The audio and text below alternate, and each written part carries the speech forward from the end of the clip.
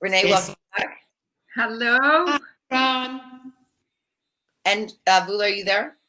I'm here. Can you hear me? Yeah, but we can't see you. Do you want to put your audio on? Well, sorry, I mean video. Yeah, Video. Not responding. Yeah. I can still talk even though you can't see me. Mike, I'm wondering if you can see anything from your end. Well, first of all, a big thank you to all of you ladies for working on this project together with us. I think it's been such an incredible journey. It was a marathon day yesterday, to say the least, but it was so exciting and so much good energy. I thought we would just do a little recap and tell people who maybe weren't present yesterday a little bit about what we loved and what got us excited. So Charlotte, do you want to start and give us a little bit of an overview of what you thought? Well, I think what really fascinated me was that there were themes and motifs that kept coming out for the Mediterranean, and they were the most basic things. It was about wine, it was about grain, it was about oil, it was about cheese, it was about husbandry. And I think that all the time, everyone was talking about microclimates and biodiversity. So these are the things that I really pulled out of how many things there are in common, held in common, and how that has created this Mediterranean civilization. There were some contemporary issues that came up about losing that wisdom and losing that knowledge and how to continue it. But most of the people that we spoke to were looking at new forms of access to that culture and new forms of communicating that, taking people to the place, volunteers, so an educational element, and also really communicating let's say the importance of place. That even though I might make an olive oil or a wine, it is going to be different from the olive oil and the wine in Crete, for example. But the principles of following the land and nature and using it intelligently to survive sustainably without destroying the environment, that I really came across so beautifully and so strongly to me. I actually found it very emotional because it's so much, that is what makes us human, is that connection with the land. That is how we formed, that's how we were created as humans. We wouldn't be here if people hadn't over millennia discovered those things. And so I really understood from all of that there was this wonderful motif that kept coming back. Continuum is, and that if we lose that, we lose everything. So every glass of wine, every slice of bread, every drop of oil is part of a continuum that has taken hundreds of thousands of years of people practicing, trying, surviving, learning the best way to do the thing to survive, and to also enjoy life, to have pleasure, and eat well. And all of that really came over, and I found it really, really touching that was what was very clear from that experience. So. Well, I mean, it was very much cemented for me, to your point, that this connection between ourselves and nature, our environment, they're so incredibly interlinked that illustrates that we actually do have an impact and an influence on what we choose to create. And so we can be devastating, or we can actually think of ways to work in a regenerative way with Mother Nature. And I think that's sort of the common lesson I was taking away. Renee, what do you think? Yeah, well, everything that you're saying and why it actually is so important to travel. And when you travel with consciousness, and to learn about that place that you're going to, ask a lot of questions, understanding the region and all that it took to get there, to come to where they are today.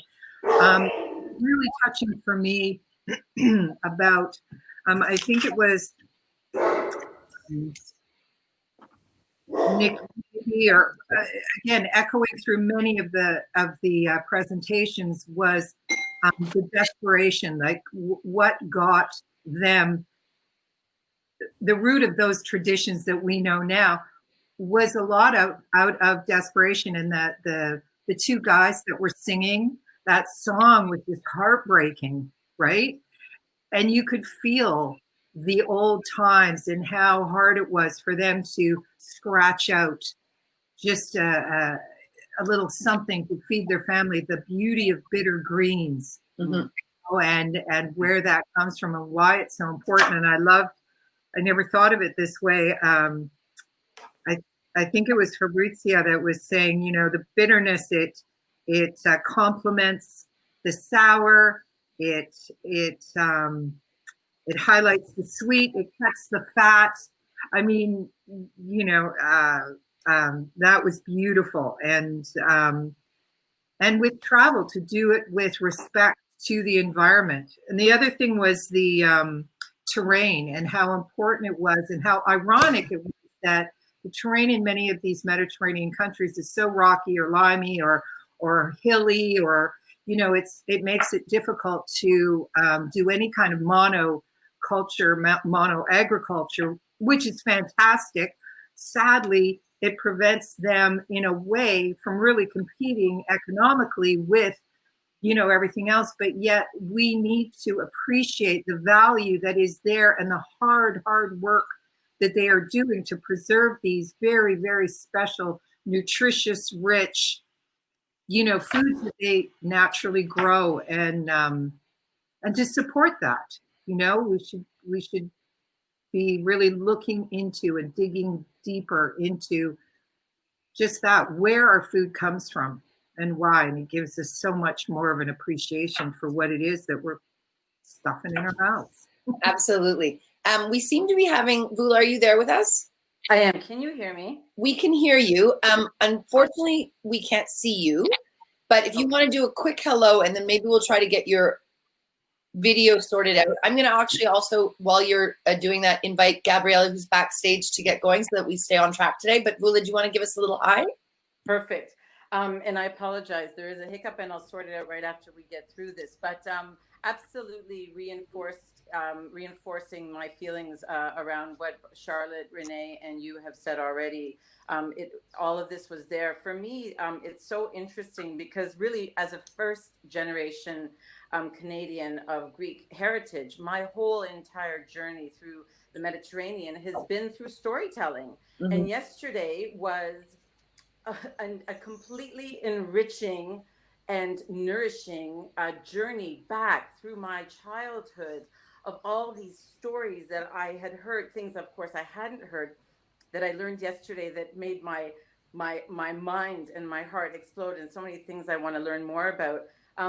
The bitter greens are a big part of my life. As a child, we would go to the sides of farms right outside the city and collect what other people considered to be weeds and put them in garbage bags and bring them home so we could blanch them and freeze them and have that food in our freezer through the winter. So it's so many things that really connected me to this longing that I feel. I have three awesome I call them my t-shirt lines, takeaways from yesterday that are about connection, sustainability, and collaboration, the things that bring me to this journey with all of you. The first one was something that Gamze said.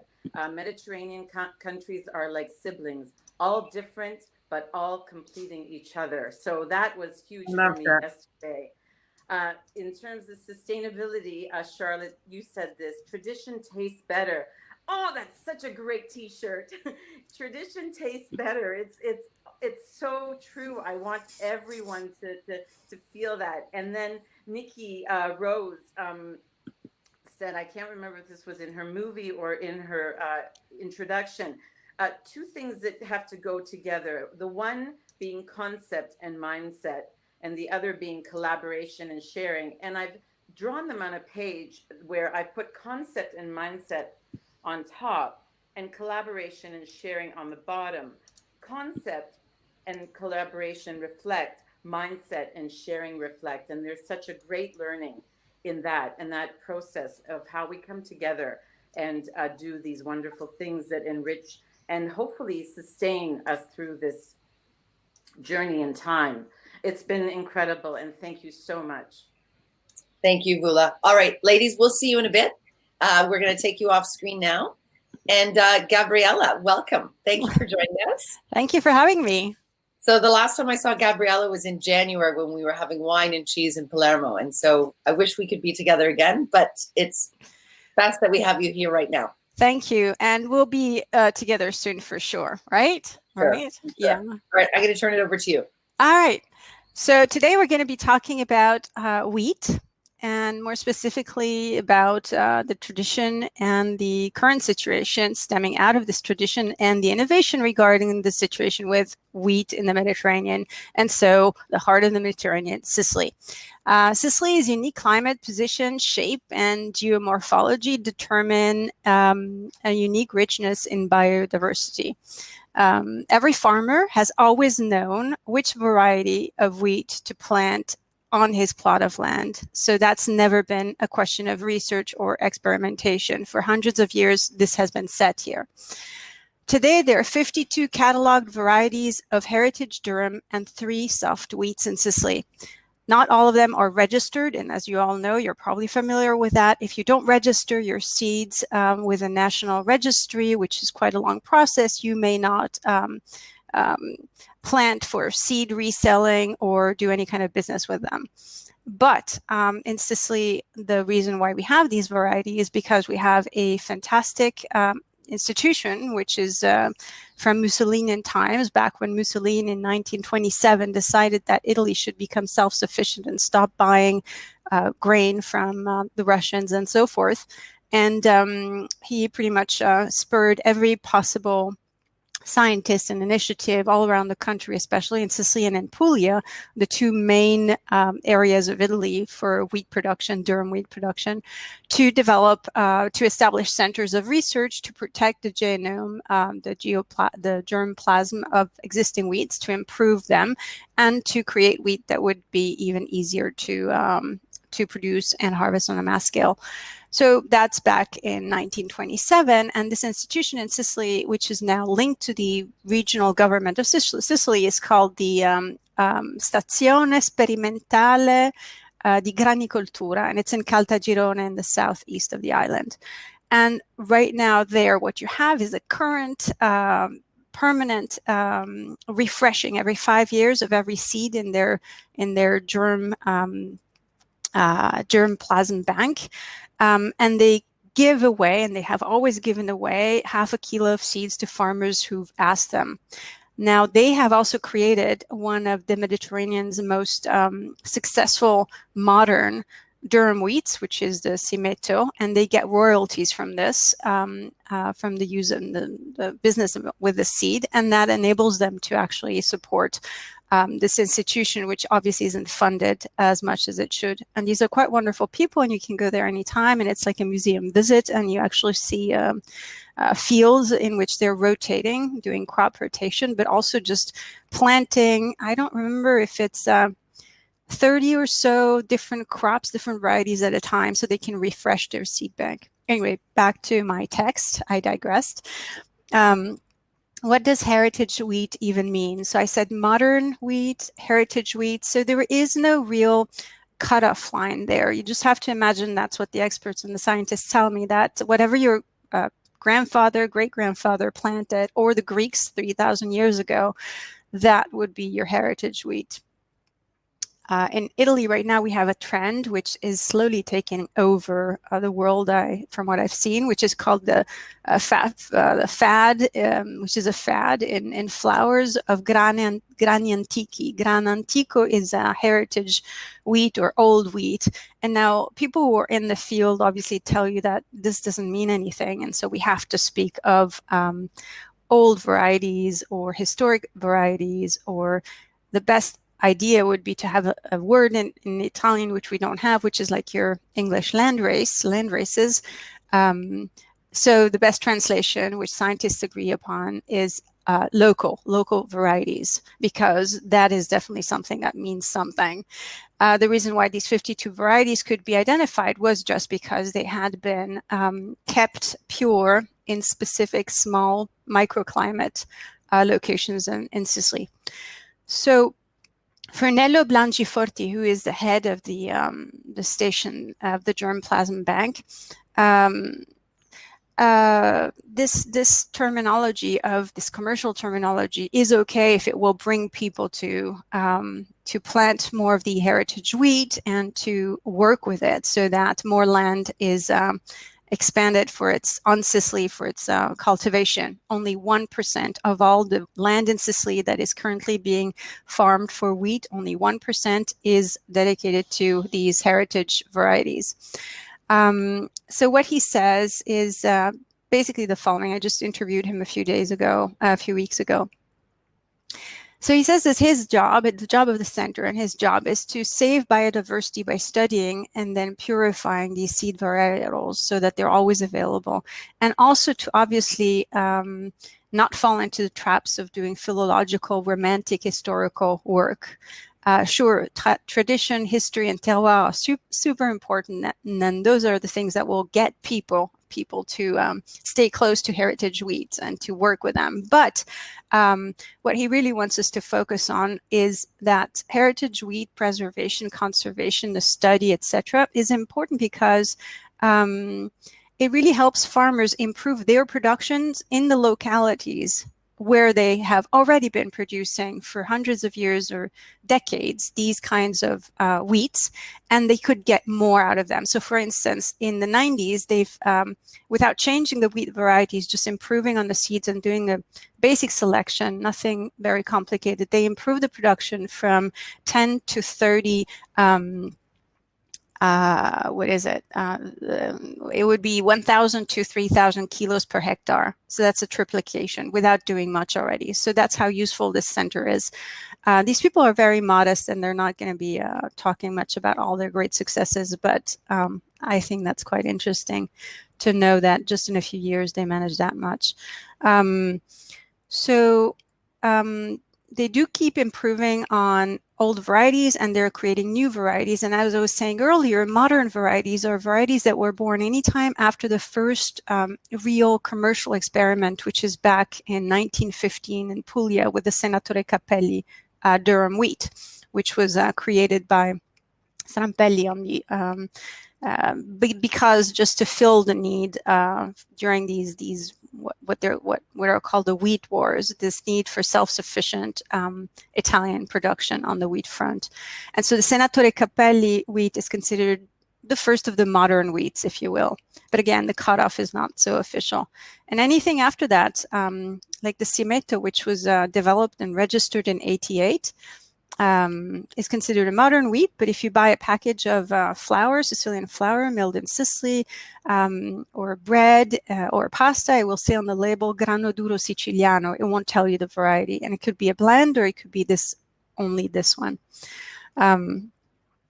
So we should encourage more people to deal with heritage wheats, because they're the sustainable solution to what is happening here with commodity crops, which are imported commodity crops, which are as high as 10-12% of the production of Sicily, imported from Canada and everywhere else. And also these commodity crops, which are being now obviously farmed in Sicily, and the fact that they have lesser qualities, not in terms of standards, industrial standards, they're perfect there, but they have less maybe nutritional qualities. And there's a bit of a diatribe on this front, and research hasn't yet come through. There's someone in at Boston University studying this. I'll remember his name in a few minutes. But anyway, so there's research underway, but we don't yet know what is really better, or if heritage wheat is better. But we know from all kinds of studies that people consuming heritage wheat have less reactions to what we know as gluten or wheat intolerance, that they have benefits from antioxidants and anti-inflammatory effects and whatnot. So these studies are in and the data is there. Now, the jury is still out. But why do we consider heritage wheat sustainable? Because a farmer gets paid more for 1 kilo of heritage wheat grain, about double as much than conventional. Why is it sustainable? Because heritage wheat can only be farmed organically. It does not do well if you do any pesticides, chemicals, herbicides, and it doesn't need them, because the natural selection that it went through over many, many years pretty much adapted it perfectly well to the soil in which it is being farmed. So it's really a terroir type of story we're talking about here, where you have a type of wheat that has been in a place for a long time, improved to do even better, but is already pretty well adapted. So there's like a weed, no weed competitivity, no pest resistance, rusticity, all the good things, good traits that you want in a healthy, low impact wheat. More CO2 anchoring into the soil, all kinds of things. So you don't need any pesticides, you don't need any herbicides, you don't need any chemical fertilizers. You could use some organic, but half as much if you really need to than you would in conventional agriculture. So also all your costs, your production costs are lower. Now some are going to say, yeah, but the heritage wheat, they're the tall ones, etc. Well, they're taller, and that's also why they don't have issues with weeds and all kinds of other fungi and pests that they might suffer from. But they're not as tall as they used to be in antiquity. They're no longer 2 meters high, so they're still manageable. So anyway, so production costs are lower, less, a better environmental crop, definitely. And something that also carries with it the culture of Sicily and its people. So there's that history as well, which is a universe of values, of concepts, not just of history, but obviously a whole universe of use, of culinary application, right? So Biagio Mayra, the agronomer there at the center, says if,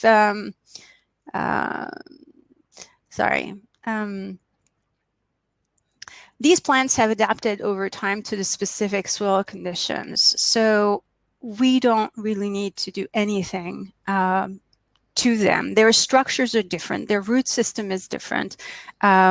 We've just improved them as much as we could, and we're still going to be looking and making sure that we have farmers plant the best seed for the specific soil and the location their plot of land is in.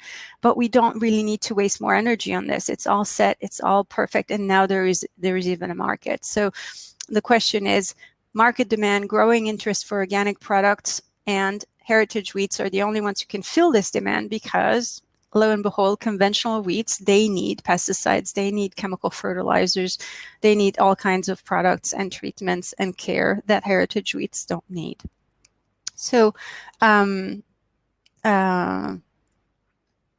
there's all kinds of other advantages on another front, which is the better smell and the better taste of the product. There is a definite difference that millers, I've talked to 2 millers, can tell you about when they're milling conventional or modern wheats.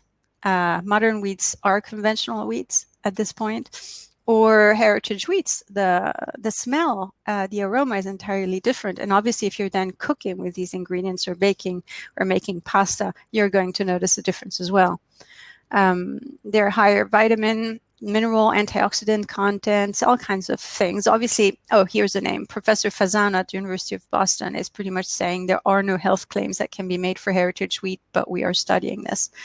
Gianfranco Venora is this other person at the Stazione di Granicoltura in Caltagirone. He really is the person who's out there in the fields. He's managing the commercial aspect of the institute. He's making sure that enough seeds are produced to face the growing request.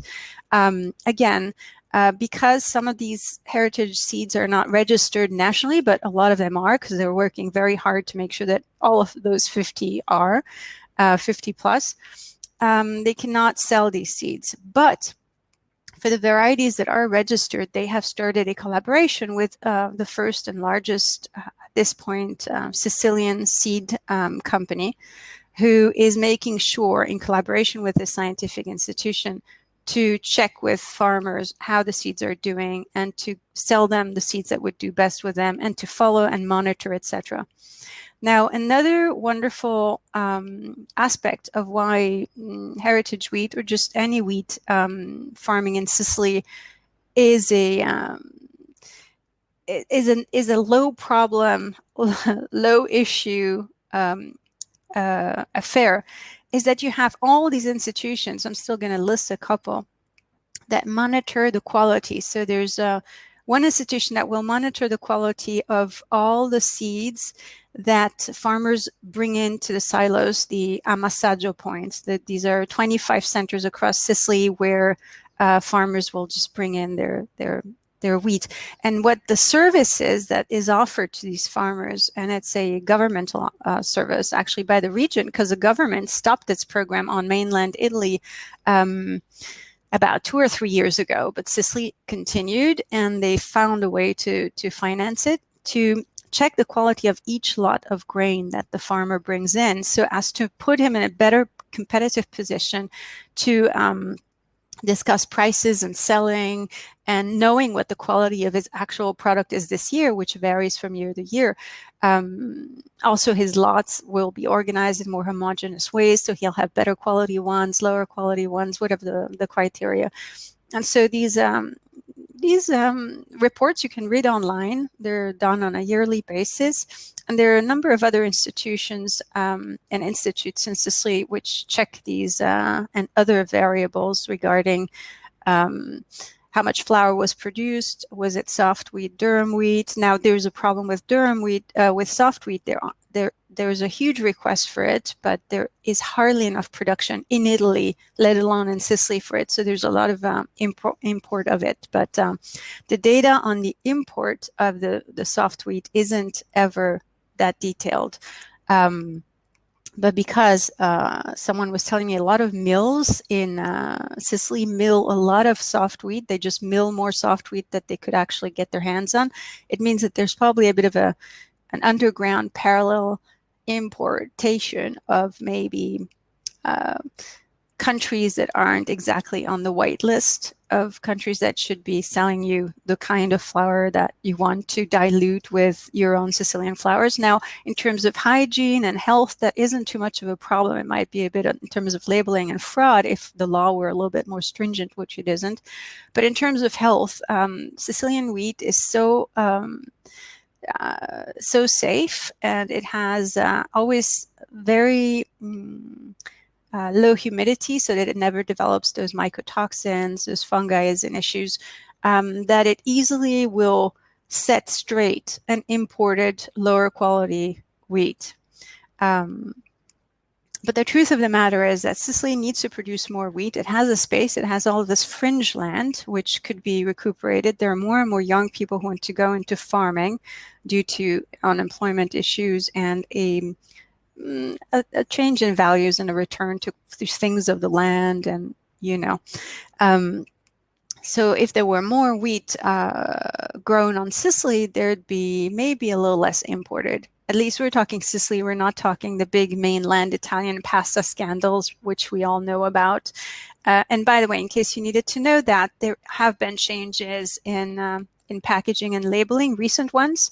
On pasta, such as the Cecco, you will read that it is made with a mix of flours from Arizona or wherever it is they're importing from. So there's been some change on that front. Now, we'll see what that brings. Now, the problem with the heritage flour business right now is that ever since it became a thing with home bakers and retailers, therefore retailing straight out of the mill or repackaging and diluting, what has been happening is that the labeling hasn't been very, very honest about the kinds of flours that are in there. Yes. Do you have any questions?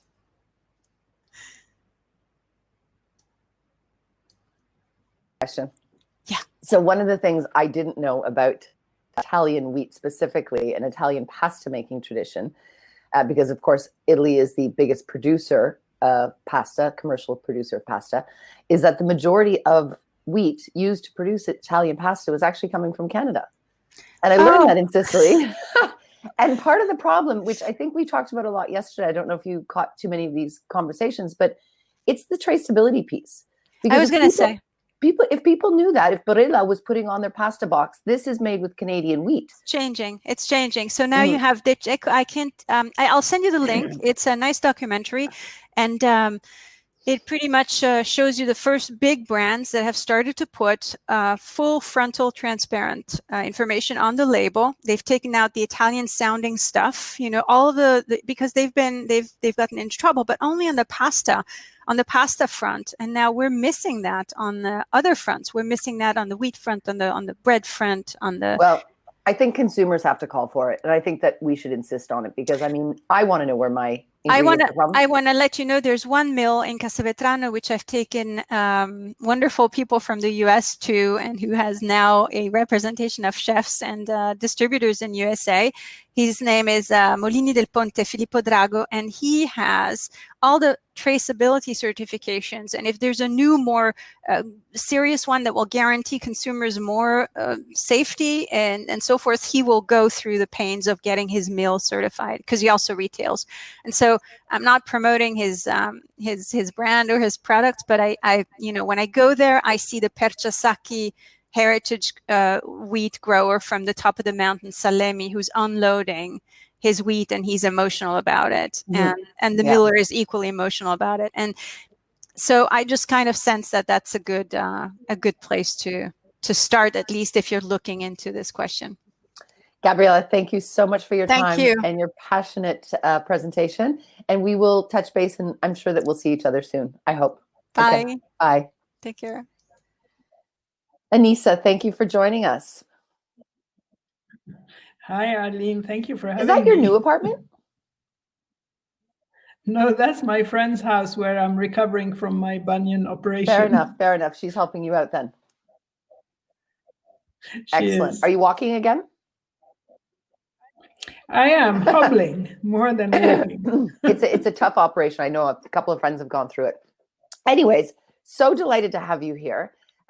We've had many conversations, so some of this interview might be a little bit repetitive. I also know that as someone who has, you know, such acclaimed books like you do, you get asked the same questions all the time. So if there's any repeats or if there's something that I missed that you really want to tell the audience, then please let me know. But first and foremost, I just want to say that we are talking about this book here. This is my copy. Actually, it's not my copy. It's my spare copy. My copy is covered in Post-it notes. And scribbling. But if you don't know Anissa, I think you've written 8 books now? 9. 9. And The Feast was my 9th. Okay. And would you count it? You've just published it in German as well. So for our German listeners, which there are a few, it's now available in German as well, which is great.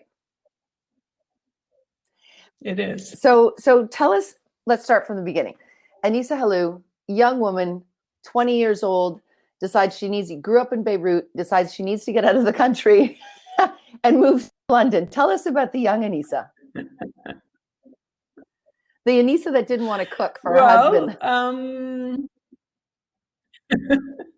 I actually didn't want to cook at all because I thought it was very domesticated. I mean, that it was a sign of being domesticated. And one thing I didn't want to be is domesticated like my mother and grandmother, who I admire. Think they're wonderful women and marvelous cooks as well. But my idea for my future was something quite different. And also I didn't want to live in Beirut at all. And now when we discuss, I mean, this is tragic really, but the post-explosion of Beirut, when I discussed, you know, the situation with my young Lebanese friends, and I explained to them that nearly 50 years ago, I made the decision to leave the country for practically the same reasons as they're thinking about leaving the country now. They think that I kind of made the right call, but way, way, way ahead of them. But I really wanted a much more, you know, much more cosmopolitan life, more intellectual, more open. Even though Beirut was a capital city, it felt very provincial for me.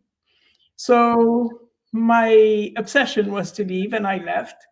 But when I left for London, I wanted to be an interpreter to start with, because I was very good with languages and I thought I would make a very good interpreter. But then I kind of fell in love with somebody in London and stayed in London.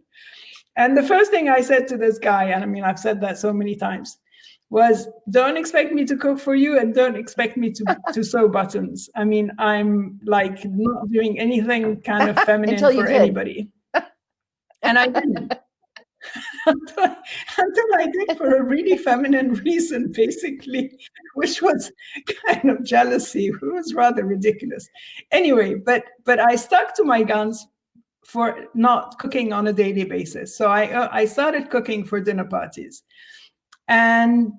But I was always into food. I mean, regardless of me not wanting to cook, I was passionate about food. I stayed with my mother and grandmother and aunt in the kitchen. I knew a lot about food without necessarily learning about it, just acquiring it by watching, you know, the women in my family do what they did best.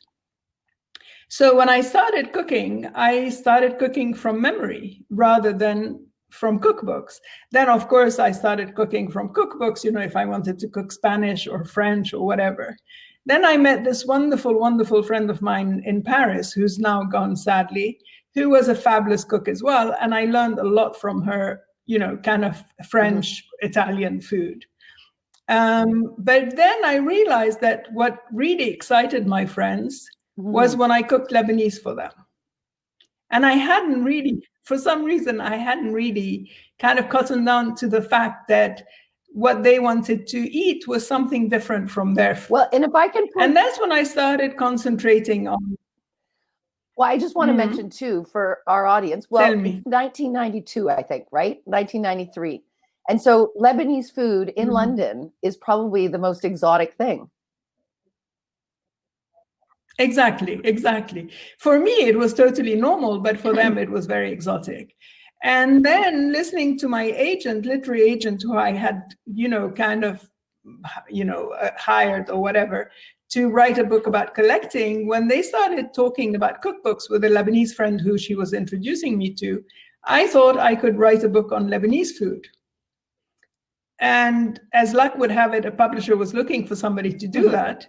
And here I am, 25 years later or a bit more, a kind of complete food writer. Well, I want to talk first, before we talk about Feast, I want to talk about the Levant, because that's one of my other favorite books that you wrote. And it was the first time for me that, you know, this area of the Middle East, the Fertile Crescent, the beginning of civilization, you know, the distinction of it as opposed to the other, say, Arab nations or Turkey became clear. And so do you want to tell us a little bit about what makes the Levant unique in terms of its culinary gastronomic platform or culture? Well, actually, I think the Levant does include Turkey, because basically it's the food of Lebanon, Syria, Jordan, Palestine, Turkey, the Balkans up to a certain point, and a slightly further, Syria, of course, I don't think I mentioned Syria, and slightly further east, but not much. And so basically the Levant is where the sun rises, Le Soleil Levant. And it's Eastern Mediterranean. Influenced, well, the mother cuisine is Persian, but basically the influence, the more, let's say, direct influence is Ottoman, or it is the Ottomans who kind of unified the cuisine, although there are differences between each country. So it's a cuisine that's characterized by a lot of vegetarian dishes, a lot of fresh vegetables, raw salads, bright flavors, you know, lemon, herbs, lots of herbs, lots of savory pastries, of course, sweets.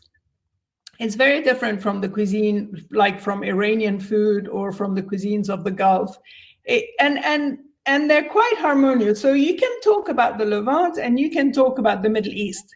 And you can you can talk about North Africa. And each one has, you know, something different. I personally don't like, I mean, the Levant has a more harmonious group of cuisines, let's say, than the Middle East, which is much wider.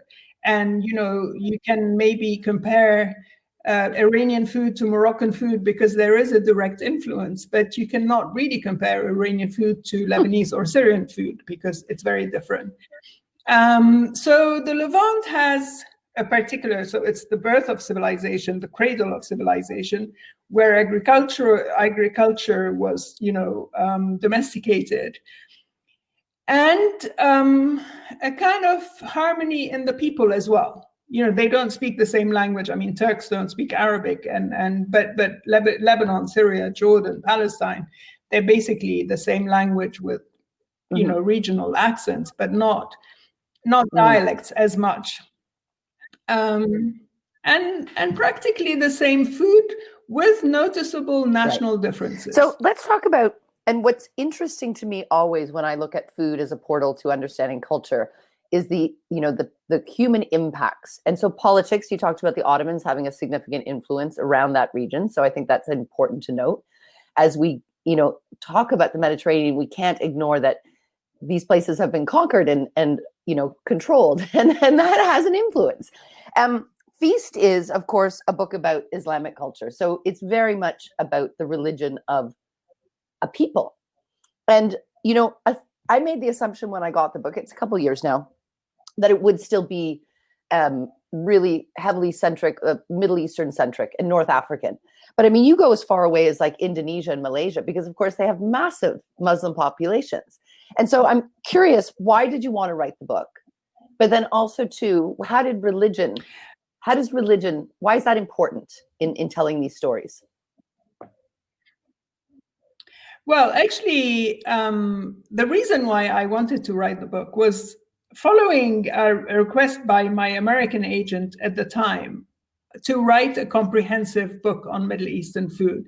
And I didn't particularly want to because Claudia Roden had done, you know, she's the guru of Middle Eastern food, let's say, and Paula Wolfert as well. And I would have brought in a lot of like new material, but it was something, it was a field that I felt had been covered.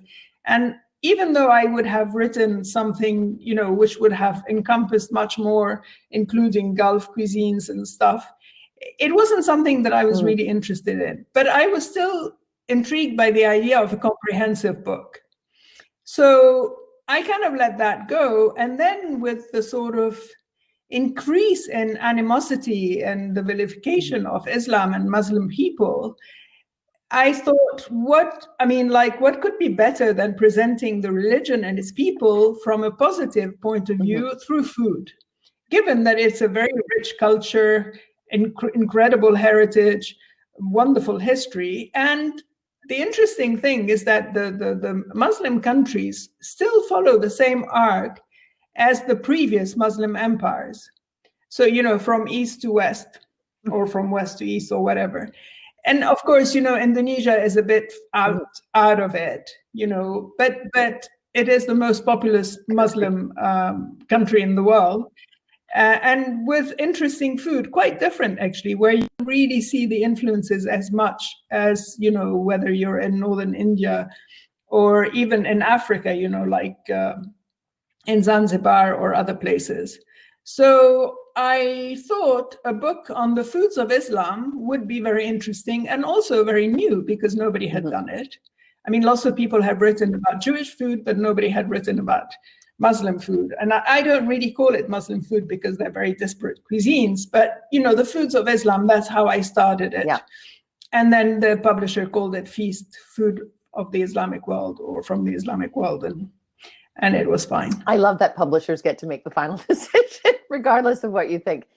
I'm so happy that you wrote this book because I agree with you. I mean, I think about food as being a tool of diplomacy, and I think that it's a way that we can actually share positive stories. It's a way that we can also interact with each other. I'm curious about, we have holiday celebrations, holiday foods. So, you know, I'm in Germany right now, and, you know, I'm not even going to get them right, but Stollen, Dominosteiner, Lebkuchen, like these are the Christmas treats. What are the, you know, the holiday celebrations, those foods that are used for those, you know, significant celebrations of Islam? Well, it depends on where you are, but if you are in the Middle East, let's say, a typical sweet, if we're talking about sweets, is mamoul, which is a kind of like short crust pastry that's wrapped around a nut filling or date filling. Actually, it's wrapped around and then stamped, so they're molded. Beautiful pastries and quite delicious. They take forever to make. I think when I made them for the book, I made like half a dozen, and then I gave up. I have to say, there's many recipes in the book, Anissa, that I'm not even going to try. I read them; they're great. The partridge pie. I don't know how I'm going to do that. If you need a day of therapy in the kitchen, you might want to do like these cookies, for instance. My mother used to make hundreds for Easter because they're as much Christian, for Christian celebrations, which is Easter, as they are for Muslim celebrations, which is Ramadan and Eid. Well, Ramadan is not a celebration, but an occasion, a month of fast. But, every night when they break their fast, there's a lot of food and a lot of socializing. So it is it's quite the opposite of Lent, where, people are punishing themselves. During Ramadan, people punish themselves or atone for their sins during the day by fasting, and then they feast at night, which is a much more positive and much more wonderful way of like celebrating religion. Nice. I'm curious if you can tell us, outside of, the obvious thing that would be the universal impact of a religion to a cuisine would be prohibitions. We know those. But what other kinds of impacts does religion have that is like a link through all of these countries, especially places as far away as Indonesia or Malaysia? Like, what are the impacts of religion on a culture's cuisine? Well, I think Ramadan, you can talk about Ramadan, which is the month of fast, which is observed practically everywhere. The main difference is not so much of how they observe Ramadan, which is the same for everybody, which means fasting from sunrise to sunset, but the foods they use to break the fast. So in some countries, they don't have any special foods, but, they have a big spread. And in other countries, they have special foods that have to be there every day. Like in the Gulf, you have the hris, which is a kind of porridge, wheat and meat porridge, that is absolutely essential for the Ramadan table, let's say, the iftar table, because it's the breaking of the fast. And tharid, which is a wonderful dish made of layers of bread, meat, and vegetable stew.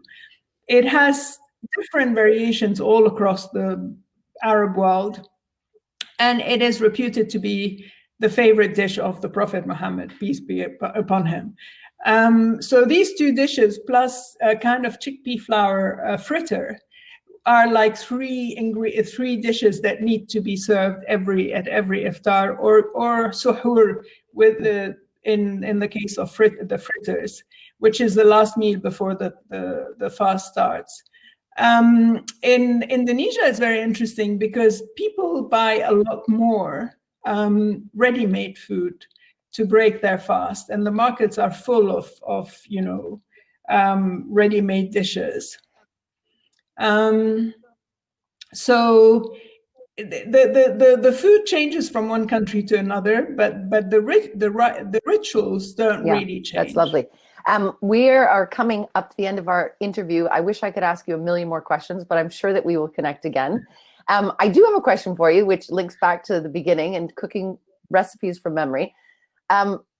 Who's the better cook, you or your mom?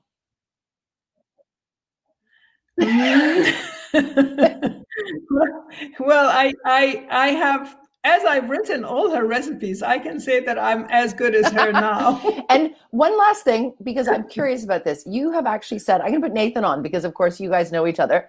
Hi, Nathan. You actually said in an interview, I think, that I read, that Aleppo is one of the most interesting gastronomic places in the world. Sadly, war-torn Syria, not easy to get to. But why do you think Aleppo is one of the most interesting gastronomic places? Well, it is the gastronomic capital of the world. It has a very refined cuisine. It has seen, it wasn't, Damascus was the seat of the first Muslim empire, the Umayyad Empire, but it has seen a lot of passage of different civilizations, cultures, etc. And it's a very it's the only city in the Middle East that has kept, well, not now, unfortunately, but the souks of Aleppo. It's like where you used to walk through uninterrupted history. I mean, no longer, sadly, because of what happened in Syria and what's happening still. But it was a magical place, fabulous produce, fabulous cuisine, with different influences, also a direct influence from Iran with the sweet and savory meats cooked with fruit or in fruit juices. Very, very interesting cuisine. Amazing. Well, one day, hopefully, with any luck, we'll all be able to go there one day. Anissa, thank you so much for calling in from Trapani. Yeah, and we'll see you soon, I hope. Thank you. It was lovely. Bye. That was nice. Nathan, how are you? How's New York? New York is great, but seeing Anissa just reminds me of a lot of amazing memories. If you've ever had a chance to eat tiny grilled birds in the hills of Balané above Beirut with Anissa Helou, you've really lived. So I feel very fortunate to know that woman. Yeah, she is a great woman to know. Well, we thank you so much, because you're a great man to know as well, for coming in to do this session. I just want to see for 1 second, Michael, can we get that picture up online? Is there any opportunity? Let's see. I want to show our viewers something before I pop off the screen and let you do your thing. I'm hoping he can get that to happen. There it is. It's small, but one of your speakers, Harvey, I hope I'm saying your name right, not wrong. I'm probably saying it wrong. He sent me this picture the other day, I think to make me jealous. This is Croatia. So I'm in gray, miserable Berlin, and I thought, that's not nice. All right, Nathan, I'm going to leave it over to you. Roads and Kingdoms, we met about 5 years ago, 6, 7, long time ago, down in... Who's even counting anymore?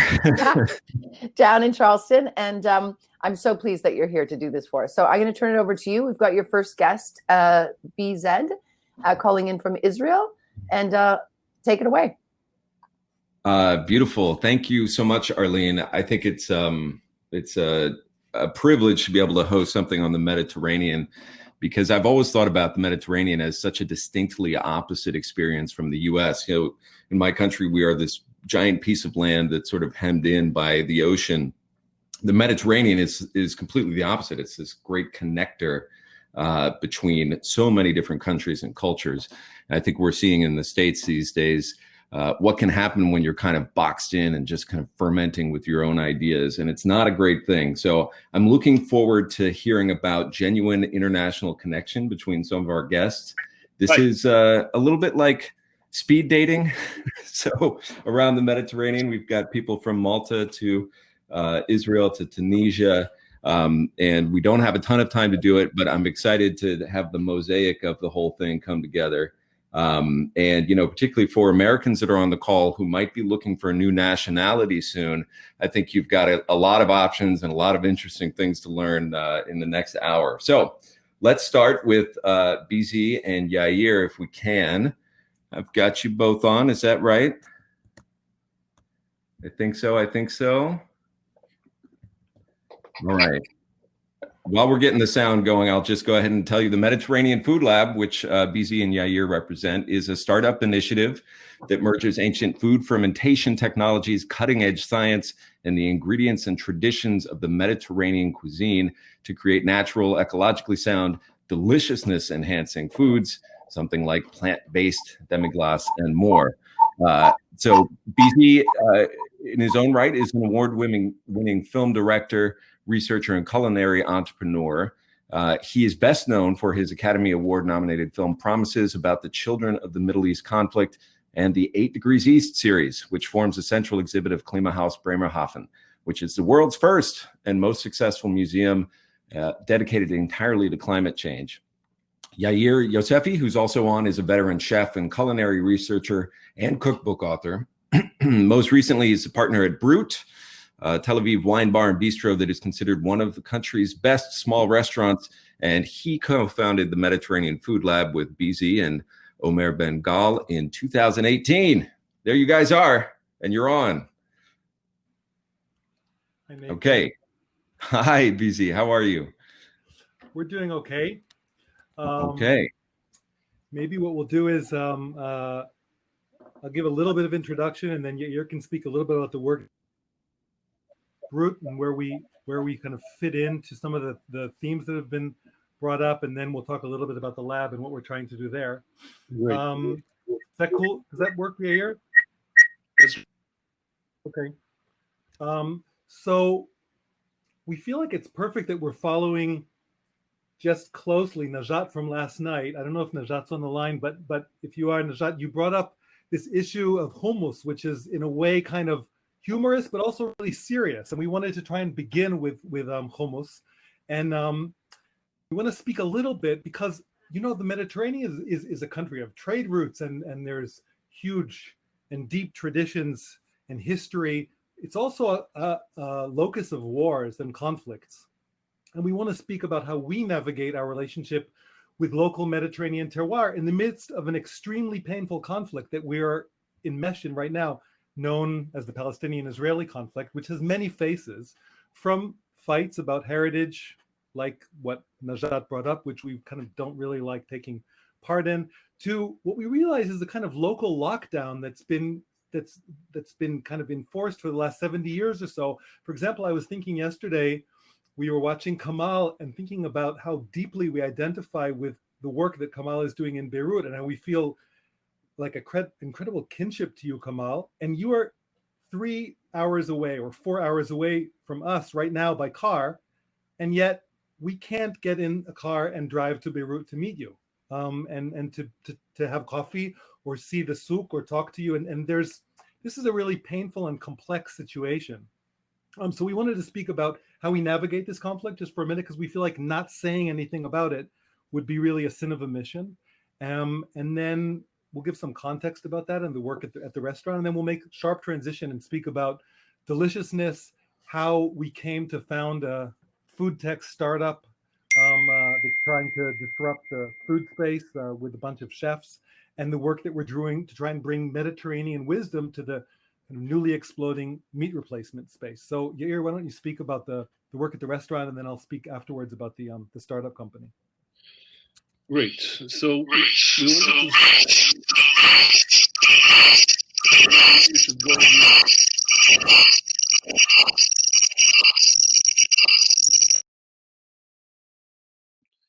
There's a crazy echo. Now it's good. Now it's good. You may need to use like headphones, or maybe you have another window open with the same broadcast. It's feeding back on your laptop. Okay.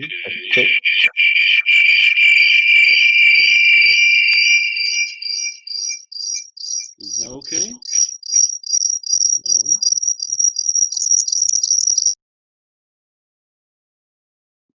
Is now okay? No.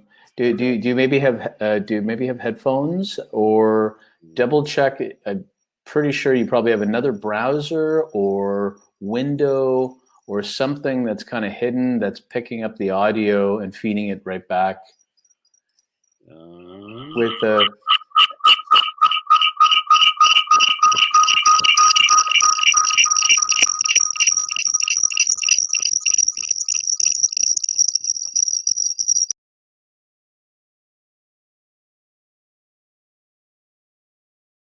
Maybe I'll because I know we've got limited time. A little bit about what I know that Yair was going to speak about, if that makes sense, rather than keeping everyone waiting. Is that okay, Nathan?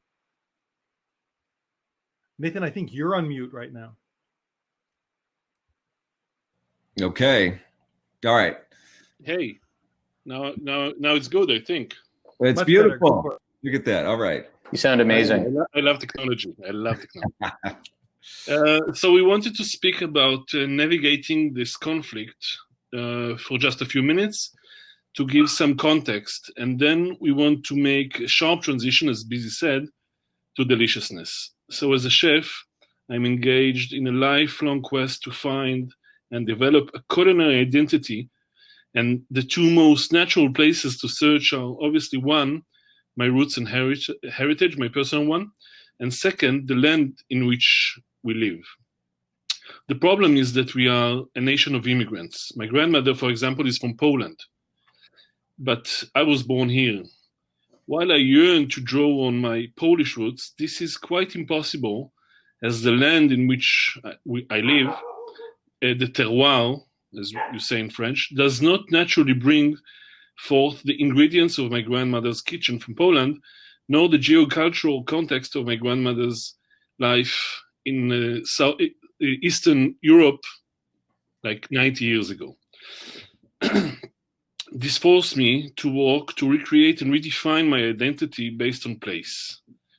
The problem is that what is local, the food that most naturally comes from the complex negotiation between humans and our land, has a long history and heritage, which is not completely, but largely a Palestinian heritage. And as Busy said, and as you know, there is a serious conflict between us and the Palestinians, which puts me in a continuous state of inner conflict, sometimes outer conflict, research and questioning. How do I, as an Israeli, an immigrant, some would say, an occupier, can draw from the land and its most natural foodways? This is what brought us to at a restaurant, Brut, to commit to continuous research on the culinary history of our land. And we are committed to doing this with the help of many Palestinian friends, customers, chefs, and suppliers who are partners and mentors, I can say.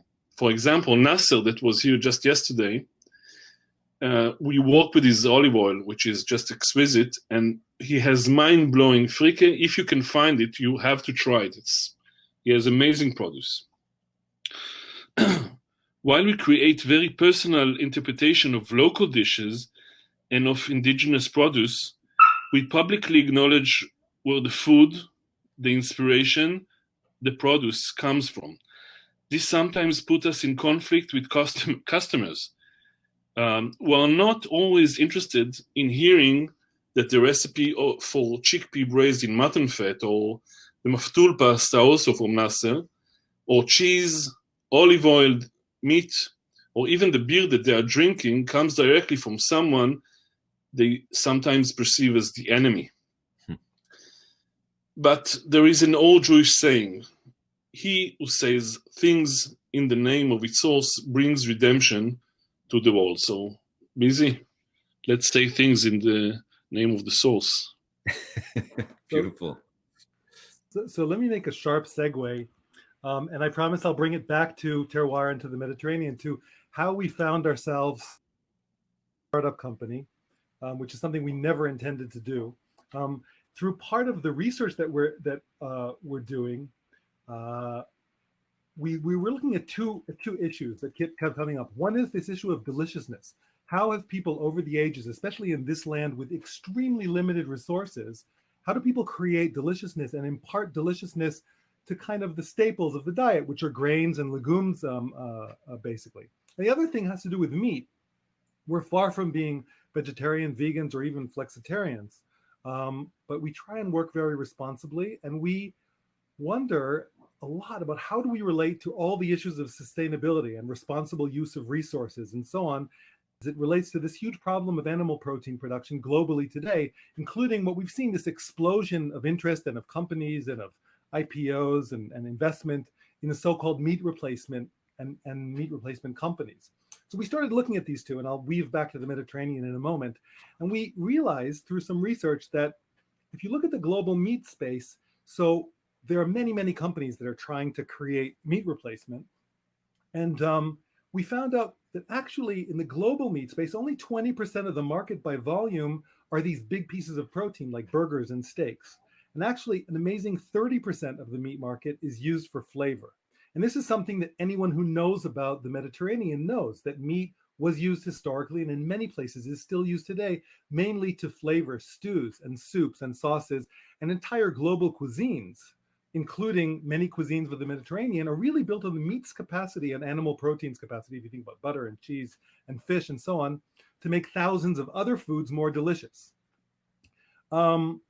So we looked at this and, kind of from a macroeconomic perspective, we realized that even if we stop slaughtering animals for steaks and hamburgers, we still have all this need to satisfy an appetite for deliciousness that currently is being, that comes from meat. Now, it turns out people have been creating deliciousness since the dawn of time with different kinds of product. People used meat a little bit because it was very, very expensive, but also look at the Mediterranean, you know about garum, the ancient fish sauce, which today is still kind of being produced in one version in Southeast Asia. And also you have very, very small production in Italy, like colatura d'alici, and a little bit in Spain. But also we did historical research and we found that there were incredible traditions in the Middle East and parts of the Mediterranean basin of creating kind of flavor enhancing and deliciousness enhancing substances that were completely plant-based, that were based mainly on grains and a little bit on legumes. Now, these traditions still exist today in Southeast Asia. If you think about soy sauce and miso and jang and many, but in this part of the world, they were actually apparently here first. And of course, there is an argument about who invented them first, and part of the argument is Jews and Arabs. They probably were invented in Mesopotamia, and they are phenomenal substances which, using plants, could make other foods more delicious. Things like kamach and muri, and we decided to look into this and see, is there something that the Mediterranean traditions, the historical traditions, which are these are traditions which were erased completely with the rise of the global food system and the industrial food system, because today most flavor enhancement either comes from meat, animal protein, or things like MSG and other industrial substances. But people knew how to make these substances that made other foods more delicious for hundreds and hundreds of years. They disappeared, and we decided to try and figure out how to make them again and see if we can offer this piece, because in this space of how meat makes other foods more delicious, which is, like I said, a real tradition in all of the Mediterranean countries, that from the perspective of kind of meat replacement, that's a white space. No one is really playing in that space. And we realized after some work that there was no way we could do this with the resources of a small restaurant. We have a culinary lab on the second floor, and that we would actually need to start a food tech startup. And what we've done, and we kind of make people irritated because of this, is we founded a food tech startup. Now, most food tech startups, usually food engineers, food technologists, and scientists drive the R&D questions, and culinary people, chefs, are brought in to test the results or to help realize how to make this into an applicable solution. We decided we're turning that equation on its head. And we started a company where the people who drive R&D questions are Mediterranean chefs working with Mediterranean ingredients. And we do bring in scientists and food technologists to help the chefs realize their vision. But our commitment is like 100% to applicability, to deliciousness. And the way that this works is we're using novel adaptations of very, very ancient methodologies of fermentation, of what is known as multi-phase solid state fermentation of plant protein. Well, yeah, BZ, sorry, unfortunately, the speed dating bell is about to ring, but I love this idea of kind of figuring out ways to sustainably make the world a little more delicious. Can you give me one example of something that you guys think that we might see on our shelves or see in our pantries that, if all goes well, would come out of the Food Research Lab soon? So here I brought with me from our fridge. All right. Kind of don't try this at home, because when you do things like burying barley in the ground, you can create a lot of aflatoxins. But this is made completely of barley, and it has, you'll have to believe me on this, but it's got, I swear that it tastes like chicken. It's a very Willy Wonka. And what we're trying to do is seeing how can you use plants to, for example, make a demi-glace, or make a stock that is incredibly rich and works like a stock does, but plant-based. And we hope that this will be hitting your shelves sometime within the next year or two. Beautiful. All right. Well, look for the barley chicken coming. Thank you both so much. I really appreciate it. We are going to move on now from Israel up into the Adriatic with HRVOJE Petrić. Thank you, BZ and YAIR. All right. This is I think our only chance to head into the Adriatic. I'm very excited to be speaking with HRVOJE Petrić, who is a food journalist, one of the most well-known in his country, and also a restaurant consultant and gourmet festival organizer. I think it's not a food festival unless HRVOJE is a part of it. So really glad to have you here. And let's talk about this interesting, gorgeous, as you were taunting us with that picture, and amazing corner of the Mediterranean universe. So let me start by asking you that. What is the Adriatic compared to the Mediterranean? How does it fit in terms of, do you have any broad sweeping statements about how it compares with that region in terms of the mentality, the terroir, the food culture? Oh, I may need to have you unmute.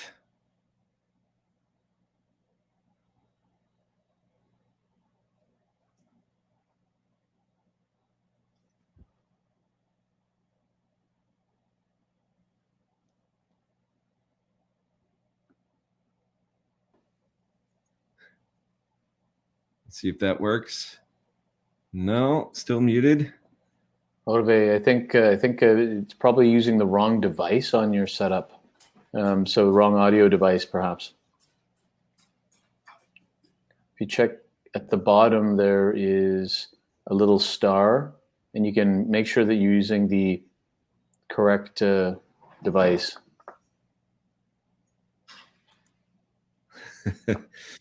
Well, we had YAIR in beautiful surround sound and stereo. We're exploring all of the different ways that Zoom meetings can have odd audio.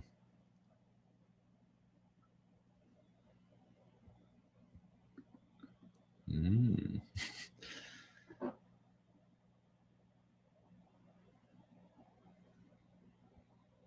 going to bring in CRISTINA at this point. Well, all right. Okay, everybody remember HRVOJE's bio and introduction, and let's move over to CRISTINA BOWERMAN, who is a incredible chef, and I'm sure you've heard of, a writer and activist as well. She's the only female chef with a 1 Michelin star restaurant in Rome at Glass Hosteria. She was born in a small town in Puglia, but actually came over to my hometown of San Francisco as part of a long and illustrious career in food. Very glad to have you on, CRISTINA.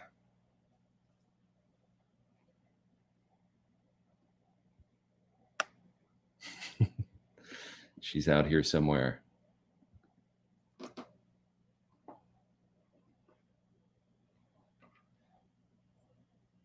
All right, while we're waiting for her, I'm going to sip on my Italian style espresso. And hey, Nathan, didn't want to leave you sitting there by yourself. I mean, me and an espresso can get through a lot together. So, well, I'll tell you, and I feel embarrassed, but honestly, this is the most technical trouble we've had. So that's not a bad thing. Well, that is the point of speed dating sometimes. Exactly. Online. Well, we do have Jonathan here waiting. And so do you want to talk to Jonathan? Okay. Yeah, let's do Jonathan. I would love to talk to Jonathan. Oh, no. All right. Do we have sound? No. No sound. Okay. We're going to let him go again? We're going to bring in Jonathan. It's Noni time. There you go. Is that right? Yeah. I'm now only going to introduce people I can actually hear. New Zoom speed dating rule. Jonathan, you want to share your audio video with us? Hello? Yeah, we can hear you, but we can't see you. It should be okay.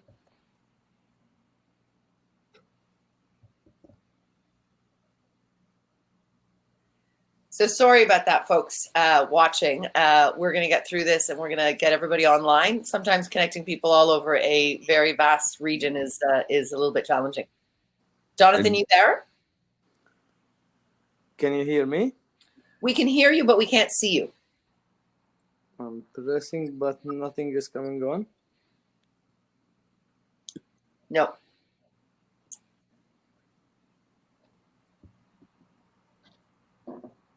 I mean, I can see his picture.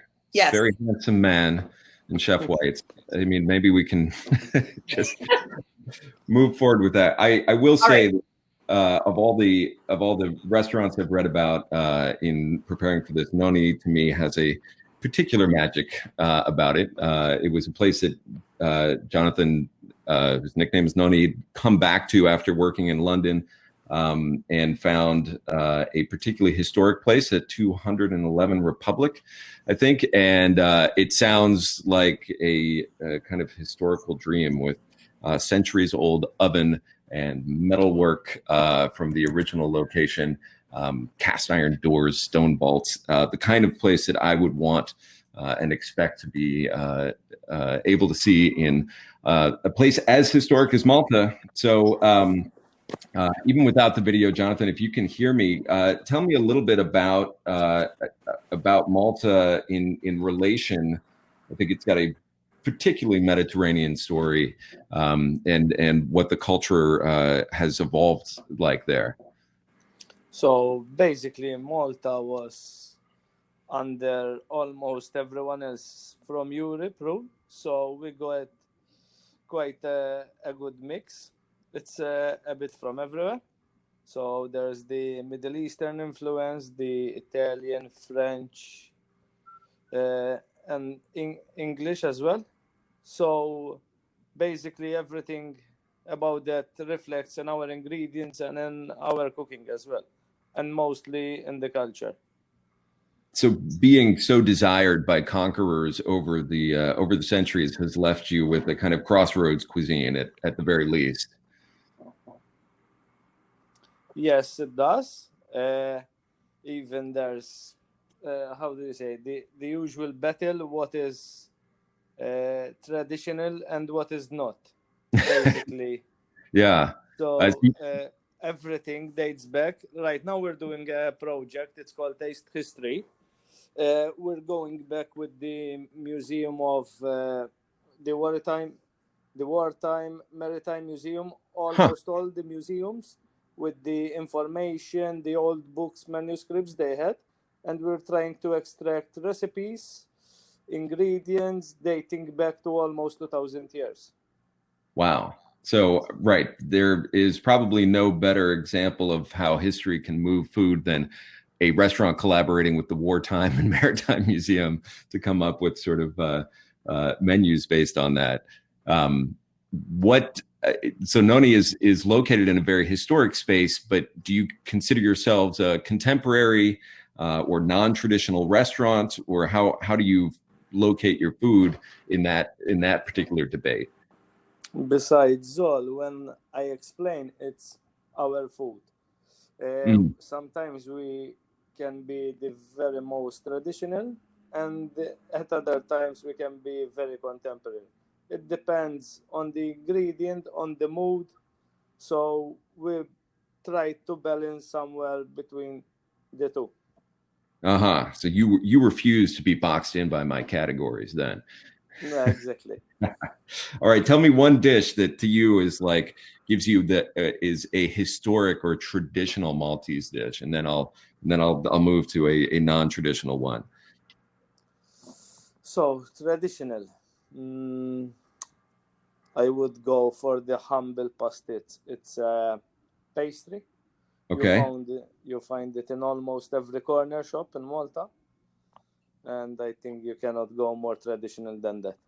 Tell me about it. What kind of pastry is it? So mainly it's a crossbreed between puff pastry and the Sicilian Neapolitan sfoglia, and it's either filled with ricotta or peas, which are infused with bacon or gammon, onions.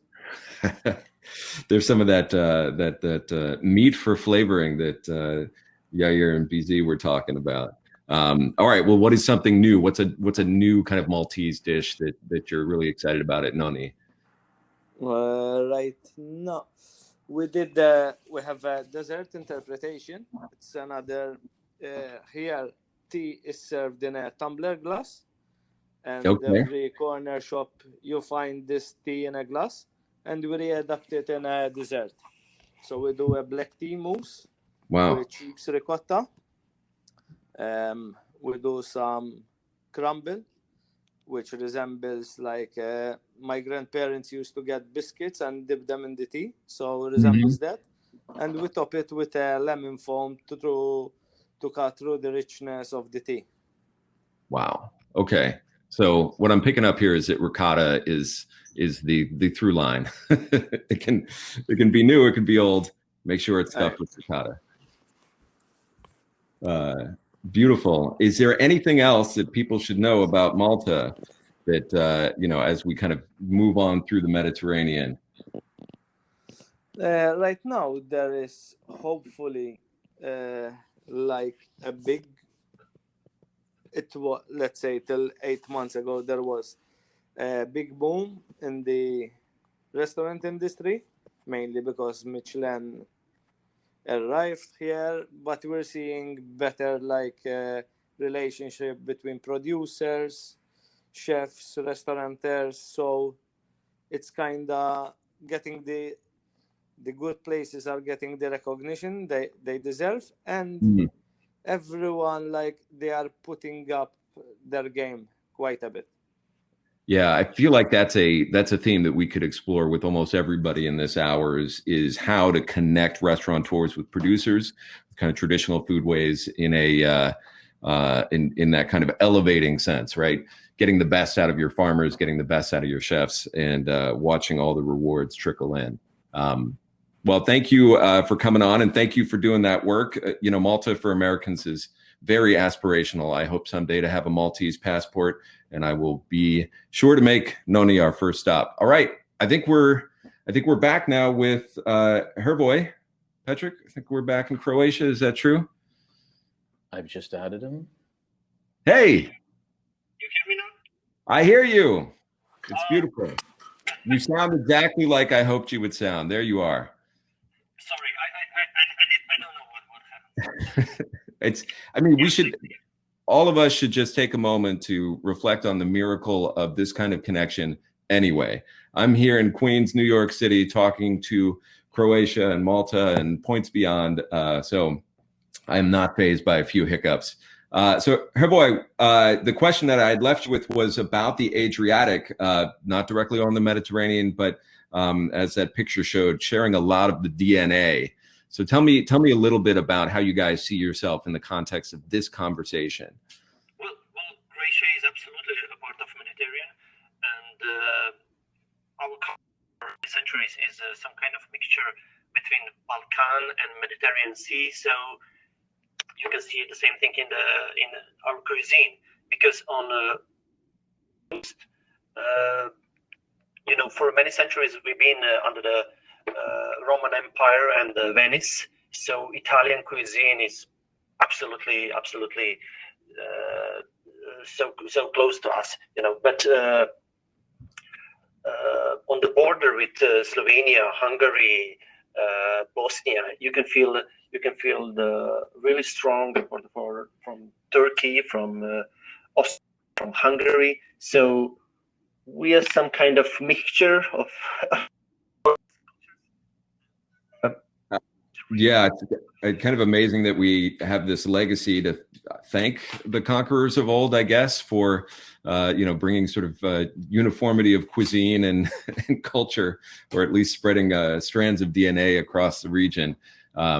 So tell me now how you would describe the food scene in Croatia and its evolution. This current pause, perhaps notwithstanding.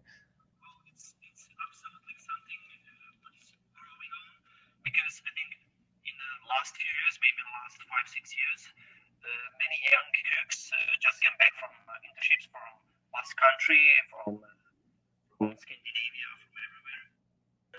They bring with them some new energy, new ideas, and I think the main problem is that we don't have a good hospitality skills, so they need to go out to bring us something new.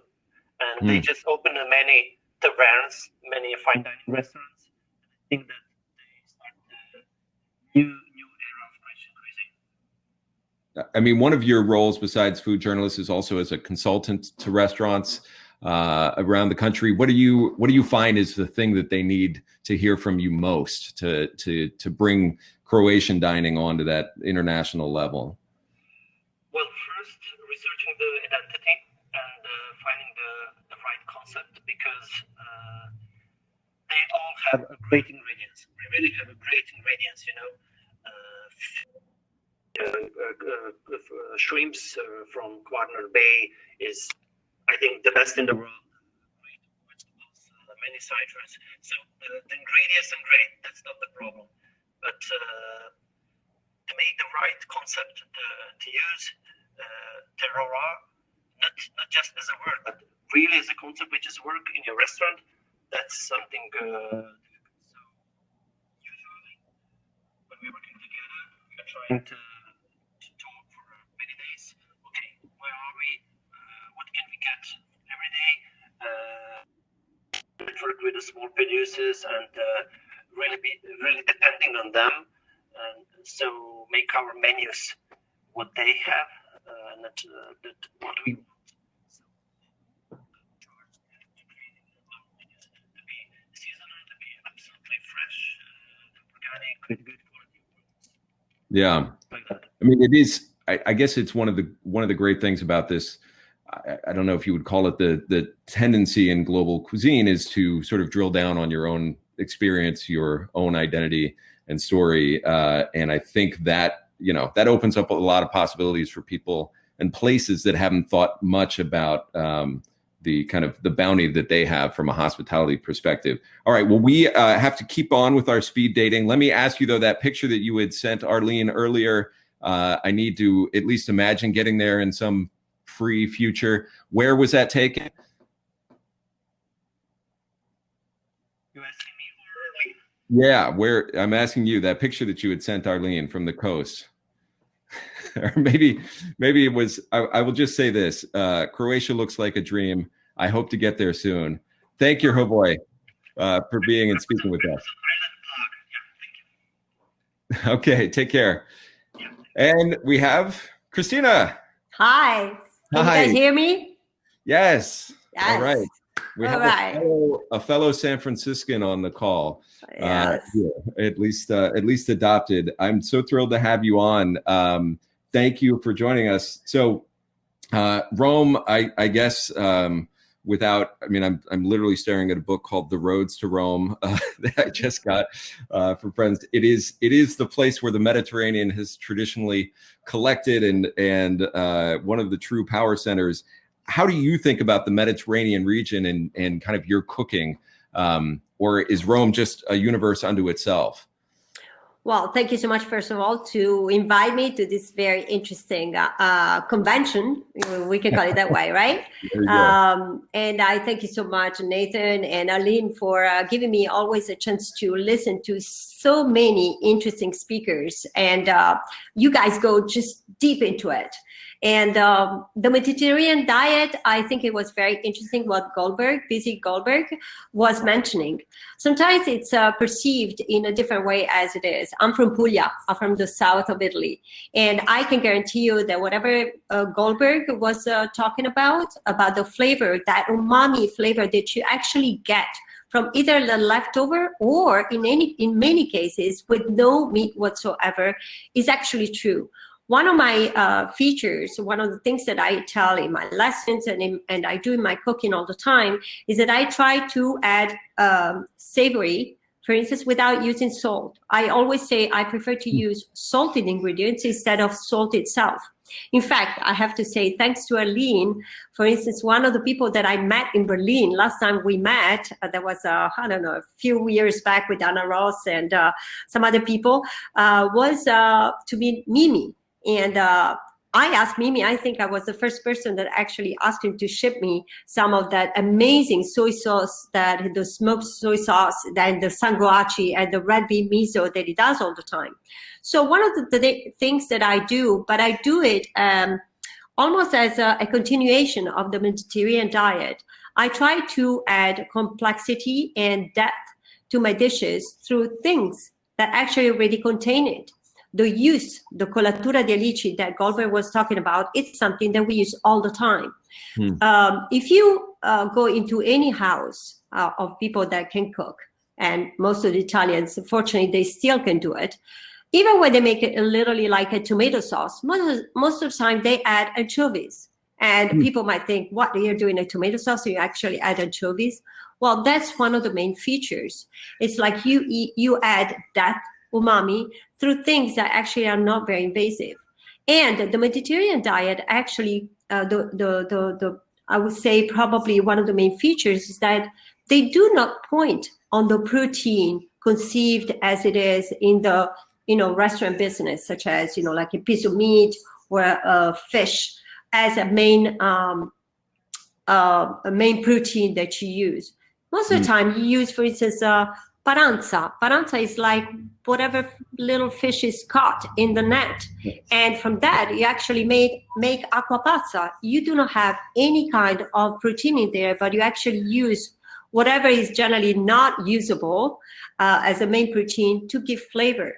So I would say the Mediterranean diet needs to be reconceived, actually to reproposed as it used to be. The Mediterranean diet needs to be flavored by some protein, but not necessarily that. For instance, one of the things that I remember, and I still do, when my mother used to make minestrone, she used to use the rind of the cheese.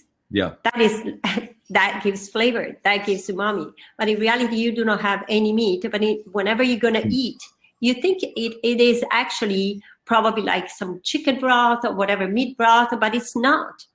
And I think that the focus of the chefs and mine as well, you were talking about the vegetarian demi-glace.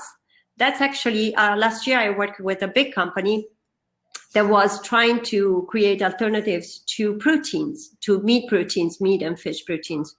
And I came up with, something probably a lot of people did before me, but for me it was like, wow, I really like it.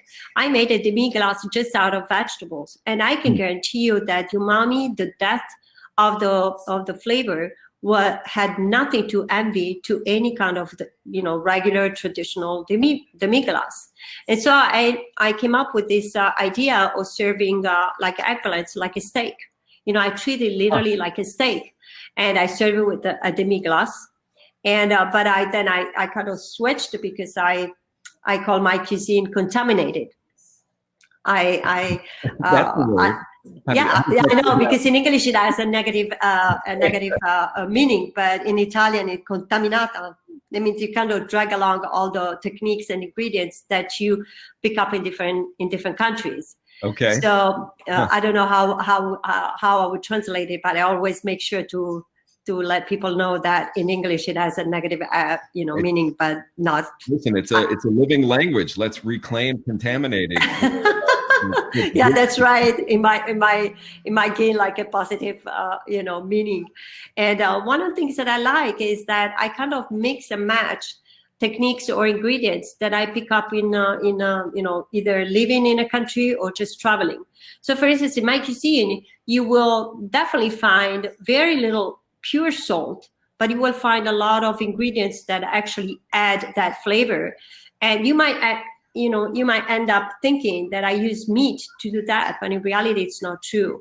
Even that particular soy sauce that I have Mimi ship it to me, it's because it gives like such a different and a depth of flavor that honestly, people don't even think about it for 1 second that it's vegetarian.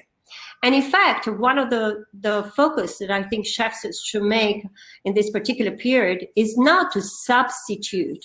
Because the problem a lot of times is that we try to recreate vegetarian dishes, have the shape and smell and a reference to a meat comparison. In reality, we should create a whole new ingredient book and a recipe book that is based on something that is a third, let's say a completely different cuisine. That is the vegetarian cuisine, but vegetarian cuisine a lot of times is conceived as something light, not really flavorful and so on. But in reality, it's not true at all. If we use all the techniques and all we know and ingredients that can add depth to our dishes, we will create a whole different trend.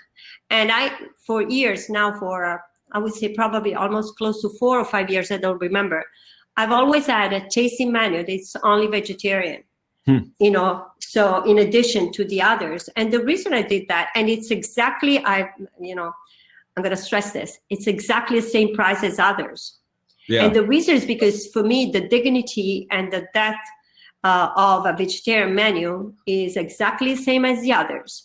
And I work on those vegetarian dishes as much as the others, because even more, because I need to make sure that that is absolutely perfect. And I don't want for 1 second people who actually get it to regret they did get it.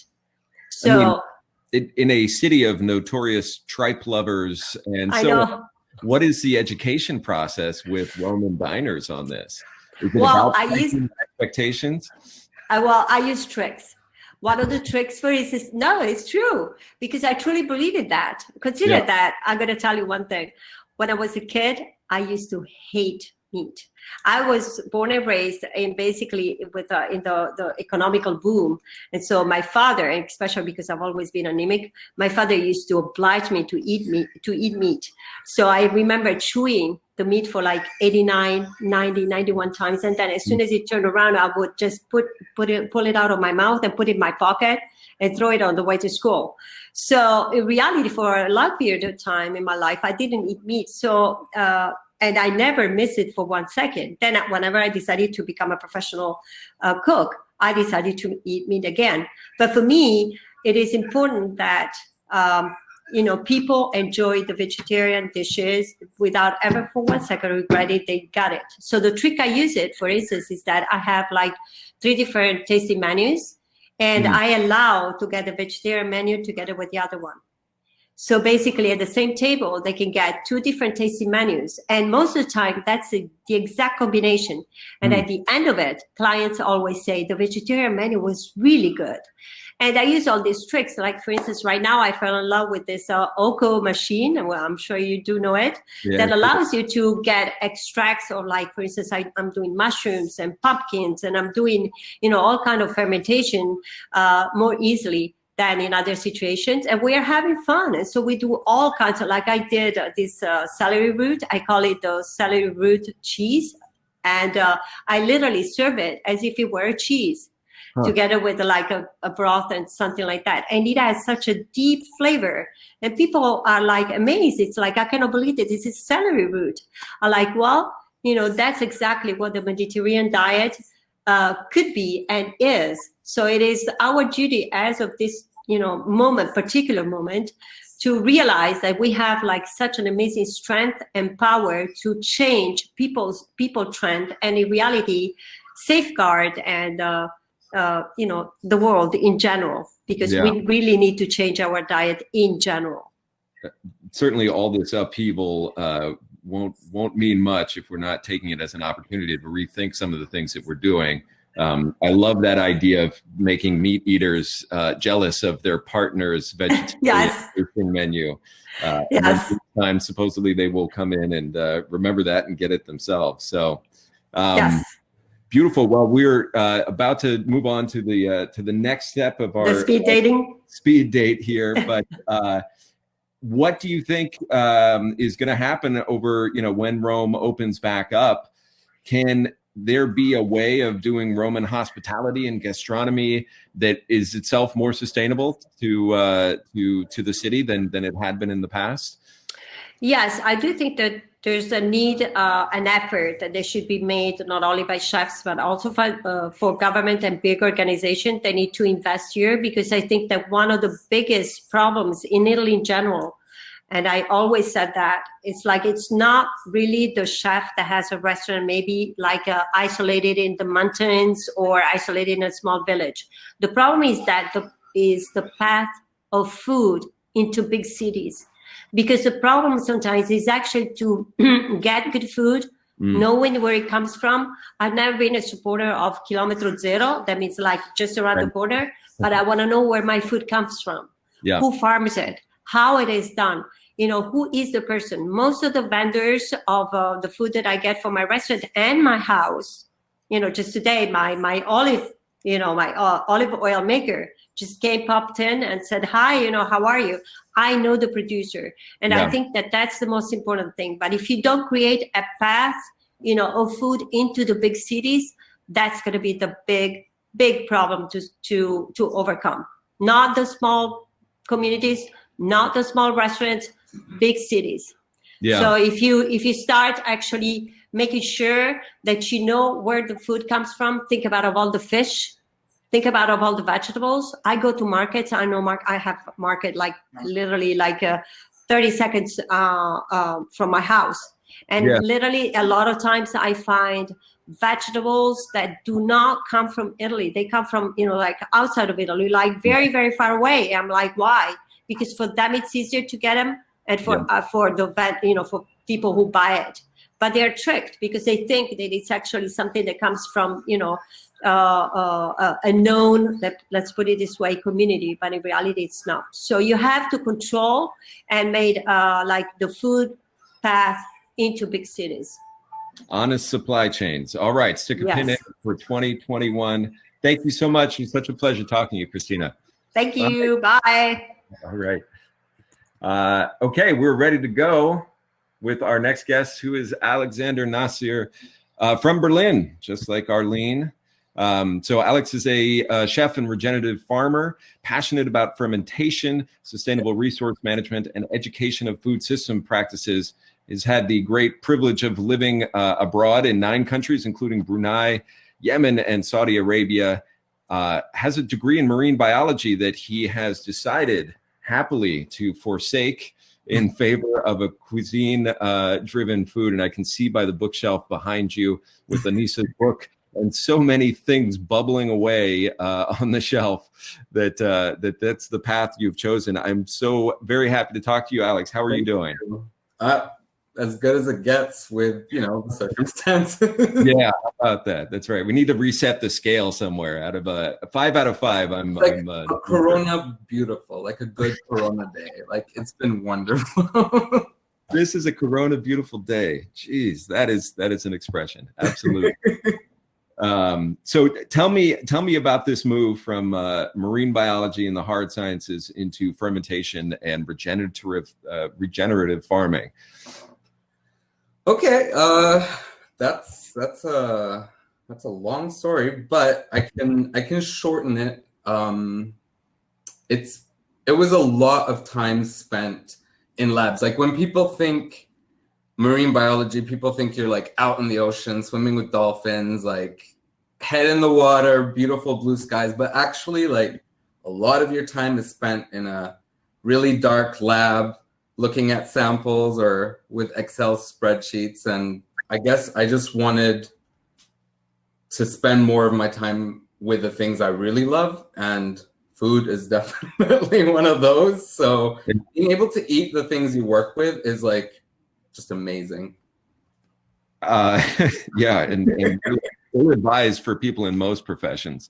So you have this incredibly varied biography, all of the different places you've lived. How does that influence what, you know, you're thinking that you bring to the work that you do? I think a lot of the more different experiences you have, the more people you meet, you start to have little pools of information that are very like spread between a lot of fields. But the more of those you have, the more connections you can make. And for example, your knowledge of chemistry might come in useful when you're trying to figure out, like, how can I get my soil to be less acidic? And so there's like a lot of different ways that having these experiences kind of all ties in and makes you better at doing all sorts of things, really. Mm-hmm. And when it comes to, you know, particularly having lived in places like Brunei or Yemen, and obviously being exposed to the cuisines of the Islamic world, not just through Anissa's book behind you, but through lived experience. Tell me something, because I don't usually think about fermentation as a strong part of that cuisine, or at least I don't associate them as a first line thing. Is it part of Islamic cuisine? Do you 100%. I mean, Yeah. I think it's part of every cuisine. I think we have not had fridges for that long. We needed to be able to keep our stuff, you know, non-perishable. We needed to store our meat. We needed to find a way to keep our vegetables over the winter. And, you know, these discoveries have let us survive in climates that are way harsher than you would imagine and get nutrients that wouldn't usually be available to us. Like the reason a lot of people survived, you know, without scurvy in northern climates where there's no citrus fruit is because we fermented cabbages and bacteria produced vitamin C for us. Like these are knowledges that we knew, and then the fridges came around and people suddenly forgot all about that stuff. And now it's like this reclaiming of knowledge that we've had passed down for hundreds and thousands of generations. Yeah. You know, it's interesting. We're talking about a lot of the positive parts of the Mediterranean, but there's also a lot of, you know, difficulties that, you know, I hope we'll get into a little bit. Obviously the unweightedness, the lack of balance between the North and South Mediterranean. And I know that, you know, from your perspective, having lived in Yemen, although it's a slightly different part of the region, but there's a lot of terrible things that have gone on there. How are you thinking about, you know, some of these places that you're connected to in a time of crisis? And is there any role that food might be able to have in that? I think something that especially Terroir has brought to the focus very much is this concept of connection through our shared history, through our travels, and how none of our foods, none of us would be who we are if it wasn't for the traveling. So I think it's really important to consider that borders are dangerous and they stop the flow of information. But boundaries, on the other hand, are safe. It is okay to say, hey, I'm not all right with you using my cuisine like this. But I think it is really important to remember that with the change in the environment, regions that, for example, once produced the best wine will no longer produce the best wine. We need to share our information because the change in times means that we all need to adapt. And in regards to history and cherishing cultures, I feel one thing, especially with Yemen, which you mentioned, that is very important to remember is they've been going through one of the worst famines in history in the last 4 years. And it's kind of been forgotten. It's not really spoken about, but they are a, you know, cornerstone of the progression of civilization, culinarily, the amount of endemic species and herbs and flavors and knowledge. And I just feel like it is really important to remember what is going on outside of, you know, COVID and Trump and, you know, the EU.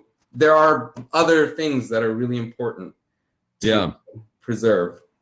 Yeah, it's amazing. I mean, kind of going back to what you were saying about these borders, they do sometimes act like blinkers on horses, you know, where we're just not seeing anything to the side or anything except right in front of us. Of course, Yemen is dreadfully close to all of these places that we're celebrating. I mean, just hundreds of miles away, and the people are completely connected by history and culture, language, and yet have been going through, you know, very silently something really terrible. So I'm glad that that's on your mind, and I think, you know, it's always a good corrective when we're celebrating cuisine to think about hunger. You know, it is the flip side of this. It's a logical step. Yeah, it is so real and so pressing. All right, well, the speed dating continues. I'm sorry it was so short. I feel like we have a lot more to hear from you, and I really thank you for the work that you're doing and for talking with us. All right. Take care. All right, thank you so much. Okay, our next guest is Maria Jose San Roman. I believe that we have her on. I'm in jeopardy of violating my own rule about not introducing anyone I can't see or hear. So let's see. do we have Maria Jose San Roman? There momentarily. Okay.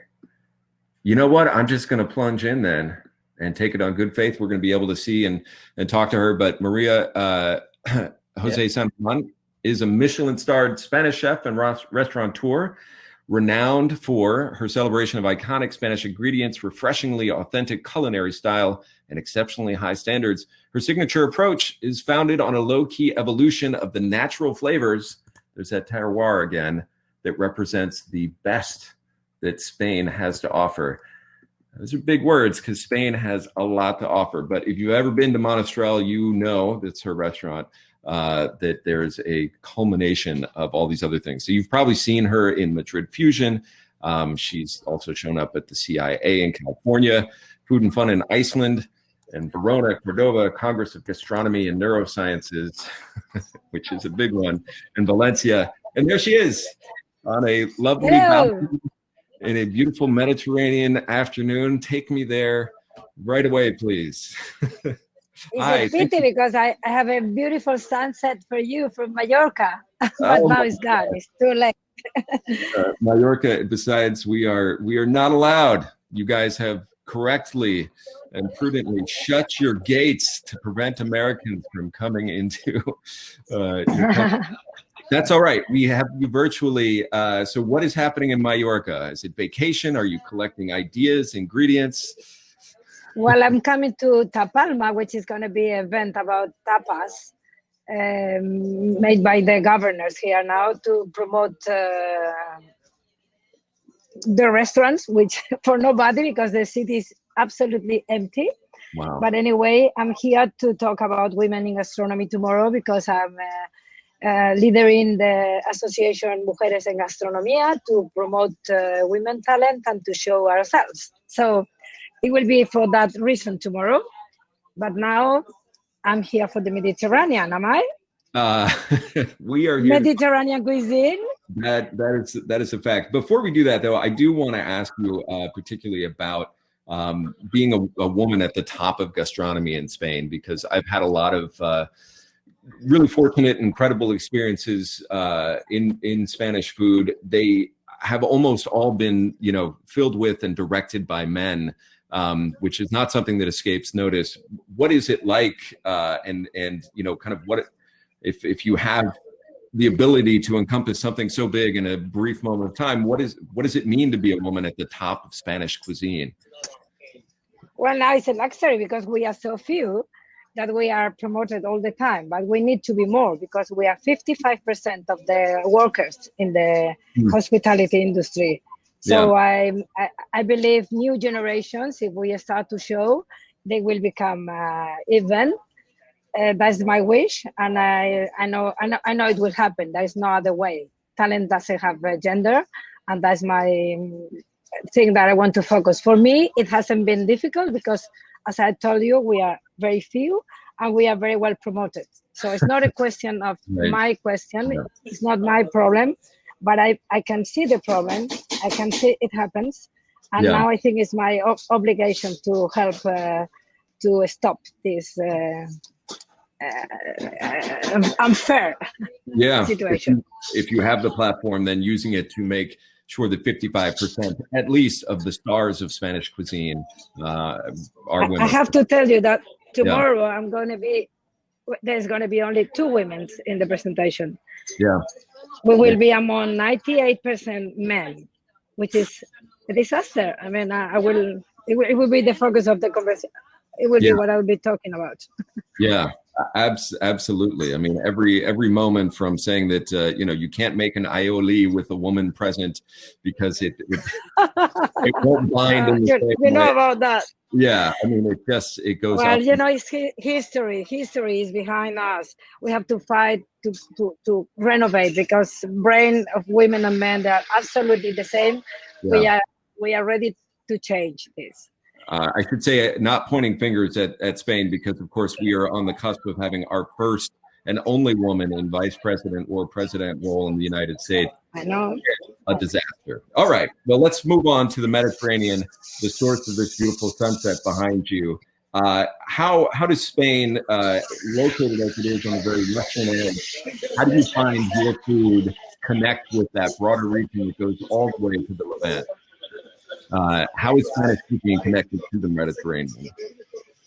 Well, I'm very glad you invite me to this terroir, because I believe Spain has done a lot in this Mediterranean diet that we are talking now, because most of the products that we know now, they were not here by 500 years ago. And I think the Peninsula Iberica was in the middle of this. And if we talk about rice, because you have been talking about so many things, I think I could talk about rice, because we are in the land of the paellas. You know, we cook rice many ways, but it's known for the plate that is called paella pan. So if we focus on this, the rice came to the Peninsula Iberica through the Arabs, because they were here for 800 years. And first they brought the rice from India, and they had to bring the rice all the way because it didn't grow in our country. The weather was not hot enough. And it was only in the 16th century that the Christianizers brought the Japanese version of the rice, which is the one that we use to make paella. The bomba. And I think from some people that know more about history, that it came through Alicante or somewhere in Valencia community. And from here it went afterwards with the weddings of the kings. They gave it as presents to France and to Italy. So probably rice was brought to the Mediterranean diet through Spain.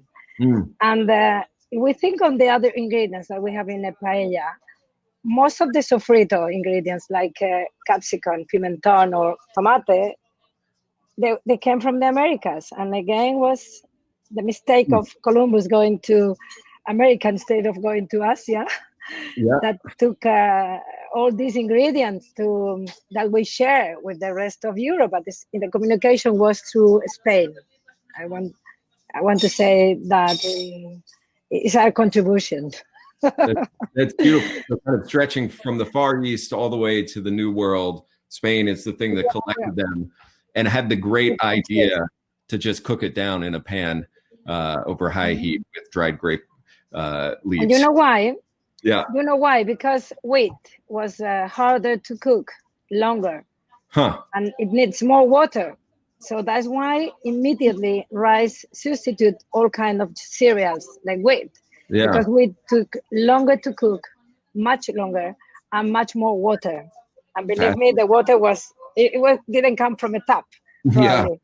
Well, that's amazing, right? The ability to take, these extraterrestrial ingredients from halfway around the world and find that they work better for your location but you have to tell me, how did chorizo make it into paella then? Oh, that's the main question. I'm not that bad on chorizo in a paella. Why not? I don't believe in rules. We have to change. I mean, we can get better. It may be better. And at the end, if we add pimenton to the paella, why shouldn't we add chorizo?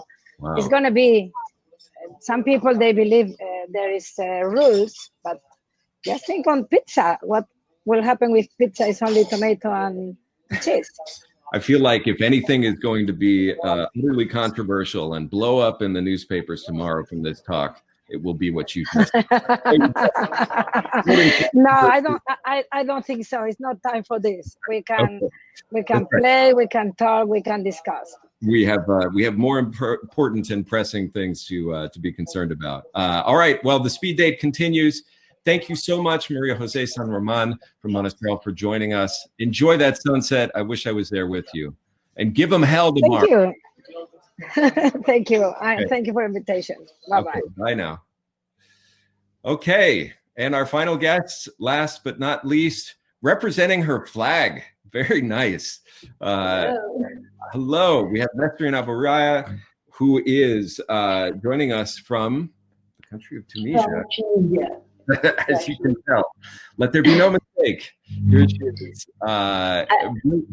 Really excited to talk to you, coming as you are kind of in the trenches of engineering and the harder sciences behind the food culture that we do. So so tell me a bit about how you got interested in food from a hard science perspective.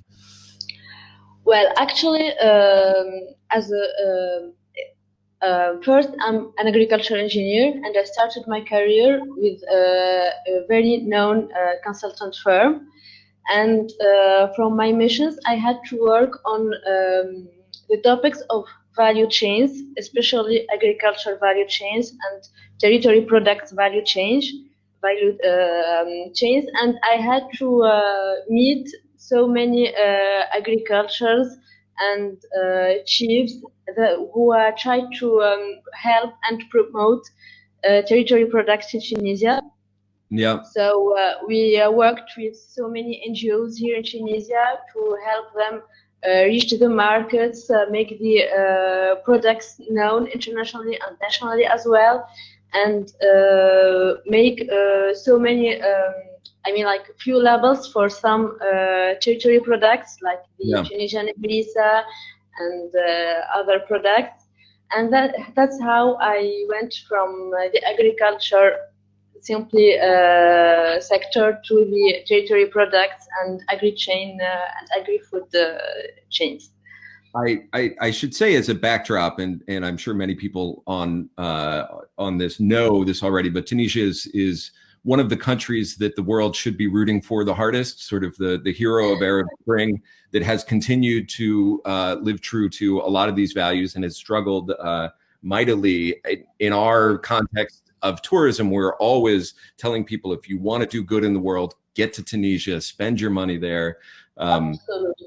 That's not an option now, but agriculture and kind of domestic economy is something that that will be a huge part of the success of this new Tunisia. What do you think the biggest single challenge for Tunisian agriculture is?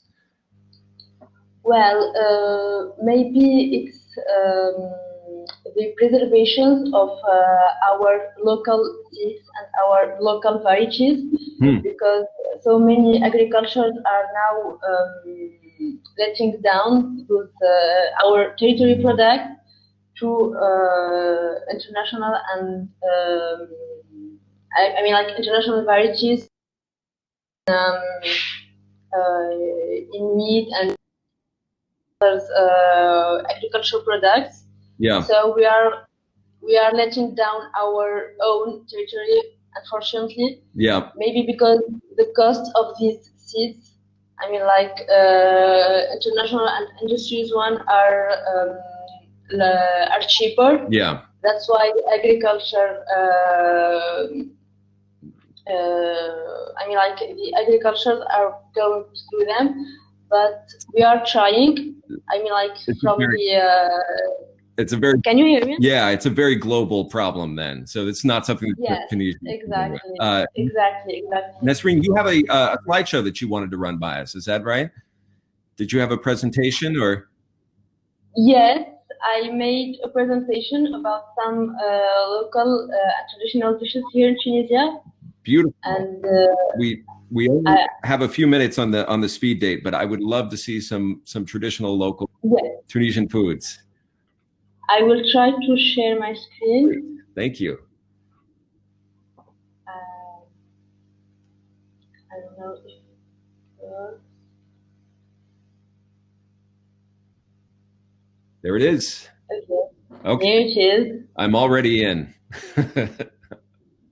I'm on. Okay, it's okay. It's good. It's great. Yes. Okay, perfect. So just to go fast, I mean, like our gastronomy in Tunisia is very wild and famous because it's so colorful, and we use like so many countries in the Mediterranean basin. We use the olive oil. I mean, like even for agriculture and for the economy, olive oil is a strategic sector in Tunisia. We use so many spices like garlic, saffron, cinnamon, etc. So that's make our gastronomy so tasty. And we use tomatoes as well, even of like simple tomatoes, or to make sauces for pasta and other dishes. And of course, the seafood and meat are always present in our gastronomy. The most famous condiment that we have in Tunisia is harissa. It's a very spicy paste made with a copious amount of chili pepper. So for the entries, we have the salads. We have so many types of salads here in Tunisia. We have all other entries like brick and big danoni. It's a homemade dough shaped in the shape of slippers, and it's so tasty. For the dishes, we have the famous couscous. I mean, like known in the North Mediterranean, but it's very common here in Tunisia, and we eat it like every Sunday. It's a tradition, and you can make it even with meat or with fish or with other things. So we have also dark sauce with like mloukhaya, and we have biaja, which is scrambled eggs dish made of tomatoes and milk green chilies. And these are the traditional Tunisian table service that we use especially for couscous and other dishes in Tunisia. I hope that I'm not taking so much time. No, if I had one complaint, it's that it's almost lunchtime here in New York, and okay. it's a cool thing to do to a hungry man. Almost dinner time. Yeah, to show all of these delicious foods just before lunch, knowing that they're somewhat out of reach to me. All right. And especially we have so many desserts, because in Tunisia we all like to eat sweet things, and I mean we do have Asidat Gougou. It's prepared to celebrate the Maulid, I mean like the birth of the Prophet here in Tunisia, and to show respect and love we share with each other.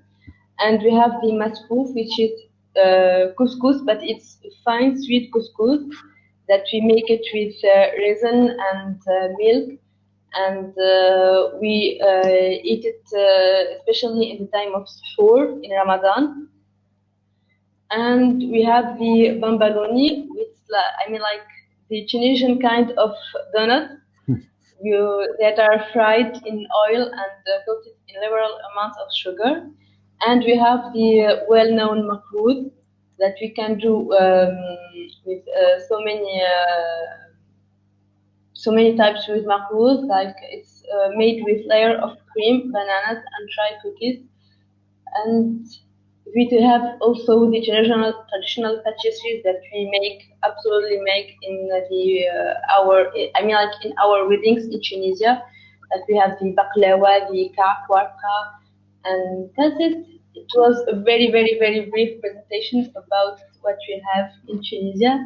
And I hope a perfect thing for appetizing. Thank you so much, Nesrine, for being with us, and I really appreciate it. I look forward to the day that I will be able to go and celebrate the hero. You're always welcome in person. Take care. Nathan, that was great. I'm so sorry about any of the technical difficulties, but you managed it like a superstar. I don't even remember. I thank you so much for letting me do it. I just want to end, if I could, on one note that, after the lockdown ends, as we all know and hope it will, we will go back to a status quo in the Mediterranean that is incredibly deadly. I think it's almost 20,000 people have died in the sea. And as of right now, that's since 2014, as of right now, there are only 2 boats that are out there working as rescue boats. One of them is owned by Banksy. I mean, it's, to borrow a phrase from Maria Jose, it's a disaster. And I hope that if anybody has the opportunity to donate, I would encourage you to donate to MSF, that is keeping an eye on the Mediterranean and keeping it survivable for all those people heading from south to north. So thank you so much for letting me be in this. This has been a real treat. Thank you so much, Nathan. It was really a pleasure. Thanks for your patience and your understanding and your smooth delivery, managing all our technical glitches. You're a consummate professional. Thanks so much. I'm going to hang out and watch the rest of this incredible programming. Thank you, guys. No problem. And Nathan, can we just get you to do one thing? Can you put the link in the chat so other people can see it, the MSF? I will hunt it down and find it. Absolutely. Amazing. Thank you so much. Thanks, right. Nathan. Okay, ciao. One last thing as we get Matt Duffy on line that I just wanted to say to reinforce Nathan's point there. And I think he was very specifically talking about rescue boats and people who are migrants leaving, say, North Africa in Tripoli and then trying to come over into Sicily. The challenge is, of course, the opportunities. And so the whole point of doing this is to bring more awareness to these regions that we don't necessarily know and provide opportunities through culinary tourism. So we're driving people, as he said, go and visit Tunisia. I mean, there are other parts, there are other beaches in the Mediterranean other than in the south of France and in Spain. Sorry, Maria, I want to go back to Spain again, but I mean, I also want to go to Tunisia and I also want to go to Lebanon. And so these are places that aren't typical. And we should really be encouraging people to think outside the box, outside the Mediterranean box that they're stuck in. Here, now we're going to Canada. Sorry, Renee. I just want to say a word about Matt, and that is that I think he was pretty much instrumental in helping all of Canada, if not Toronto anyway, if not more, when COVID first hit with his bread. His tutorials on sourdough. I mean, they were spectacular. I would watch it, and I didn't make bread, not once, and I would be mesmerized. Between you and your little daughter, and not only that, extremely helpful. I mean, I reached out to him because of another friend who couldn't find flour in the city, and Matt was incredibly helpful. Thanks, by the way, again. And there you go, Arlene. Your turn. Thanks so much. So we're going to introduce a friend of mine who is a master baker and instructor in Toronto. And well, a lot of people think so, Matt. Matt, actually, your sound's not great. Can you hear me at all or no? Yeah, a little bit, but it's really muffled. One moment. Okay, while he does that, say something again. Is that better? It's better. It's not great. Okay, you do your introduction. Let me see what I've got. Okay, no problem. So one might ask why, like yesterday with the pizza, have we invited a Canadian chef to give us a demonstration of what panettone is? And I'm going to actually ask Giorgia Cannarella, when she comes on for the trivia, what she thought of the demo. But here's the thing. Traditions move, traditions migrate, and we all think of other ways of producing them and changing them, shifting them. I think what's interesting about Matt is that he takes his baking very, very seriously. He's going to be a little bit humble here, but the reality of it is many people in Toronto think of him as a master baker. He's cooked in many different places around the world with some of the world's greatest chefs, including Spain and Copenhagen. And I think that last year when I was in Bologna, I actually had a panettone that changed my life. And so we got to chatting about it, and he had told me that he'd been practicing it. And I thought, you know what, here's a guy who's really passionate about something, and he takes something and drives it with complete commitment and does it until it's perfect. I don't want to say you're a perfectionist, but I think you are a bit of a perfectionist. So Matt, thank you so much for joining us. And I'm dying to hear, and you tell us, you know, the tradition of panettone and why it's so important. Okay, so first of all, how's my sound? Is that any better? It's better. Okay, so I think that you raised a really good point, and I'm going to start off by saying, like, so panettone is a really traditional thing, and there's a lot of different stories about the background. To my knowledge, it's something that originated in Milan, and it was seen as something for the royals or the upper echelons. It was a very fancy thing, and it was sort of started as a Christmas thing. Then it became a holiday thing. But also people would gift it as a wedding gift. And one of the things that I think that you see now, if you look around the world, obviously there's panettone madness, and I really don't want to offend or upset any of the Italians in the world. But in my opinion, and from what I've seen, I think the best panettones are not actually being produced in Italy. They're being produced in Spain and in Germany. And one of the reasons why is exactly what Arlene said about tradition, is that these bakers are taking a traditional cuisine and then they're able to put their own work into it. Whereas many traditional cuisines around the world, whether that's baking or cooking in general, you get locked into the idea of, you know, the sauce must have this much olive oil and the panettone must be done this way. Whereas now we're seeing bakers using different types of flour and really sort of pushing the bar. I had a this is probably going to offend some Italians too, but I had a conversation yesterday with another baker, and I was considering doing a candied bacon pecan panettone, which probably some people are going to roll your eyes, but it's a very Canadian way to do it, and it's a way that we can take, you know, honor a great tradition, what was set before us with some amazing product, and sort of go from there. So I have a couple that I've made here. I'll cut one open for you. So I've been just starting to do a little bit of a production at home. So actually this one's pretty nice inside.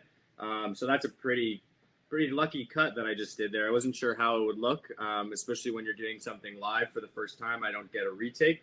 But so I will start by saying, with that term sort of master baker, in my opinion, I would say, you know, one of the best panettones I ever had in the world was Andrea Tortora. And the tie for that is a German fellow named Michael Schultz. Arlene, you should definitely try and get one of his shipped to you, or anyone else in Germany. He's in Freiburg. But to start with this bread, so I think that in order to really truly understand panettone and to really sort of become a master panettone maker, in my opinion, I would say you need about 10 years. So, you know, this is something that's made around the holidays, so you'd probably obsess over it for 3 months. That obsession dies off. It picks back up around Easter, and then it kind of dies off for a little bit. And I think that the best panettone makers, the Italian guys, they really, truly sacrifice parts of their lives to do this. So to give you a general idea of how this was made, I took a starter, my regular sourdough starter, which is here. I didn't have a firm levito madre, and I slowly started to convert what I make my bread out of into what I call a stiff starter. So this is a very acidic, very high acid lactobacillus and acetic acid starter. That's what gives my breads the beautiful flavor. That's what helps them ferment. And in some ways, it works with the gluten structure. And so for panettone, these doughs are so high in sugar, so high in fat. You can also see they have a whole bunch of inclusions inside of them. You need a very low acidic starter, and you need a very high quality flour with a falling number over 350. And the falling number is going to dictate the fermentation. So just to walk you through this process, the starter took me about 5 days to convert to a stiff starter. And I actually have one going because I'm going to be mixing another panettone dough tonight. So I'm going to show you right now the stage it's at.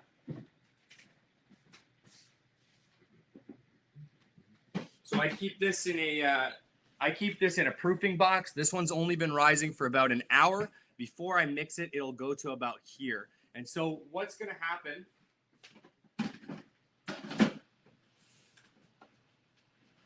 is I've done a series of builds. So I fed the starter twice a day for about 5 days, in the morning and at night. In the morning, it sits in 26 degrees for the day, and at night it sits in a bit cooler, around 18, and I tie it. What we're trying to do here is two things. We're trying to lower the acidity of the starter by using a more lower hydration starter to develop less lactic and acetic acid, and we're trying to train the starter to go for 12 hours, that long fermenting time. This is where the importance of our flour comes in. In order to have such a long fermentation, we need a very high quality flour. Most flours will not handle a long, slow fermentation. If you look at modern bread baking, a lot of it is done with yeast. So they pump the yeast into it. The bread rises really fast. It's on the shelf. You can make a lot of money. Even a lot of panettone around the world is done like this. So what we've done is we've trained this starter for 5 days. On the 6th day, in the morning at about 9 a.m., I feed the starter 100 grams of flour, 100 grams of starter, and 50 grams of water. So we're at about 50% hydration. That's going to be left to rise for 3.5 to 4 hours. Then I'm going to feed it again and do the same process, and then a third time. And on the third time, once it reaches its peak, I'm going to mix what's called the primo, or the first dough. The first dough has fat, it has egg yolks, and this is where we start to build the strength and the flavor in the final dough. Once we build the first dough, we allow this to rise for anywhere from 12 to 16 hours, depending on your inoculation and depending on what recipe you're following or whose method. I've been doing 12 hours. After 12 hours, I mix the final dough, which takes about 30 to 60 minutes, depending on the type of mixer you're making. And then the final dough is going to rise for about 6 hours. After 6 hours, we're going to bake that. And then finally, when it comes out of the oven, we put a skewer through it and hang them upside down. And I think I can share my screen with you. I have a couple of videos that I'd like to show you. I made a couple of videos when I was hanging these just so you could see what it looks like. And the reason we're going to hang it is because there's such a high quantity of fat and butter that the dough is actually going to collapse. If you look at a really, really, really good panettone, when you pull it out of the oven, you can actually see that the dough is starting to collapse. And then when you hang it upside down, it goes to its full volume, full capacity, and it allows the gluten to stretch. We're using a really high protein, high gluten flour, so that dough can hold and stretch all the way down. And it sort of creates that like crumb structure that you can see here. So you've got that little, you know, bubbling in it. And now I don't know if it's possible. Am I able to share my screen on here with everybody? You can, Matt. You just need to, there's a little screen at the bottom of your video and it's got a red line through it. So just unclick that and it'll share your screen. There you go. Okay. Can you see it now? So I wanted to do a few pictures of the process and a few videos. So I'll try and not make it too confusing, but the first video here is the dough mixing in my machine. And you can see, if you take a look at the shine on the dough, this has to do with the amount of fat, the amount of mixing, and the gluten development. Once we take our dough out of the machine, I like to take the temperature. It kind of looks like a giant cookie. You can see a picture here. Before I take it out, oh, I closed the wrong one. Before I take it out, I'm going to show you a quick 15 seconds. This is me pulling on the dough. So it really defies reality when you're putting this much fat and egg yolk. The egg yolks have lecithin, which is an emulsifier, but they also are high in protein. And so it's really quite a magical thing to watch this dough come together in a mixer. Here, I've just taken a quick video of it hanging upside down so you can kind of see what it looks like. Which is not my best video work. And then here I've got a little video. This one's me.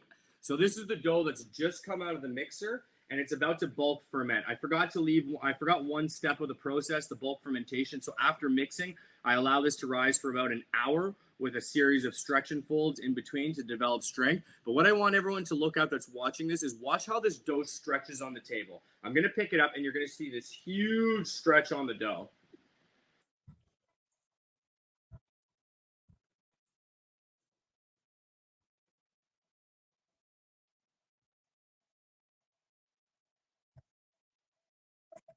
So that's actually, as you can see with the music, that's actually a video that I just shared on TikTok for everyone to share a little bit of Panettone madness.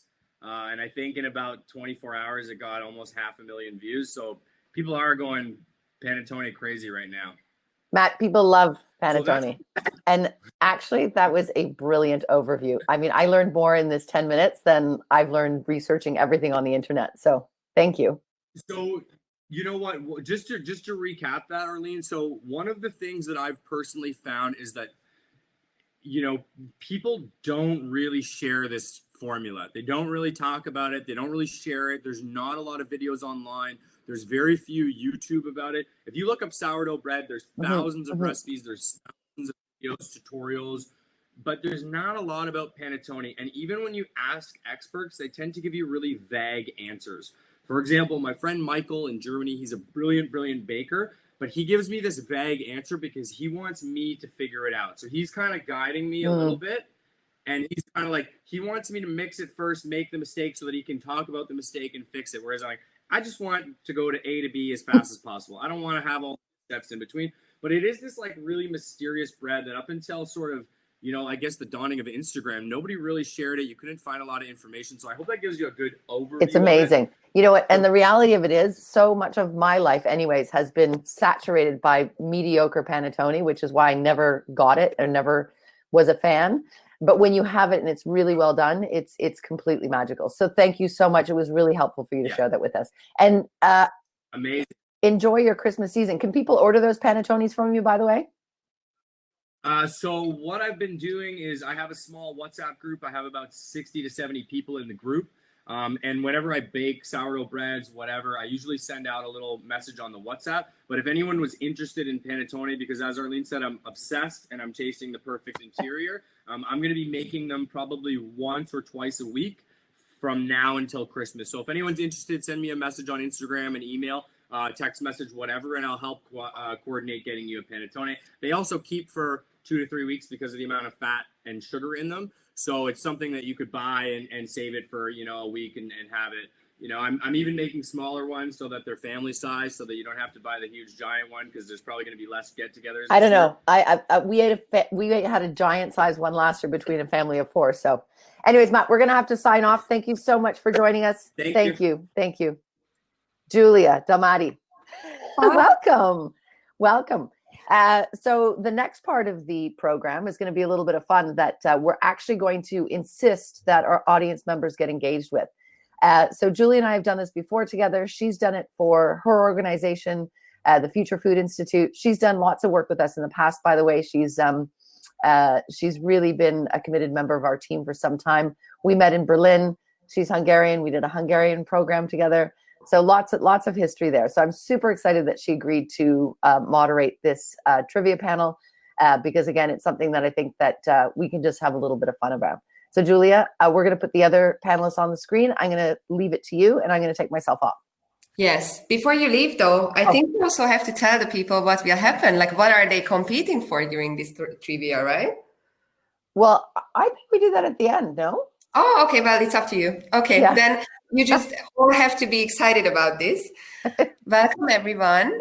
Let me just do a very quick intro. So my name is Giulia Dalmadi. As Arlene said, I'm from Hungary, based in Berlin, and I spent 1 year in Emilia-Romagna, in Reggio Emilia, studying food innovation, organized by the Future Food Institute. You could actually meet the founder of the Future Food Institute yesterday, talking about the Mediterranean diet. And now I am their ambassador here in Germany, also the director of the community programs, and obsessed with certain Italian and Mediterranean dishes. So today we have right now 2 people on stage. Arlene, are we missing actually one person who should join our trivia? Well, I will just go with the introduction. So Giorgia Cannarella, I really hope that I pronounce your last name correctly. So she is a journalist based in Bologna, and she writes for Munchies about food, travel, and much more. Then we have John Sconzo, who is also known as Doc Sconz. He's a doctor in upstate New York with a long-held passion for food and all things culinary, while being a full-time anesthesiologist. Well done.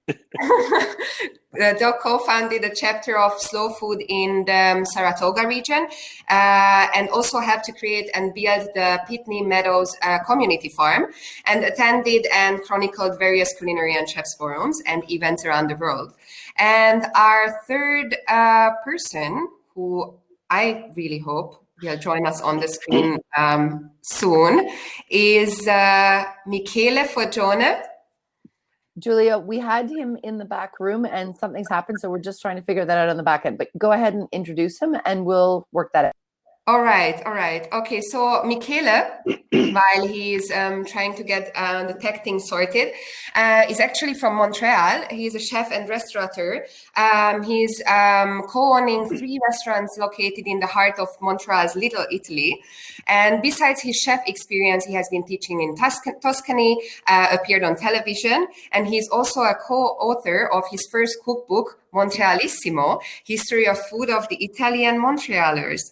So very interesting and also very, well, I must say I have experts on this trivia. I'm pretty excited about this. And now, some things about the rules. How will we work this out? All you need to know, dear audience, you have a chat on the side, and that will be your platform and your fingers. And you will need to be very, very fast, because you will have only 30 seconds to post the correct answers to the questions what Giorgia, John, and Michela will ask you. Be prepared 3 rounds of questions, so 9 questions altogether. But of course, if it's a tie, we also have some tiebreakers prepared. So I hope everyone is ready. Arlene, I would suggest we start. Michela is anyway the 3rd question, so I hope he will show up on the screen. If not, Michela, please excuse me, I will ask your questions. And I would say we just start. And Arlene, please Arlene is a timekeeper, and she will post in the chat when the 30 seconds are over. Right? Very good. All right. So, Giorgia, I think we could start with the first question, and I will make sure that I note down and keep an eye on the chat to make sure that I see the first person writing the correct answer. Okay. Very good. So, my first question is which Italian pasta dish is known as the Venus belly button? Venus as the Greek goddess. Venus's belly button. 30 seconds starts now. Ooh, we started off with a tough question, I see.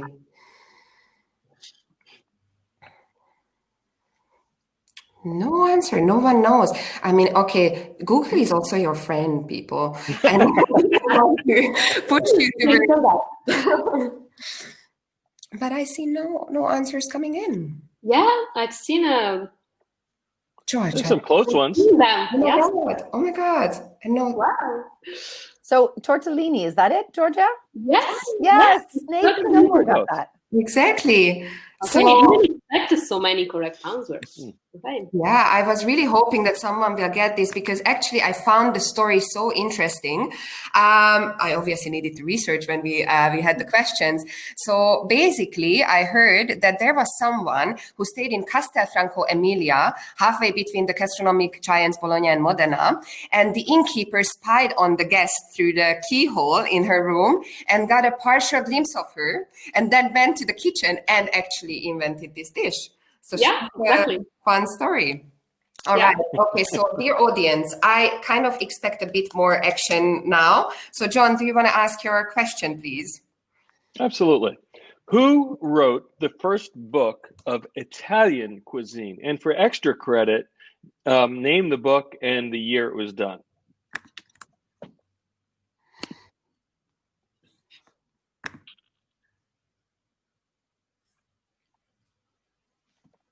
Ding, ding, ding, ding, ding, ding, ding, ding, da, da, da, ding. Very good, Petra. Oh, we have an answer. Petra. Thank you, Petra. Very good, very good. I think we can give this even without the year. I would say Petra was the first one. Oh, no. Yeah, the year and the book with extra credit anyway. Exactly. But do you want to share the year maybe? 1891. And the reason why it's the first book of Italian cuisine, Italy became a country only a couple of decades before.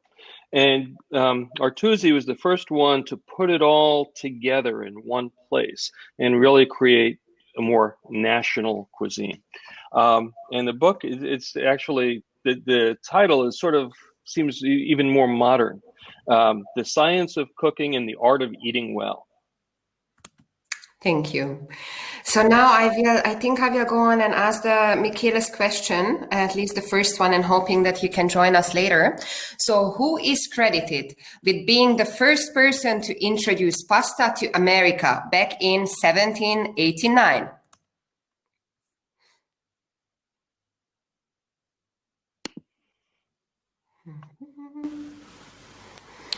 I should have prepared some music while we are waiting for the answer.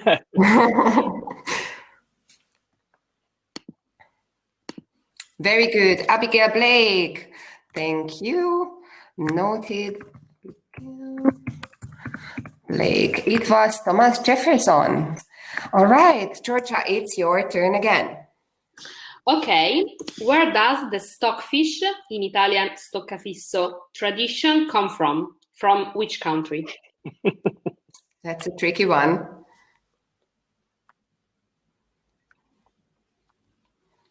So, Giorgia, can you maybe repeat the question again? Because we have the previous one. Yeah, the answers are still coming for the previous one. So let's repeat the question about stockfish. Where does the stockfish tradition come from? Very good. Lilian Cardoso, it's coming from Norway.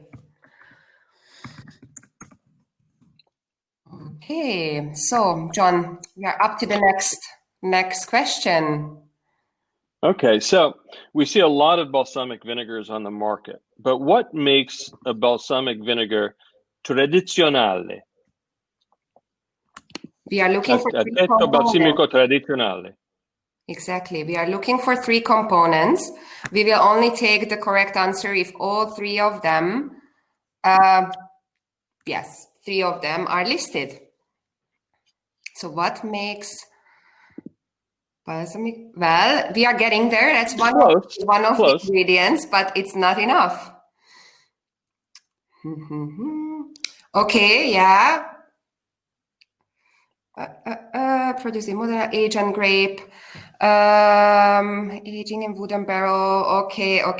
The grapes, the bottle shape, the region. The bottle shape is given once they are certified, actually. Made with grape must, age, grape, location, making. Okay, age, grape, location of making. Matthew Duffy, thank you so much.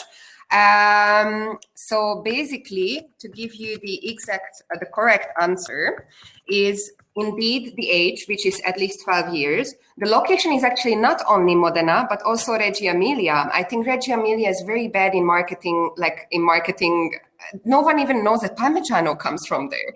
So they should make a better job. And then, of course, the other one is the method. How is it prepared? All right. Okay, so. And it's a Solera method. Sorry? It's kind of like sherry. It's a Solera method, similar to sherry in Spain. Exactly.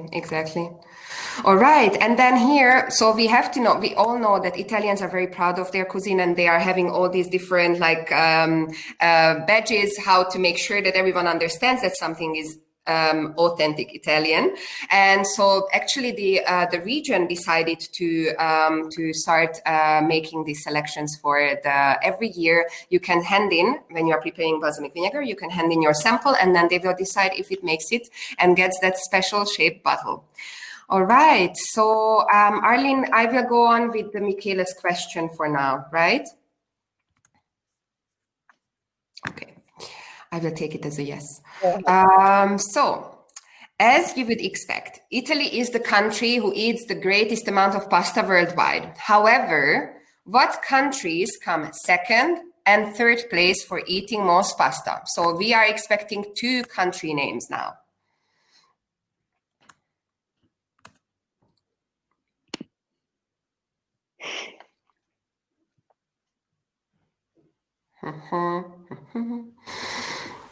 No one. Two countries. Second and third place, please. Well, Laura, one is good. Tunisia is good. What is the other one? Tunisia, Venezuela, Abigail Blake. Yay. Okay, now someone is taking the lead now. Very exciting. All right. Everyone else, you can still catch up. We still have a few questions. Michele, hi. You are there. I'm sorry I had to ask two of your questions. I really hope you don't mind. But we cannot hear you. Why is that? Are you muted by any chance?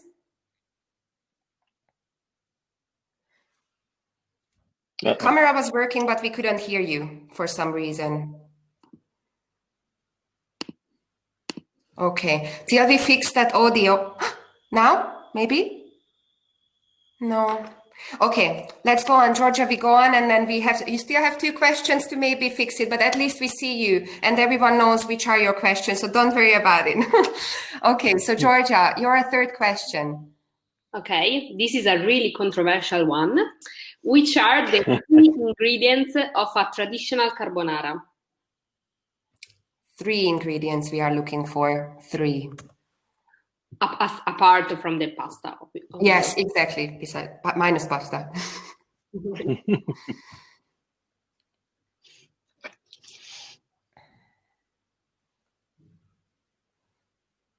Very good, Abigail. Oh my God, she is nailing it. I think we won't even need the tiebreakers if unless someone is catching up very soon. Actually, the correct answer is not eggs. Oh. Yeah, it's Alexander, I think. Was I too? So who was the right correct answer? Excuse me. Alexander. All right. Alexander, let me look back. Alexander NASIR. All right. Sorry, Abigail, I was too excited to see your name again. All right. Right, John, you can go on and ask the next question. Okay, what is the difference between mozzarella and fior di latte? And for extra credit, okay, where in Italy is the most famous for the making of mozzarella? And probably fior di John latte. is getting out of my rules. Extra credit. I allowed you to give extra credit here. All right. Anyway, let's focus on mozzarella and fior di latte. So we want to tell us what is the difference between mozzarella and fior di latte. Mark? Yeah. So I think it was Houston Mausner. Okay. Yes, Giorgia. Giorgia, you don't agree? Did I do something wrong again? Is all good? Yeah. Oh, sorry. I thought I was policed again, that I didn't catch the right. No. I was reading down the comments. Okay. Sorry, yeah. All right. So, Michela, let's try this again. The correct answer was, excuse me, I was just, it was pointed out that I should loudly say the correct answer. Sorry about that, because I thought everyone sees the chat. But then let's go back, and I think the questions. So who was the second and the third place for eating the most pasta? That was Venezuela and Tunisia. Then the correct answer for the carbonara was egg yolk, guanciale, and pecorino. And now, what is the difference between mozzarella and fior di latte? Mozzarella is made out of buffalo milk, and fior di latte is from cow milk. And John will tell us what was the answer for the extra credit question. Campania, in particular, 2 areas: Paestum in the south of Campania, and oh my goodness, blanking on the just outside of Naples, Caserta. One of the differences in Caserta, they tend to make more pasteurized, and they tend to make it raw in Paestum. In the United States, at least, mozzarella refers to just whether it's cow milk or buffalo milk or whatever. That's just an example of the dispersion of the culture. Exactly. Thank you so much. So, Michele, I cannot see you anymore. How is the audio going? All right. I think I will go on and ask the question then. So last question, if someone wants to, I really hope for a tie quickly. So someone needs to answer this faster than Abigail, please. What does ricotta mean, and how did it come about? What does ricotta mean? What does ricotta mean?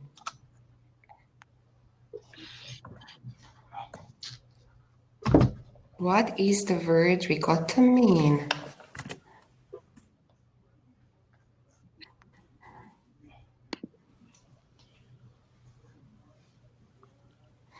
We cooked, or to use upway. We cooked. All right. I think this is it. Abigail, you are the ultimate winner of this trivia. Abigail Blake.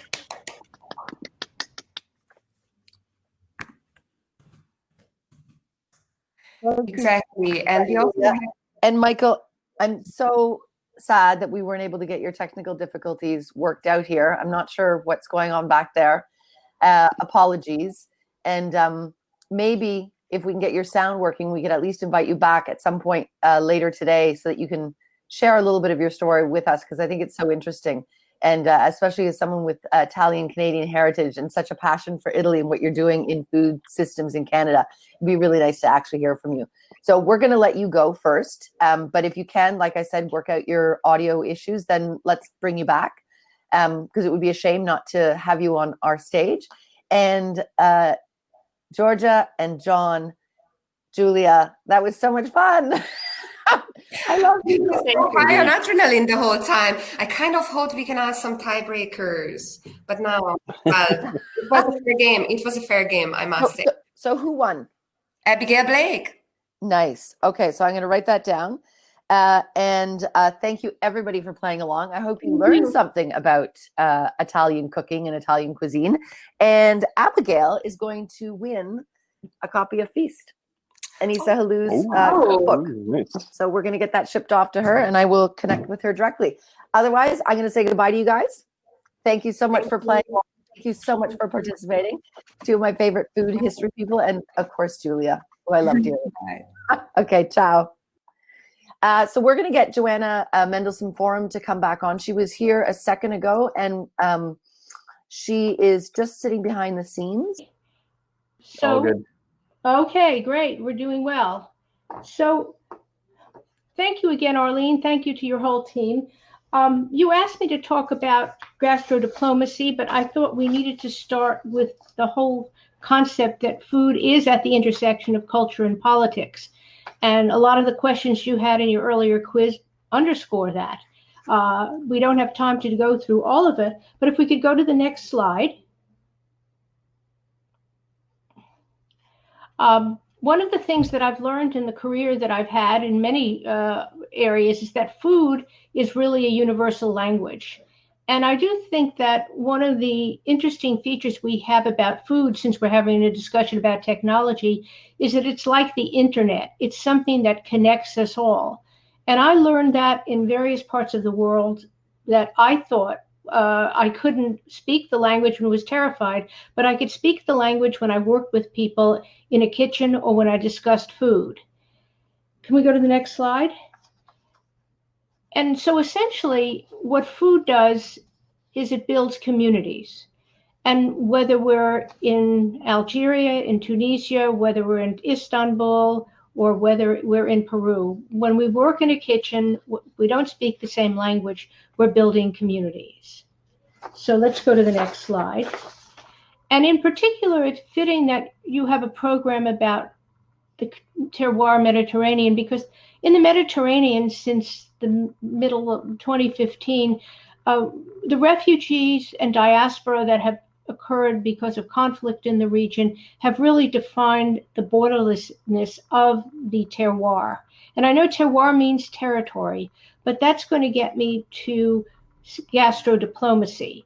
One of the things that's really interesting about food right now in the region is that it is a combination of people recognizing that foods prepared all over the Mediterranean have roots that are common and yet have names of dishes that are different.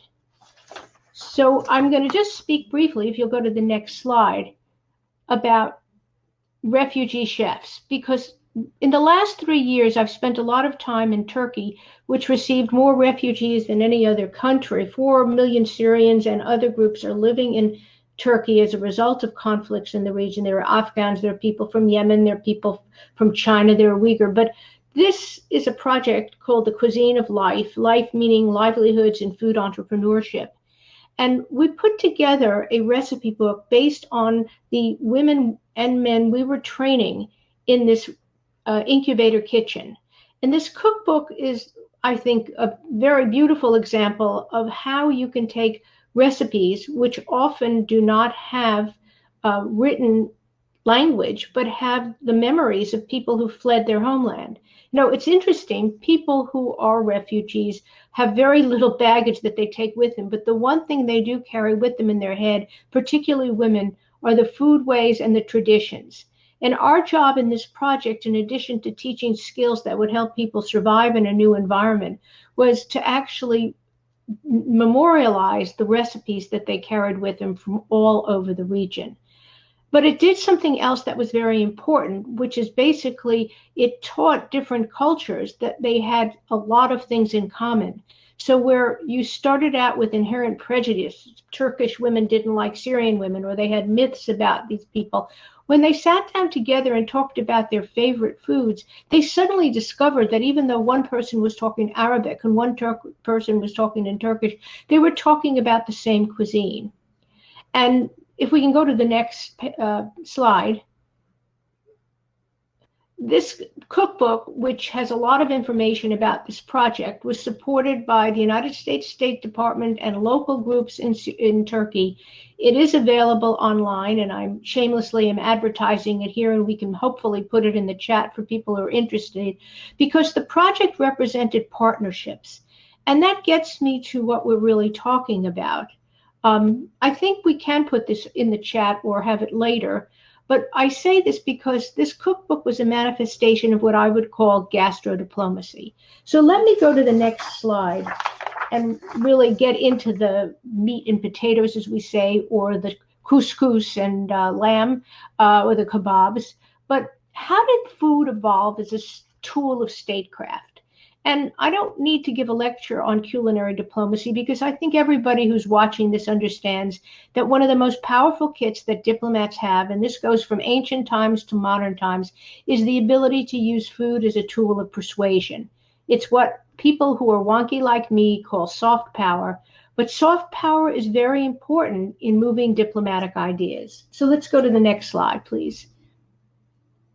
So culinary diplomacy, for many of you who know about it, can see the picture at the top. That was at one of the summits. I think it may have been at Adana, where Roosevelt and Churchill and Stalin were all together as they were crafting plans to defeat Nazis in Germany. But it was a very important moment because food became a central part of this diplomacy among nations. The bottom picture shows the last state dinner at the White House with President Obama. He was entertaining Minister Modi of India. But what's interesting is it made it a very important component of how you discuss tough problems by sharing a plate. Let's go to the next slide. And the tool for this, of course, are state dinners. And many people who are my age remember the famous state dinner when the United States and China opened up diplomatic relationships, and President Nixon is seen there with his Chinese counterparts, and the menu was on the right. But what it did is it created an interest in food and international food, which actually endured in many countries around the world, but also was used to break down barriers that were very hard to overcome between two ideological regimes, democracy versus communism. But at that dinner, by the way, I should mention that President Nixon developed a great taste for duck. So let's move on very quickly, and this is really a quick review. If culinary diplomacy is something that states use to promote their power, and they promote it in non-coercive ways, it's not a use of force, then gastrodiplomacy, a term that's been used more frequently, is how citizens use food to promote an area. What Arlene is doing in her terroir work is actually citizen food diplomacy. And it's also a function of organizations that support the state. If we could go on. Next slide, please. Gastrodiplomacy is something that we all practice. We all go to places. This is a picture of Anthony Bourdain, the late Anthony Bourdain in Istanbul, eating kebabs. Those trucks, by the way, are stationed outside the U.S. Department of Justice. Those are international food trucks, which until the pandemic have been very popular, because everybody knows that the way people learn about cuisines is through their palates. And what's been so impressive, and I just want to compliment Arlene and her team, is that watching this program over the last 2 days, even though I can't taste the food that people have been showing me, I am engaging in gastrodiplomacy, this soft power of using food to bring people around the table from all parts of the world, especially in the Mediterranean, and understand that. Next slide, please. So modern commensality, that's a fancy term that means coming around the table. It comes from the Latin roots of co, together, and mensa, meaning table. We all practice commensality. It's very much a part of what we do when we are trying to use food as a means of engaging others. So this has become an extremely important role as well. Next slide. In what we are calling nation branding. Countries have discovered through a variety of means that they can promote tourism and bring national foods to international attention by branding their countries as places to go. And of course, many of you are aware that the United Nations, which has a treaty on intangible cultural heritage, considers food part of that tradition. And so countries compete to get their specific cuisines branded. And what you're seeing in this picture on the right, I guess, is a different set of group countries that have actually used food to promote their own cultural heritage and get this label. And if you go to the next slide, Michael, you'll see other countries that have also done it. Thailand, Malaysia, Korea, but all of these have been central to promoting tourism. And in fact, 60% of people traveled until the pandemic really to eat cuisines. Thailand had one of the oldest of these cuisine programs. And if you wonder why around the world you see so many Thai restaurants, it's not a coincidence. It's because the Thai government has actually funded foreign nationals, their nationals living abroad, to open restaurants and promote Thai cuisine. And just a little story, I was in Stavanger in Norway, and there walking around a corner was a Thai restaurant. I've gone to many parts of the world and I bump into Thai citizens who open these cuisines thanks to the support of their own government. So it's a way for middle powers to promote themselves in a world where 193 nations compete for attention. Now, out of this whole concept of citizen diplomacy has come something, and if we go to the next slide, you'll see something that I think is happening now, which is called social gastronomy. Now, social gastronomy uses the power of food and gastronomy to address social problems. Most of us are involved in that. And it has also become especially important because social gastronomy is, in a sense, a combination of what gastrodiplomacy does using citizen action, but here food becomes the means to social impact. The chef that you see here pictured with young Brazilian students, David Hertz, is probably one of the people who coined the term. He was a World Economic Forum young global leader, and he still runs something in Brazil called Gastromotiva, which created a movement, the social gastronomy movement. And that is something you need to be aware of too, because food is so powerful in actually being used as a way to solve social problems. Let's go to the next slide quickly. Now, many of you have seen the Chef's Manifesto. It started around the Sustainable Development Goals. The Sustainable Development Goals of the United Nations have many, many objectives. There are 17 of them, but food is one of them, ensuring that world hunger ends. This is also a manifestation of social gastronomy, and it's also a way that chefs globally have been able to participate in what I would call both gastrodiplomacy and social gastronomy. If you're not aware of this program, look it up online. It is a very fascinating effort by chefs to do what I say is happening in the next slide, please. Chefs have become activists. When you think about chefs, why do you eat food? Why do you go to a restaurant? Because you trust them. In these times of great anxiety, of fear, of your own mortality, chefs have become the source of feeding people who can't feed themselves. The pictures here, one is from Baltimore, this Mera Kitchen, which is run by refugee women. On the right is Jose Andres, who runs World Central Kitchen, a very famous chef and who's now known globally for his work in humanitarian crises. All of this is noting that chefs are the new activists, and we can't overlook them. So let's go to the next slide. Next slide, please. So when you're linking local to global, which is a lot of what Terroir does, you have to think about not only what you're doing to promote a region, but that you're also practicing gastrodiplomacy, social gastronomy, and it also is a tool of communication, which goes back to the concept of culinary diplomacy, of being able to use soft power to persuade and promote and to connect. And I think these are very powerful ideas. But let me inject one other thing that I think we're all concerned about, and if we'll go to the next slide.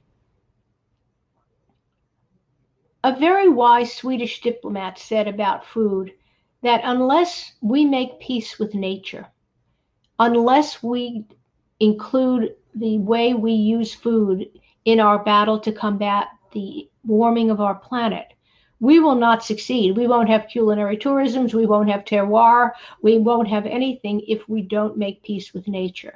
And I think that is something to think about, because in this day when we see many conflicts and many problems going on, if you'll go to the next slide, let me just point out some facts about food.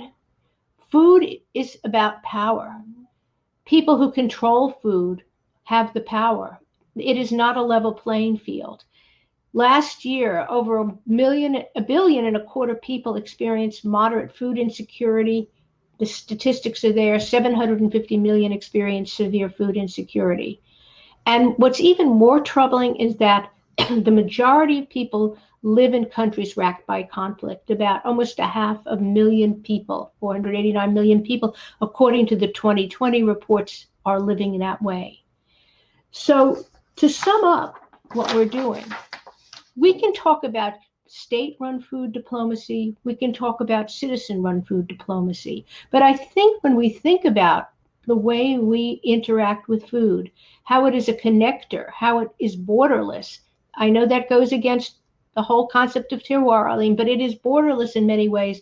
We need to create a universal table where we can sit down and recognize that even in these unequal times, food has tremendous power to build a more secure world, even during a pandemic, even when we can't do culinary tourism, because we are able to enable people through the power of internet, when we can connect, to actually learn and savor in our own minds the way other people around the world operate.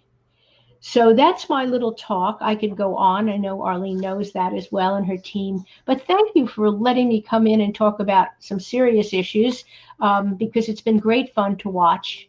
And I hope if anybody has questions, I'll be happy to answer them, and we can put things up on your chat. So a couple things. If you do have some questions, again, I encourage you to put them in the stage and tag Johanna, because she will get back to you on those. But I did want to say, Johanna, I mean, you know, your presentation and the conversation you just had about gastrodiplomacy, which, you know, is, you know, the reason why we're getting together over these 2 days, essentially.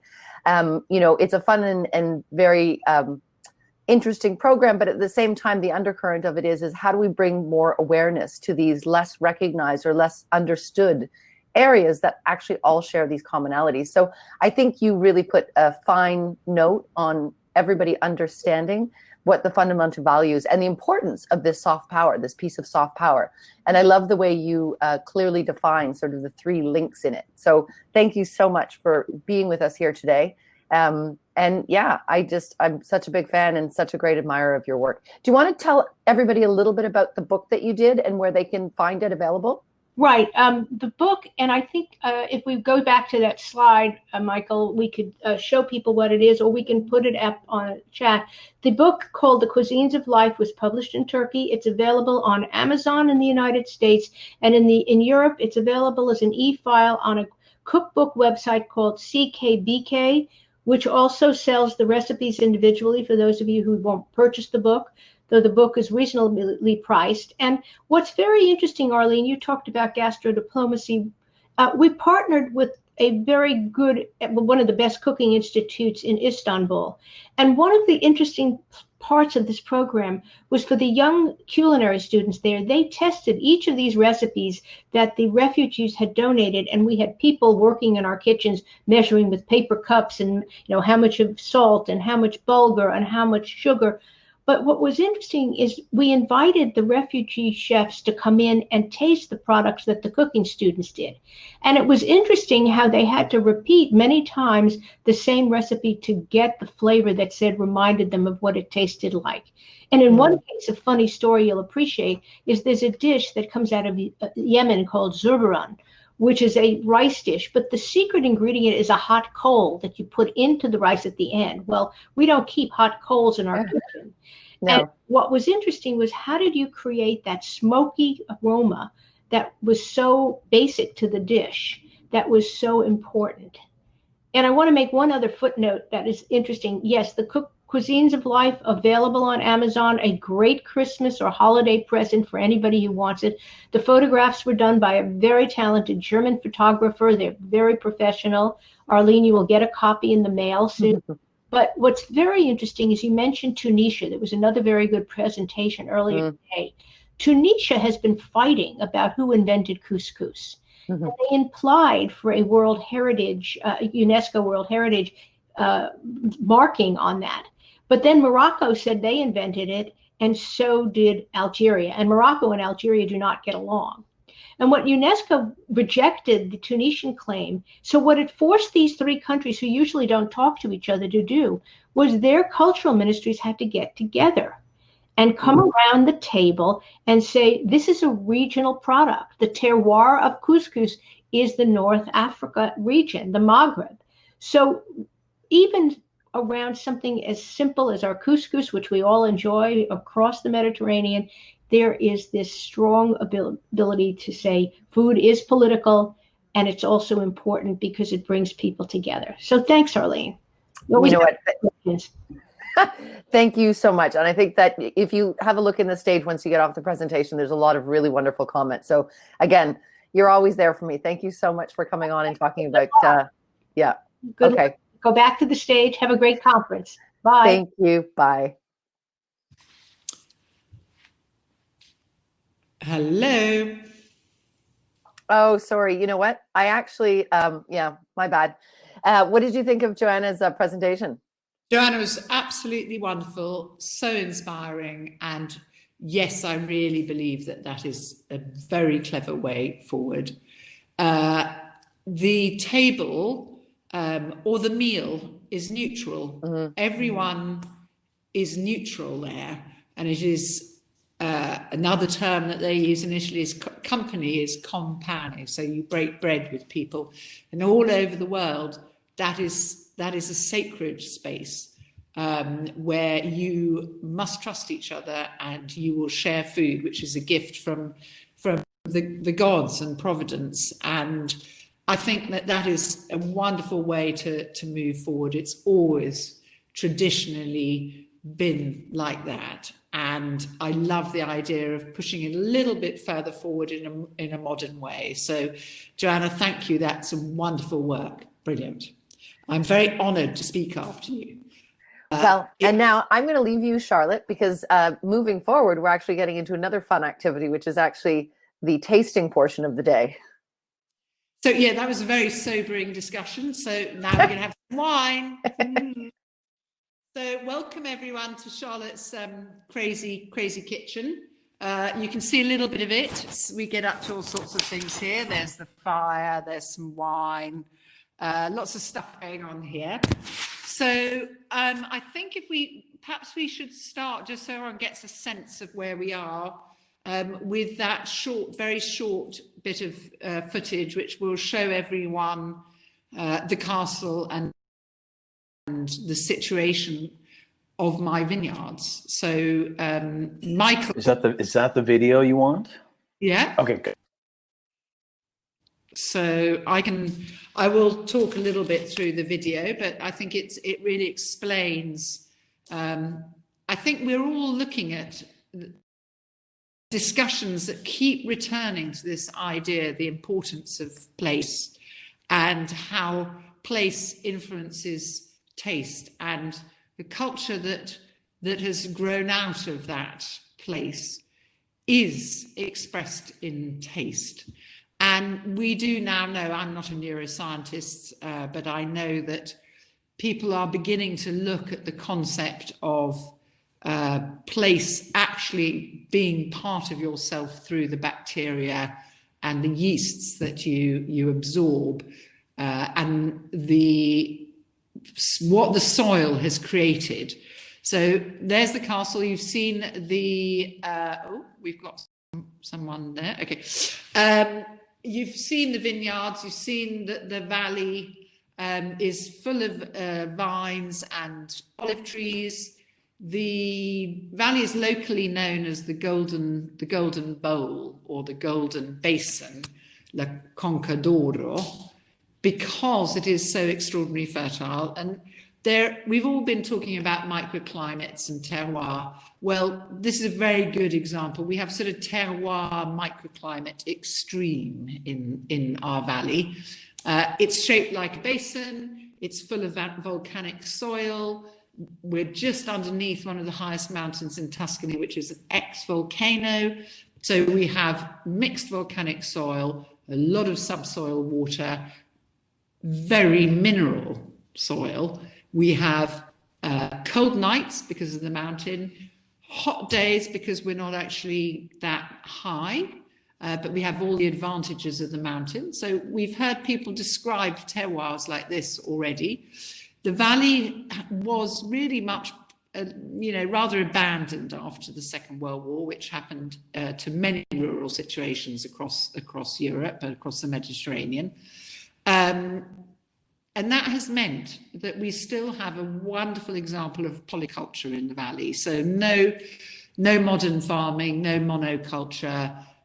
We have mixed growth, so vines, olives, cherry trees, apples, whole selection of fruit trees, because fruit trees love the microclimate and the terroir that we have here. Cold nights, hot days. The plant does its photosynthesis, loves all of the minerals, the roots, loving the minerals and the water.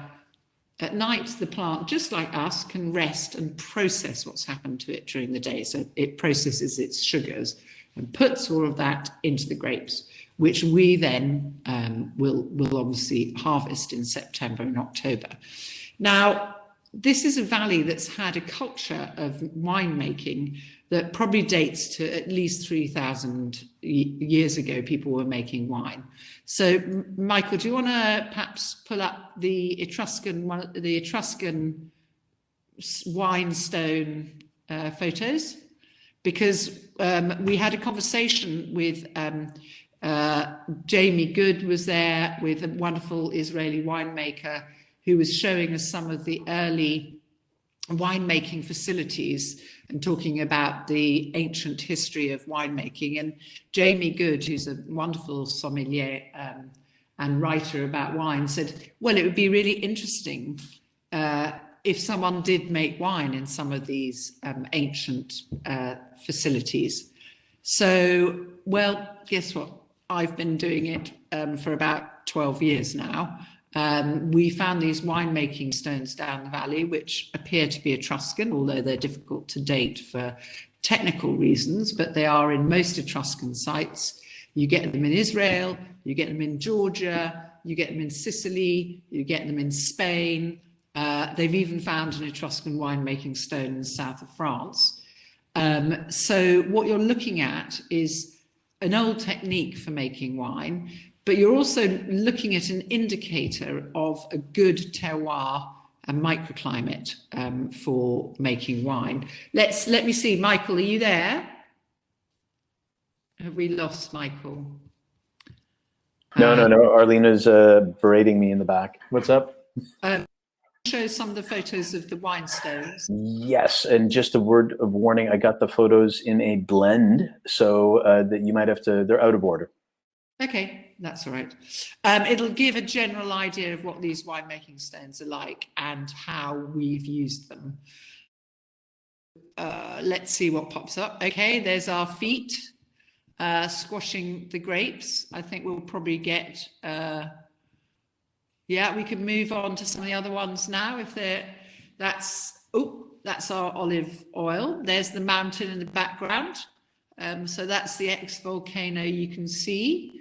We've got some other ones, the winemaking stones. There we go.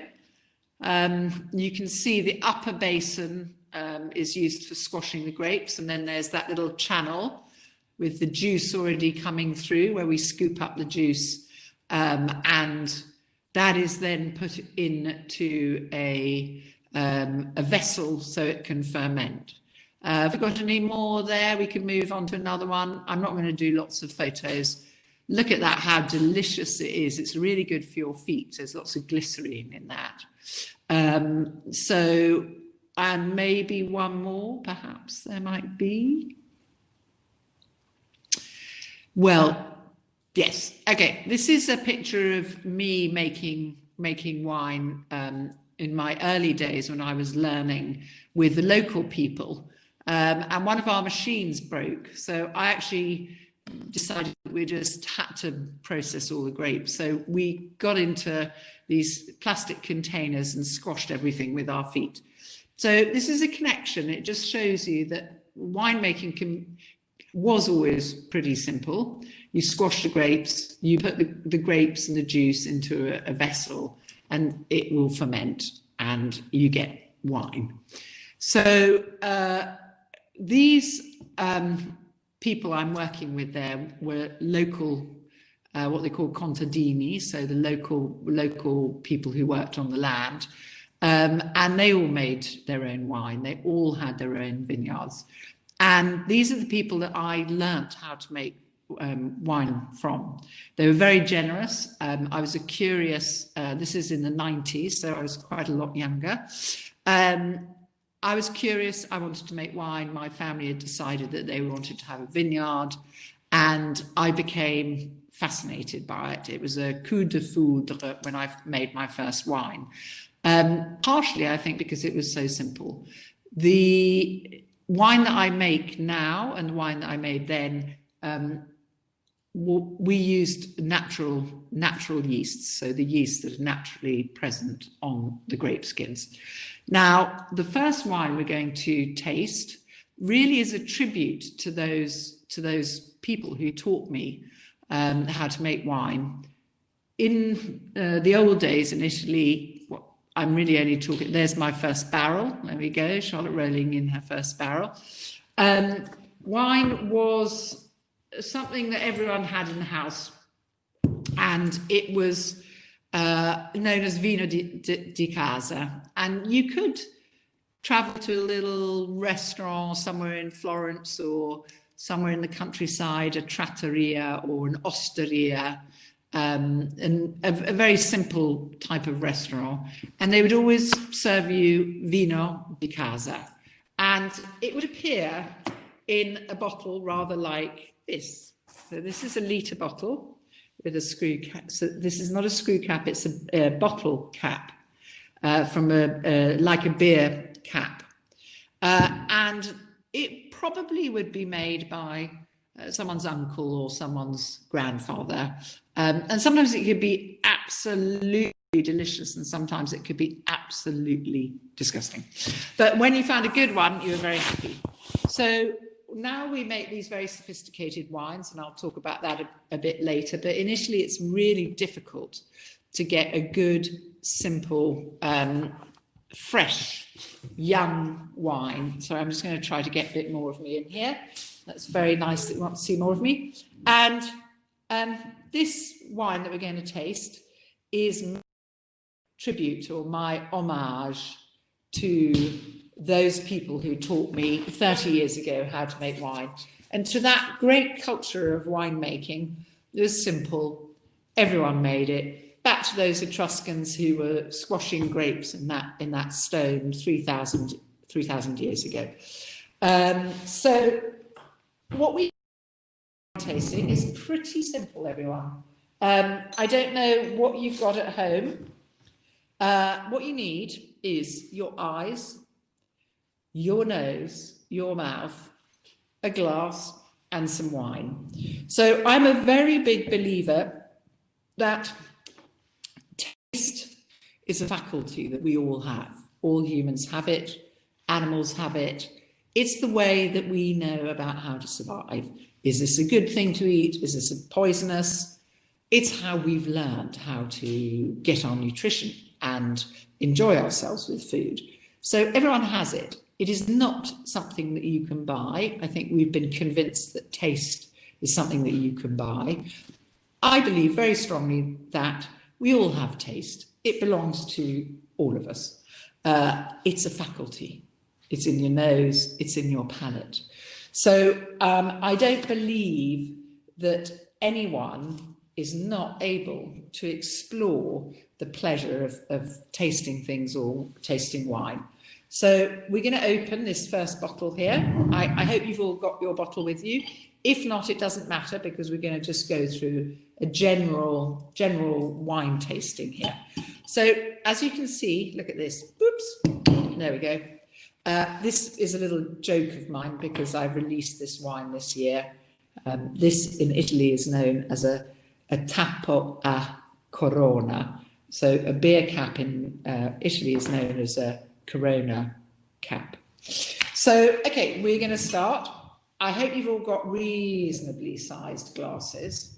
I've got a fruit fly in my glass. There's a bit of an attack of fruit flies in the kitchen at the moment. Sorry, there we go. Get rid of it. Okay, so here we go. Now, I always think it's a good idea not to have too much wine in your glass because you want to get the bouquet. So this is where we start. If you all happen to have maybe something white, maybe a little, either a napkin or a sheet of white paper or something around you, so that you can look at the colour and really enjoy the colour of the wine.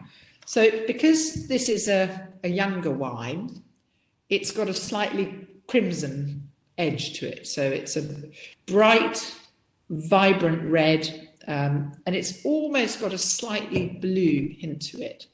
Now, this is a Sangiovese. So Sangiovese is the typical wine from Tuscany. It tends really to only do well in Tuscany. I think that what's interesting about what we've been talking about is you realise that there's a lot of sacrality associated to food and meals and the celebration of food, a lot of ritual. Now, Sangiovese, they say, comes from the blood of Zeus, sangue di Giove. So it's supposed to mean the blood of Jove. So are we ready? Because it's really nice and simple. First, use your eyes, look at the colour, then use your nose. So I hope you're all enjoying this, and you can do this with any wine that you have. Here we go. Now, what sort of smells are you getting? It's up to you. Just use your imagination.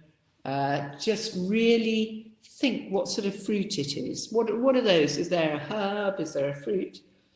So I'm getting a lot of really rich blackberry, dark cherry, very, very fresh and fruity.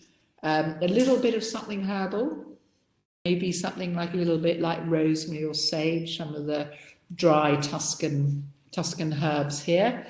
And then after you've had a really good think about what the bouquet is, you then can go on to taste it, which I'm sure you're all really looking forward to. It's been quite a long day. So here we go.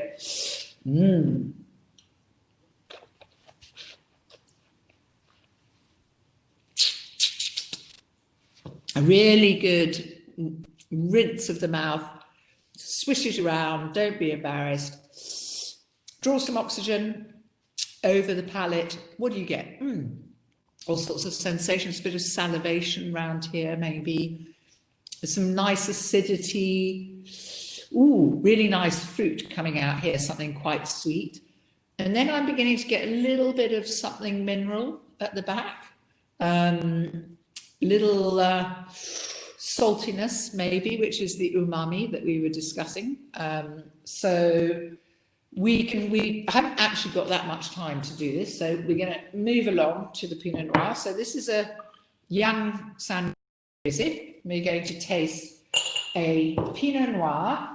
So Pinot Noir is unusual to be able to grow in Tuscany, but because of this wonderful microclimate here, I'm able to do it. Now, Pinot Noir is really the emperor of vines because it expresses so closely where it is. And wherever it is, it has this wonderful poetic expression. I wrote a piece about this recently where I described Pinot as kind of a tarot card, the magician, because it's so transformative of the soil and the terroir. Here we go. So now it's going to have a very different colour. It's got a much deeper garnet colour. And I think if you hold it up against your white cloth or bit of paper or whatever you've got, you'll see that it's got a deep garnet red. It's bright, but a nice garnet red. So then, yet again, nose, go to your nose. Now I'm getting something very different because this is a wine that's had 3 years aging in wood. So a little bit more sublimated than what we've just had. The fruit is being transformed into things that are slightly more complex. I mean, I'm still getting lovely red currant and cranberry.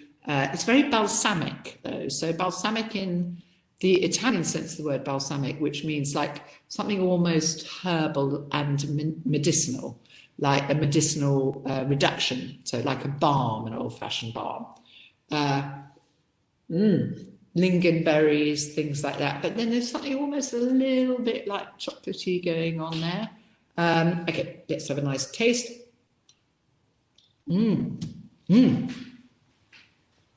Whoa. So Pinot Noir is always very exciting. It really, I'm getting lots of salivation here. Really exciting.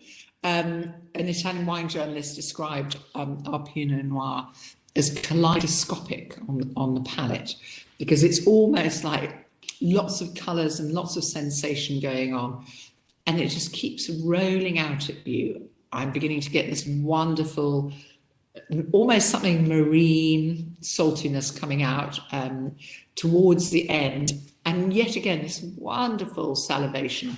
That it moves around. You really understand what movement in the palate is like when you taste a Pinot Noir, because I'm getting salivation here. And now, I'm getting this very interesting dryness up here under my upper lip.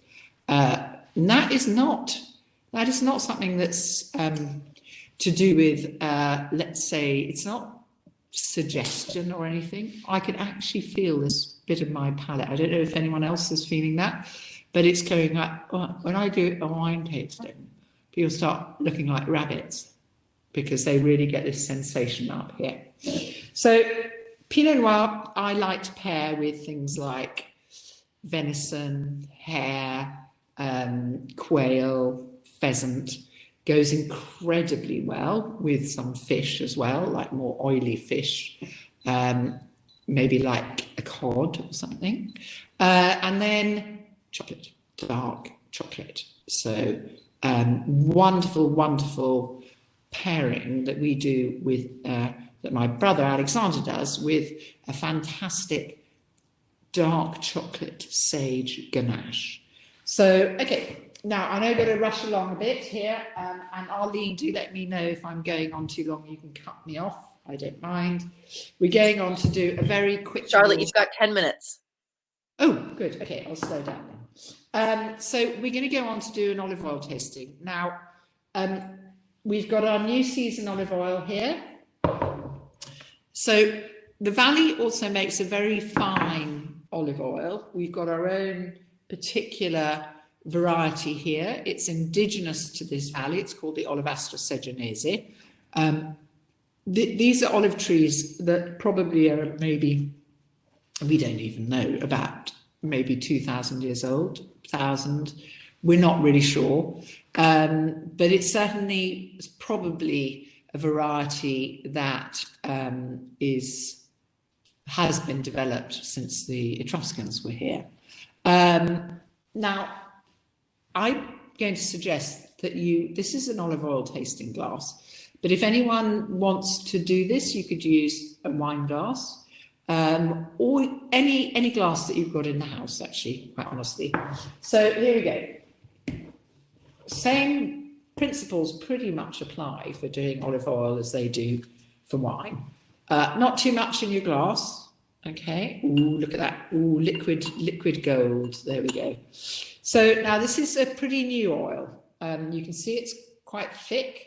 And what you want to do is put your hand over the glass like this and warm up the oil. So swill it around a little bit, warm up the oil. If it's a little bit cold, swill it around a little bit more till it warms up. Then go like this. And you have this wonderful concentrated, oh my goodness, that smells like tomato leaves. Ooh, wild cardoons, wild artichoke, freshly cut grass, all of these things. And this is really what you want to be experiencing in an olive oil, is that much complexity. Yet again, you've got a wonderful expression of locality and of place. Now, the next bit part of this, so it took me a long time to recognise the tomato smell, green tomato leaf in olive oil. But once you get it, you're suddenly like, oh my God, that's so obvious. The wild artichoke, not many people know about cardoons, but artichoke, that nuttiness is definitely there. And cut grass, everyone knows about cut grass. So this is the bit where everyone talks about how if they have new olive oil, it's very peppery. And it is. It usually calms down later on in the year. And there's a big fashion for having new oil. I love it. We're going to do a little bruschetta exercise any second now. Not bruschetta, bruschetta. And this, I think, is really interesting because once an olive oil tones down and it loses that pepperiness from the early days after its harvest and it's been squashed, the oil calms down. But at the moment, you have to be very careful when you're tasting it. So what you mustn't do is actually take enough to swallow. So Arlene was talking about this the other day, and the secret is to just put a little bit on your tongue and draw it over your tongue. So not enough to actually swallow, okay? Difficult, but just enough on to coat your tongue.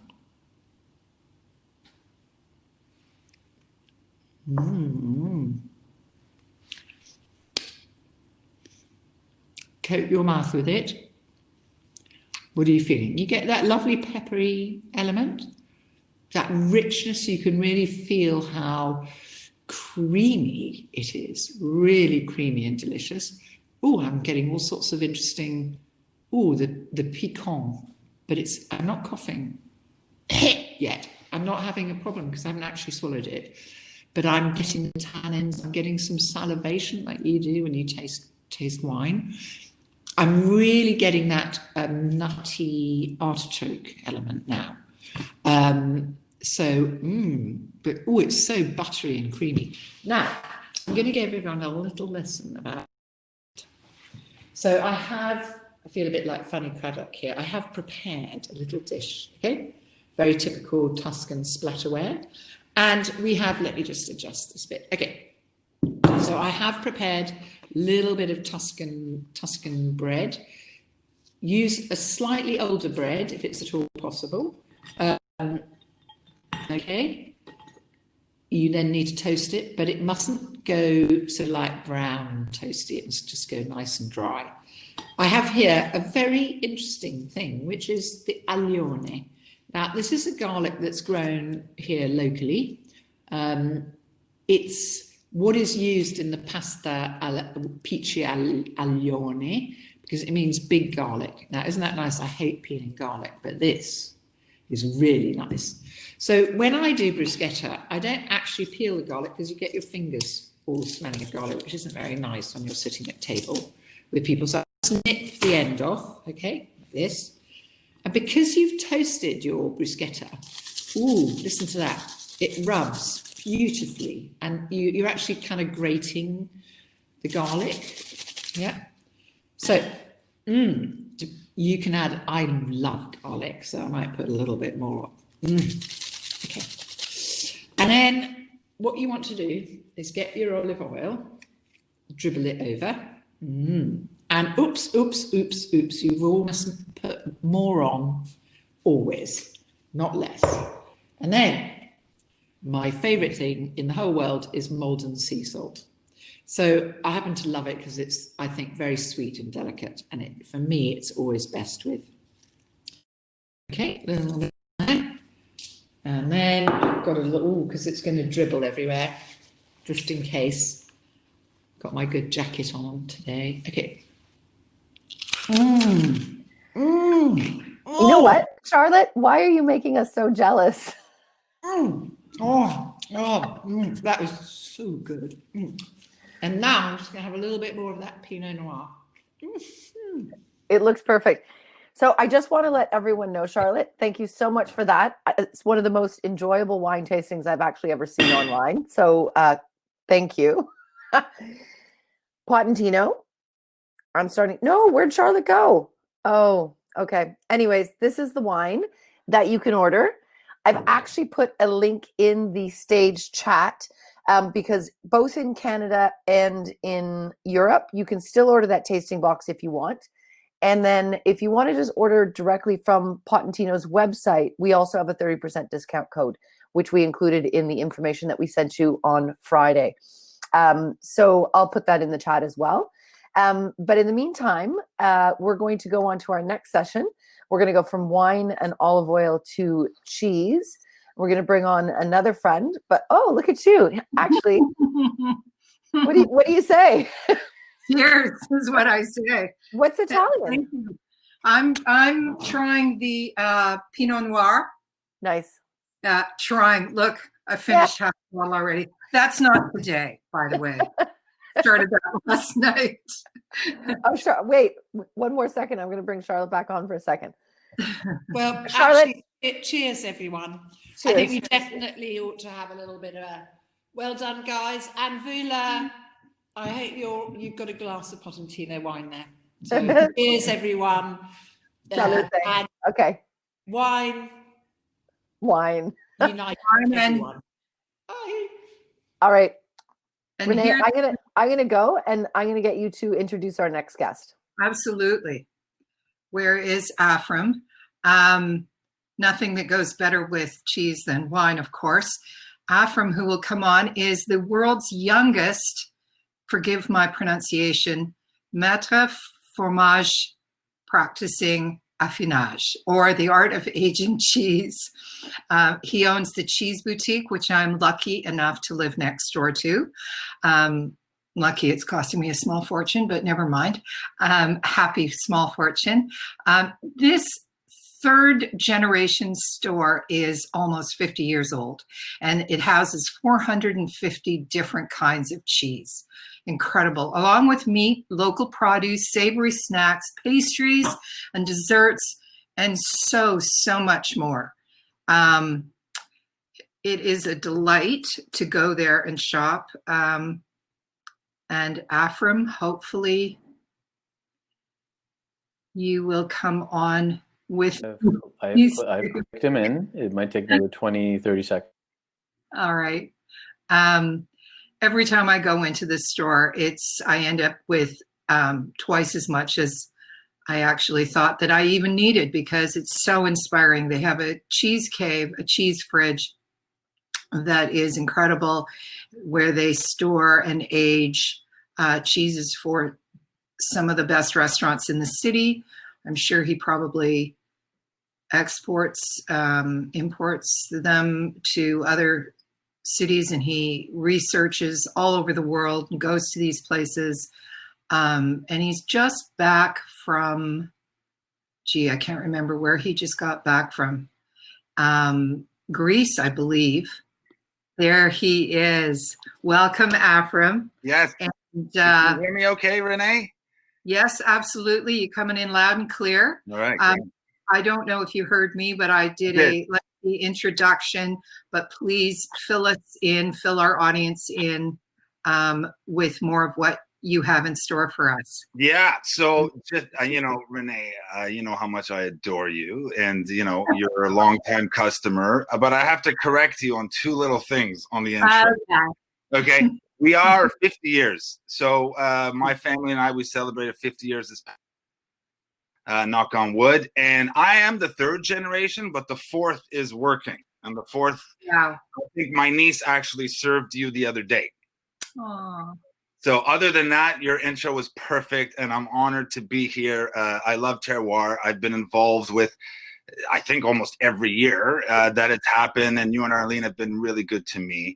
And so I was in Greece, okay? And this is kind of what, it's really actually funny, but I was in Greece. I'm filming a food and cheese documentary for the Food Network right now. It's a kind of a cheese-focused travel show, amongst other things.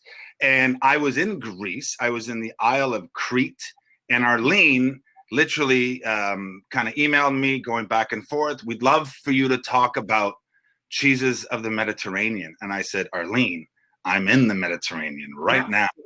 So it's just kind of perfect timing. And so I wanted to talk about just kind of what I saw. I'm going to let you go. I'm going to close myself out so we see you. Sure. Thank you. Thanks, Renee. So, you know, I've made cheese all over the world. This literally what I've done since I was a child. And you know, my dad's diploma is actually hanging in behind me. And he's the most brilliant person I know, and the most hardest working person I know. And, you know, he taught me everything. But when I was around 20, he sent me to Europe, to different parts of Europe, to all over Italy, all over France, all over Spain, all over Holland, all over England, to learn about cheese. And I kind of call it trial by fire, or the school of hard knocks. And I worked with the best cheesemakers on the planet, and I learned a lot. And I learned a lot about European cheese.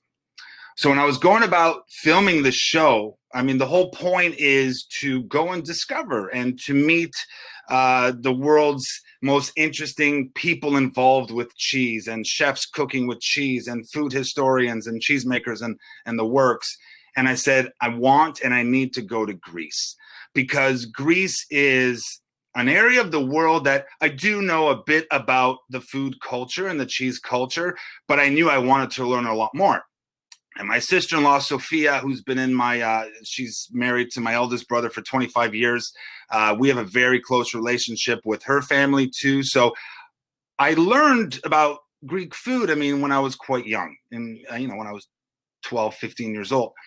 But I needed to learn more. It's my job. I mean, like, beyond just the show, it's my job to understand what, you know, different cultures and different cuisines are doing with cheese. So I went to Greece, and my mind was blown.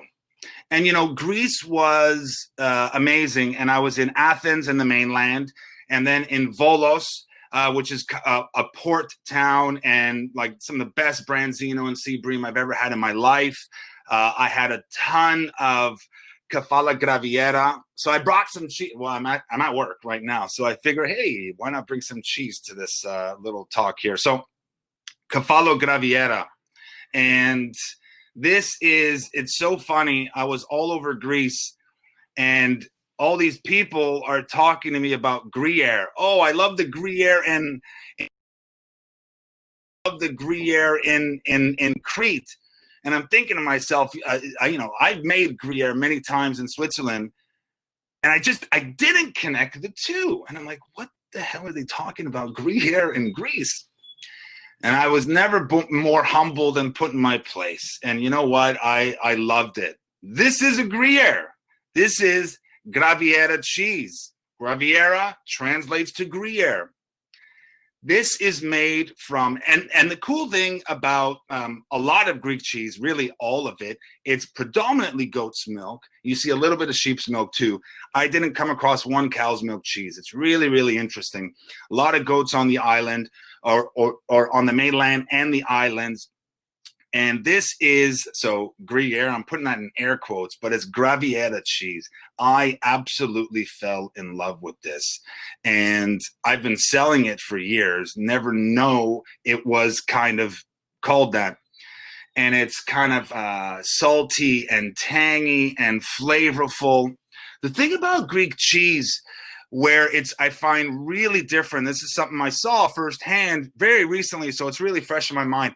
In France, they eat cheese for dessert, right? They'll have dessert, they'll have that amazing cheese board, that cheese like display, amazing. I love it. In Italy, they cook a lot with their cheese, and their cheeses like ricotta, parmigiano, pizzas, pastas, like those cheeses are very indicative of the cuisine in Italy. In Greece, it's like completely different. And, there's no dish. I don't think I came across a dish, and even a lot of fish dishes that have cheese involved in it. And it's almost like, they would grate this graviera, almost acting like seasoning to a lot of dishes, like a fish dish. I had the best branzino dish I've ever had in my life, with just this finely rasped, almost like it felt like snow. It's like stark white. It felt like snow. It was like salt and pepper. The cheese is added like salt and pepper, and it's like salty and tangy. It was amazing. It was amazing. And, that was just kind of really mind-blowing for me, is to see how much cheese is involved in every dish in Greece. Another cool one, I'm going to put it together. I cut it in half, okay? Mizithra. Mizithra is, what Pecorino Romano is to Italy. Mizithra is to Greece. And, I actually had some of the best pastas I've ever had in Greece. And this is the cheese that goes on top. It's quite aggressive, actually. Like, it's just really big. It's sheep's milk, all sheep's milk, a little bit of goat in this one. On the Graviera, it's kind of the vice versa, but like really aggressive, salty, very umami. Like, this isn't something, Parmigiano Reggiano, Pecorino Romano in Italy, you can eat just on its own. This is pretty intense to have on its own. But on grading on different styles of cuisine, there's a great dish I had called dakos, which is carob rusk, which is dried out in the oven. And then tomato pulp. So they grate tomatoes, amazing Greek dry oregano, which is literally on everything, and this grated mizithra on top. It was so fresh, and the climate was beautiful. The climate was 25 degrees and sunny. It was amazing, and it was phenomenal. And then you end up feta, right? Like feta. I have feta brine like dripping all over my computer, and I'm okay with that. But feta, I don't think, and I was trying to think, I'm going to drop it now because it's all over the place here. I was trying to think just before I came on here, if I've ever been to a place, if I've ever been to a country, city, where one cheese just reigns over the rest, where one cheese just is so indicative of that country and the people and the culture, I couldn't think of anything that supersedes feta to Greece. What feta is to Greece is amazing. Like, it's really hard to explain. It's made all over Greece. It's barrel aged. Like, I went to producers, and these barrels are just absolutely massive, 60 kilos, all handmade. It's PDO, protected, designated of origin. Like, there's one place in the world that you can call feta, and that's in Greece. And anywhere else you are in the world, in Canada here, or in Bulgaria, or different parts of Eastern Europe and the Balkans and the Mediterranean, it's feta style. It's kind of like the rest of the world has said, you know what, Greece, you own feta. And you know what? I think it's deservedly so. I had the best feta in the world. Feta means slice, right? Like fête in French. This is 80% goat's milk, 20% sheep's milk. And Cheese Boutique here in Toronto, we're getting really, really good barrel-aged feta.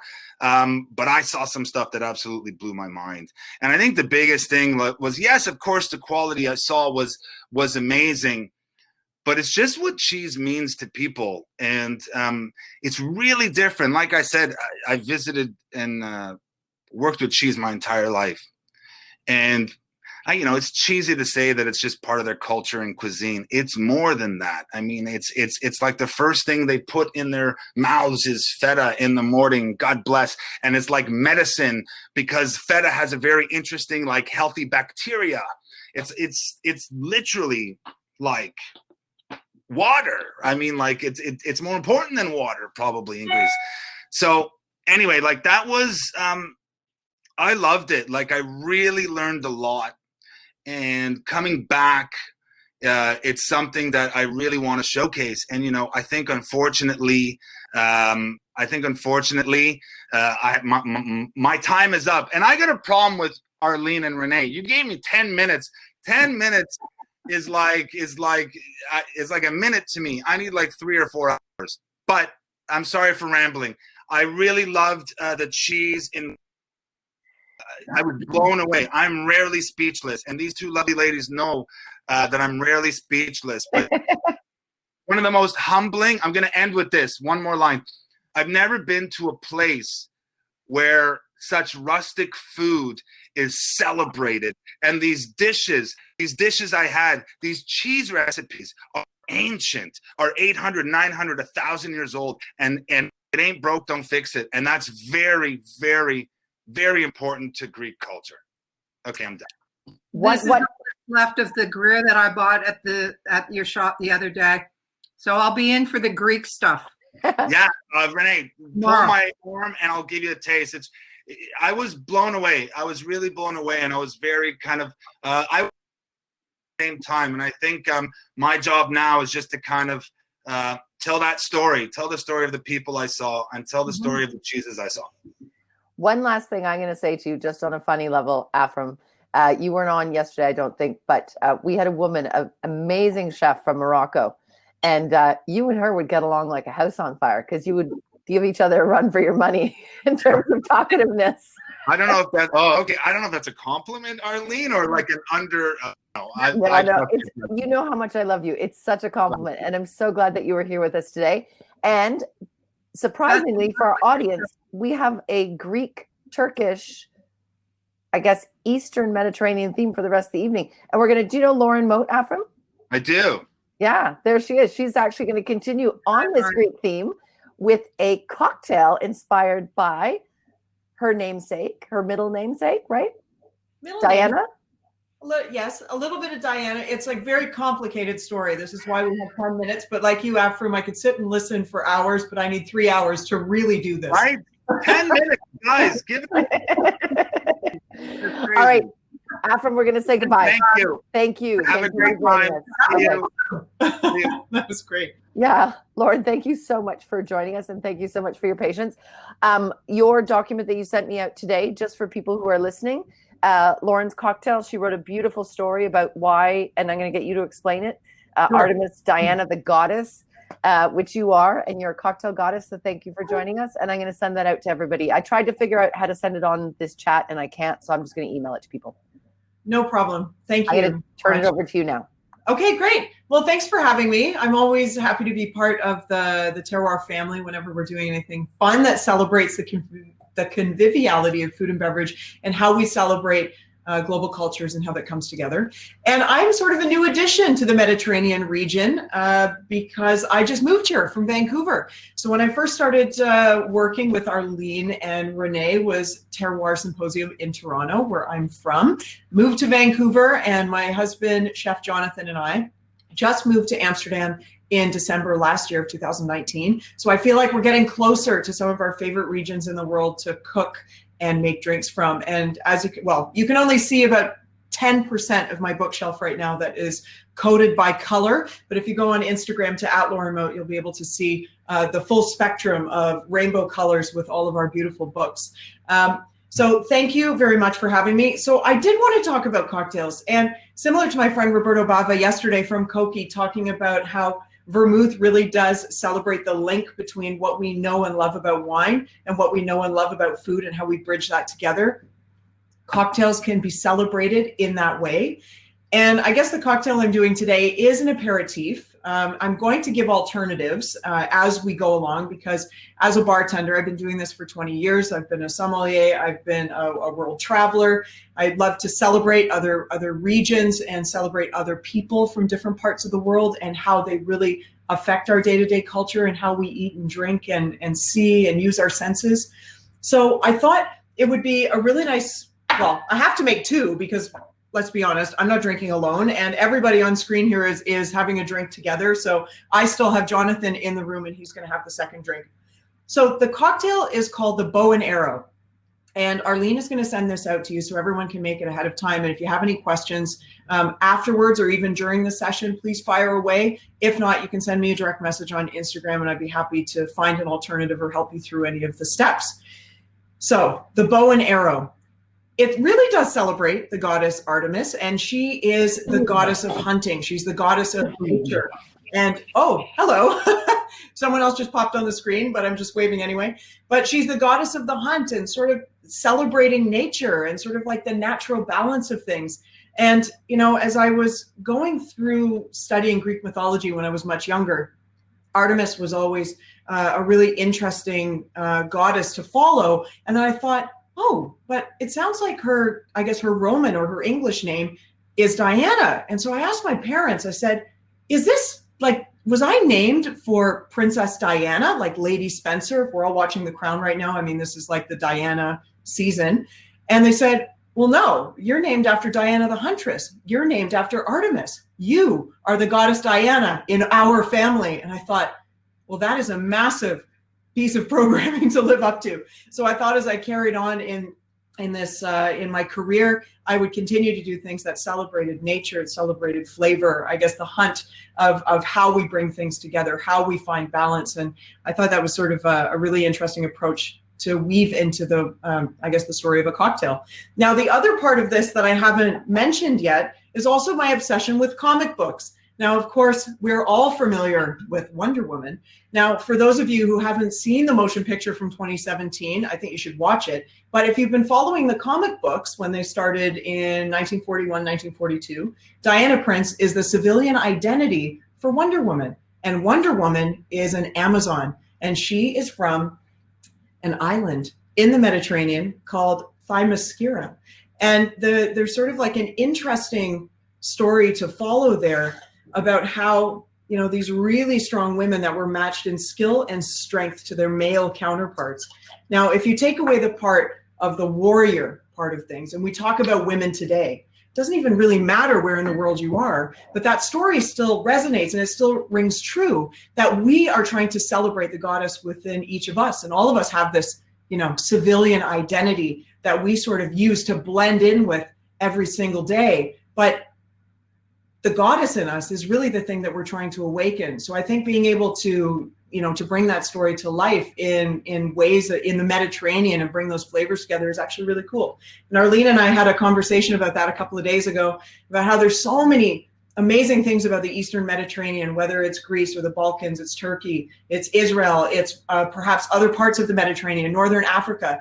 There are so many delicious flavors, and you can follow sort of the journey of flavors, the journey of trade, the journey of spices, the journey of wheat, barley, bread, and it's really fascinating. So I feel I don't really have to do much in order to bring that to life, but in an effort to do that in a cocktail, we can do that in a really simple way. So that's the big story. And now getting into the drink and how we bring it to life, the bow and arrow, which is the symbol of Diana the Huntress or the goddess Artemis. So we're starting with vermouth. So this vermouth is made by a company called Balthasar, which I'm really, really proud to work with. Balthasar is made in the Black Forest of Germany. And for our German friends on the call, definitely you've certainly heard of it before. Riesling is the base of Dr. Lucen Riesling. We have beautiful botanicals. And when it's fortified, in order to bring that alcohol level up around 15, 16, 17%, it's fortified with a fruit brandy that's made by a German distillery using Portuguese pineapples. And so it's called the Balthasar Summer Riesling. You could use a white vermouth if you have access, a rosé vermouth, or even a red vermouth. It's just trying to find that sweetness. So 45 mils of that, or an ounce and a half. And that's only, it's available for a limited time, but in the Mediterranean, if you live in Europe, you'll definitely be able to find it And in Canada, you can definitely use Cocchi Americano, or you can use another white vermouth of some sort. We're gonna use 2 dashes of La Marrakesh bitters. Now, bitters are the salt and pepper of the cooking world. And it's called La Marrakesh because it celebrates the flavors of Morocco, specifically of Marrakesh. Now, if we're gonna use this as sort of a seasoning for a drink, then we may as well use flavors that are still from the same region. So now we're talking about the flavors of sort of North Africa that have come from Asia and other regions to give us this bounty of beautiful flavors, and how it mixes in to create incredible Moroccan flavors that our friend Najat yesterday was showing us on the call, which was just beautiful. Next, we have a shrub. So for any of our chefs listening in, then we know a shrub is similar to a gastrique. So this is where acid and sugar sort of play together in an interesting approach with adding spices and teas and some other things to sort of bring the flavors to life. This is where I'm adding the sweetness and also the acid to the cocktails. The acid in this case is made from a Greek fig balsamic and also a pomegranate white vinegar, both from Greece, with carob molasses from Turkey. Now, one of the most beautiful things that I discovered when I was visiting Turkey is that you have fruit. You've got beautiful fresh fruit, some of like the greatest fruit in the world, and you bite into it and you can't believe how incredible the flavor is. It's bursting with acid, sugar, bitterness. It's just incredible. And then right next to it, you have this long-lasting shelf life product, which is whatever the fruit it was as the molasses. So we see grenadine is probably the most popular example with pomegranate, but carob, like that beautiful chocolatey and bitter sensation in a syrup, is incredible. So a bit of that. And then also we have, I'm sure you can see this. This is the wild mountain tea from Greece, also known as sideritis. And this is in every household, every Greek household. It's a wonderful tea. I have had this since I was a kid, not knowing that it had such a cultural origin or identity in the Eastern Mediterranean. And the smell just by itself is a bit like hops that you would use to make beer. Sage, peppermint, spearmint. It's a really interesting flavor. So we just make a tea out of this and then add that tea to this shrub. So the Artemis shrub, I also included the recipe for that, and you can make that at home. And then the last thing we're adding to this is eucalyptus honey. Now, you can use whatever honey you have on hand, but the eucalyptus honey, I'm just going to show you inside here, because this is very cool. It's like crunchy honey. And I'm going to hold it at the screen. And similar to Afram, who was on before me, he's got feta juice all over his computer, and now I'm going to have honey all over mine. But I just want you to see the texture of that, how it's really crunchy. So again, you can use whatever honey you have on hand, but I think using a honey that is maybe indicative of the final flavor of what your cocktail is going to taste like, or your dish, or whatever you're using the honey for. And talking about honey, it's interesting when we talk about like a sense of place, or terroir, pun intended, meaning that it's the name of this festival. Terroir is important, and there are lots of ingredients where you can taste the specific terroir of something from all different parts of the world.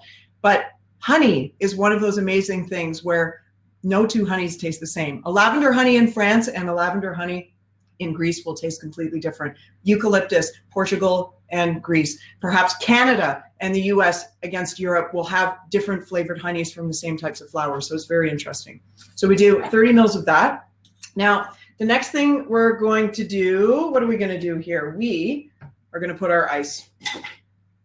Now, for those of you at home that are sort of tuning in, please feel free to ask questions. I'm happy to sort of answer any questions you have as we go along. If you're interested in more information on Wonder Woman, you know, because that's also really important. I see in the chat there, someone is very familiar with a shrub, but also my computer screen's really far away. So it's entirely possible that if there are questions, I might be squinting or have to get my spectacles in order to actually see the screen. Lauren, So, somebody asked if you could substitute Balthasar Rosé vermouth.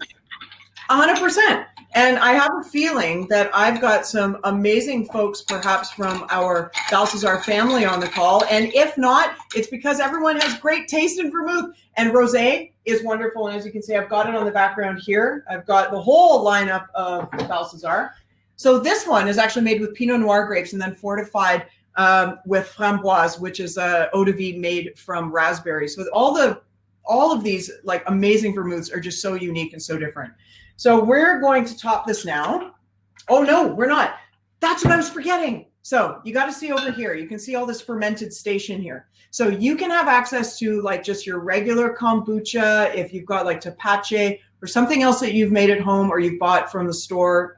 You know, your ginger or green tea kombucha, that's fine too. But we're putting an ounce of a fermented product in here. And you'll see in the recipe that it's quite flexible. You can use tepache, you can use Turkish mulled fruit, which I made over here, which you can't quite see. We'll try and bring it into frame. You can use a fermented cider, ginger beer, whatever works for you. We also have a million different kombuchas in this house. You can use that too. So we're just using 30 mils or 1 ounce of that fermented drink. And the reason why we're adding this, it adds like sort of that unctuous umami, just lengthening the flavors and sort of blooming a lot of the essence of what makes this drink so crushable is also because it has a bit of that fermented product in there. So we'll finish with a bit of carbonated water. Now the shrub, the vermouth, the fermented liquid, the bitters, you can enjoy each one of those on its own with soda water or combine it together in any way you choose. And you will be quite delighted with how things just work out. So we'll give that just a quickie little move here. And what we're gonna do is we're just gonna top it with that really beautiful high mountain tea. And of course, where's Jonathan? Because you never drink alone. Here he is. Ooh, thank you. Say hi to the camera. Luckiest guy in the world, right here. Hey, Jonathan. Wow. I mean, I wish somebody was making spare cocktails in my home.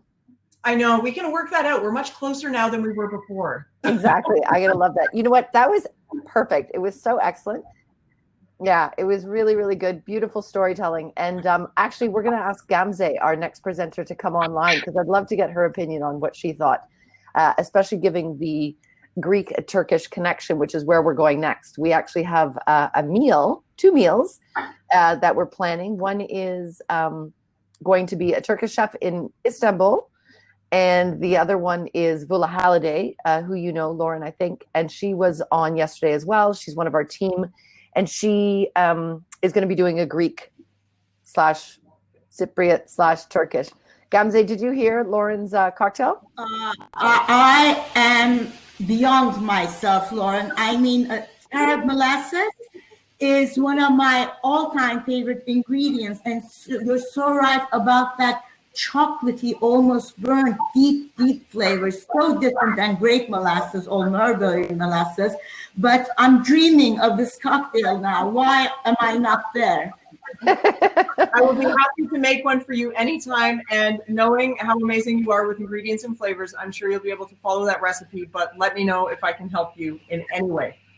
All right. Thank you so I'll much, make Lauren. a deal. I'll bring my favorite molasses, and we do something together. That would be wonderful. I look forward to that. Yes, please. And thank you. Thank you so much for having me. Cheers, everybody. Bye, Lauren. You're brilliant. So Gamze, everybody met you yesterday, but I'm going to turn it over to you. Arlene, before you go off, I want to say, honestly, what a remarkable 2 days it's been and still continuing to be. I'm getting messages from all over and people are so overwhelmed and saying, what an impression of the Mediterranean. Bravo to the whole team. You're all fantastic. Thank you. Thank you. I salute you.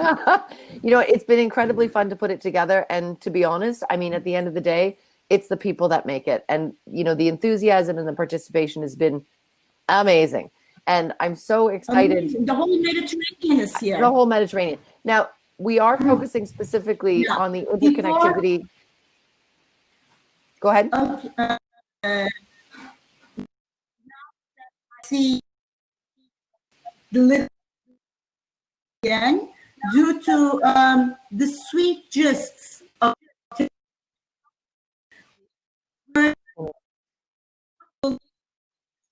properly yesterday, so it's very, very short.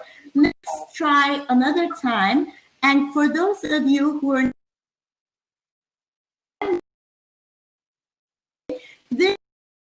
a very short voyage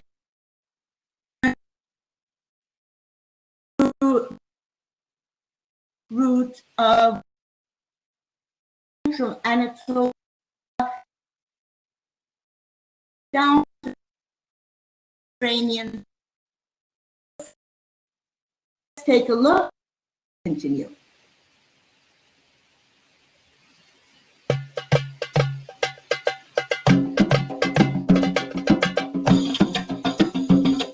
Are we a problem or I'm not seeing anything?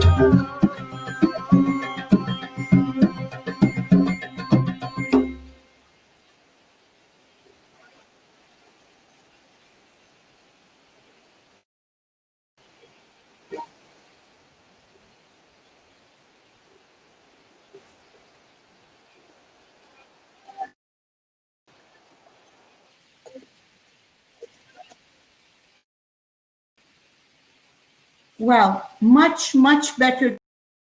I don't know if you're able to see the sheep grazing, but I'm not able to see them. But in any case, I think you pretty much get the idea of the landscape going from, you know, down to the sea to a more Mediterranean vegetation. And that cave is somewhere in between, and it's a nomadic type along the way. So spring milk being stuffed into the skins of animals such as or goat and left there to mature until the coming autumn. And they put it on their way down and they pick it on their way back. So all of these traditions, as I all fantastic and yeah, just worth sharing. So thank you, Michael, so much for trying that again.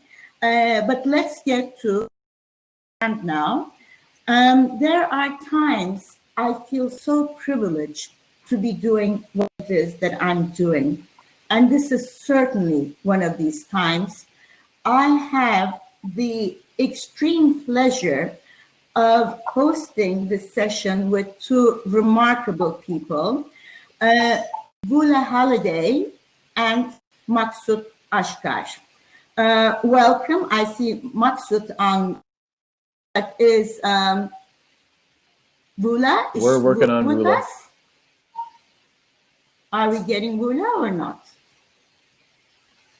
So, okay. So while we are working on Bula, let me introduce Maksut. Now, I'm not going to be, you know, secretive here and admit very openly, he is one of my very, very favorite chefs in Turkey. He is owner of the famed Neo Lokal based in Istanbul. But Maksut is born in Scandinavia, a delightful port eastern tip Mediterranean. So a lot of his temperament and his background reflected in his dishes, as you will see, is not only the owner of, but he has a new edition, which is very close to his heart, passion, and mission, and that is the recent Foxy bar, which is all about awareness to natural wines and antique indigenous Turkish grapes. So a lot to talk with him. Maksut, welcome. Thank you. Can you hear me? Maksut, hear me? Can you hear me? Hear you, fantastic. Yeah, now so we can then, hear you. I would like to start by... Perfect. Yes, I would we like can to hear you. start by thanking Yeah, Arlene, yes, Michael, and Renee. It is always good to see you again. And thank you for your kind invitation. It is always a great pleasure to take part on Terroir. And yeah, thank you again. Yes, Gamze, I'm here. All right, we're gonna do this. Let's do I'm that. so excited. Today has been another amazing day. This lead up to my presentation has thrilled me. Everybody's talking about everything I grew up with, mountain tea and all the beautiful cheeses, and I'm just ecstatic. What I'm gonna do today is actually going to connect to both the previous presentations that we had, and of course everything connects with wine and olive oil in Charlotte. But I'm really excited to share with you something that when I talked to Arlene about doing this, when she and Renee invited me to participate and share a recipe with you, I quickly connected back to terroir at its core from years ago when Arlene shared her vision with me, and her vision was deeply rooted in this connection, in this hospitality, in this sharing of food and sharing at the table. Also, Arlene was very motivated and driven by the essence of who we are from where we come from, but also who we are based on where we live right now. That's been a huge part of my life. You've heard me talk a little bit about it today and yesterday and how I was brought up and raised. One of the most beautiful things of my Greek culture, heritage, and ancestry, my relatives, the way I grew up, is this wonderful sense of welcoming. It doesn't matter what you have. It doesn't matter who you are always opening your home. I remember even a time my parents came from Greece to Canada. They worked very hard for a long time to give us the beautiful life that we had. But one time, they were broke, and they still wanted to have a good time with their friends and celebrate a cultural tradition, a holiday that we had. And so the very little food we had, I remember my mother coming up with a recipe to divvy it up and share it so that the doors were open, the house was full, and we were all so happy. I can tell you the guests did not miss a beat. They didn't notice anything. Particular thing that I'm sharing today with you, this recipe, it embodies that spirit of that expression that I just shared with you through my parents and the way I grew up. It is called a spoon sweet. In Greek, it's glikotou koutaliou. I'm very excited, so I might do a little hiccuping here and there with my words. But glikotou koutaliou dates way back to Byzantine times. It was a way to preserve whatever people had in their plot that they grew, but it was also a really nice way to create a sweet that they could share as a treat to welcome their guests. The idea of this was to provide a little mouthful of sweetness that your guests would take in and just be blown away with. The flavor, the intensity would be awesome. They take a sip of cool water to take that in and become a part of the event, of the home that you were invited into. Talking about it makes me, it completely overwhelms me. I love it so much. I love it because of its deep symbolism. I love it because of its simplicity. And I love it because of how it really relates me back to how I grew up in my household, that we would try to use up everything. So if you imagine that really all you had was a small plot of land to grow some fruits and vegetables on, and you had the desire to create something sweet, and you had your honey, you would be able to do this no problem. Today, what I've done, I've used everything that I have sourced locally, including the honey. You could use sugar, which was something that originally, actually, this was made with grape. Gamze, if you're there, remind me of the name of this. Grape syrup, let's call it grape syrup for now. I'll get this information to you. I'm creating a beautiful PDF. Pekmez. Thank you. So it was originally made up with this, the fruits and the vegetables that were preserved in this way. Then we started to experiment with honey, which is perfect. It's ideal. It's my favorite. I like the nutrient value that I get from honey too, and my connection to my grandfather, who was an apiarist, a beekeeper. And then with the Ottoman rule, we had the beauty of like sugar, you know, this sugar showed up. So the Greeks started to make this with sugar. The recipe you've been provided with today is one for us to make carrot sweets, spoon sweets. The reason why I picked this was because on both hemispheres, you can typically get carrots all the time. In fact, we can grow carrots in our backyard in the winter if we lay down straw and do certain things in order to keep the soil protected and warm as we can with minus 40 degrees. But that's a whole other story. So I chose carrots, as I said, because everybody could probably get access to them. I have done a few other ones that I'm going to talk about today as well, and you'll get the recipes for all of these. But we're going to dive right in and make this. I hope that you guys are going to cook along. It's pretty simple. If you have any questions, I'm going to ask Arlene or Mike to share those questions, or Gamze, if you can see them, to speak them out loud, so I don't have to no look worries, at the side of my I'll let you know the questions. All right. So we have our carrots. This one here, by the way, I'm going to put it close. So I made this one. If you see, it's a totally different flavor combination from what we're going to make today.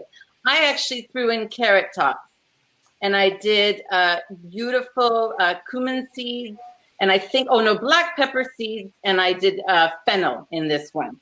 You really can use whatever flavoring you want that you think pairs with whatever ingredient. These guys here are totally usable. My husband doesn't prefer this combination because he doesn't like anything crunchy or textured in his spoon sweets. He's exceptionally sweet and exceptionally smooth. So he wants things to just be like that gentle, wonderful bite of sweetness. The recipe I provided you with is asking for 2 cups of carrots. So we thinly slice them. And it's you know what, you can even do them thickly, to be honest, but I like them to be thin. And the reason why is because I want the spoon sweet to, when it gets the sugar or the honey through it, after you've processed it, cooked it, it becomes diaphanous and beautiful and crystally looking, like as though someone manufactured a candy, like a little pastille out of a carrot. So 2 cups of that goes into your pot. Along with that, you're going to add your honey. This is really like just all going in. It's pretty simple. Your water. You have your measurements there. If you don't have it, don't worry, you'll get it later. Not going to waste a drop of that honey, but I also don't want to waste time by trying to get it all out. I have some vanilla extract. I only ever use pure vanilla extract. You could use vanilla seeds in this if you like to see the black speckled seeds in there. There's no problem with that. You have a choice with this recipe that I've given you to use either a fresh sprig of rosemary or 2 of thyme. I'm going to be a little bit wacky and put in both. Why not? So both are going into my pot. Did I miss anything? My lemon zest. This is an ode to our friend who reminded us repeatedly never to waste a single bit of lemon citrus zest. And the Greeks, what they do actually is they collect all of their zest. So anytime they have to juice a lemon, they collect the zest, they keep it in the refrigerator, and when they get enough of it, they actually make a spoon sweet out of the zest. Very classic, spoon sweet, very traditional. So also the juice of 1 lemon as well. I'm just pretending to do that for now so that I don't waste your time.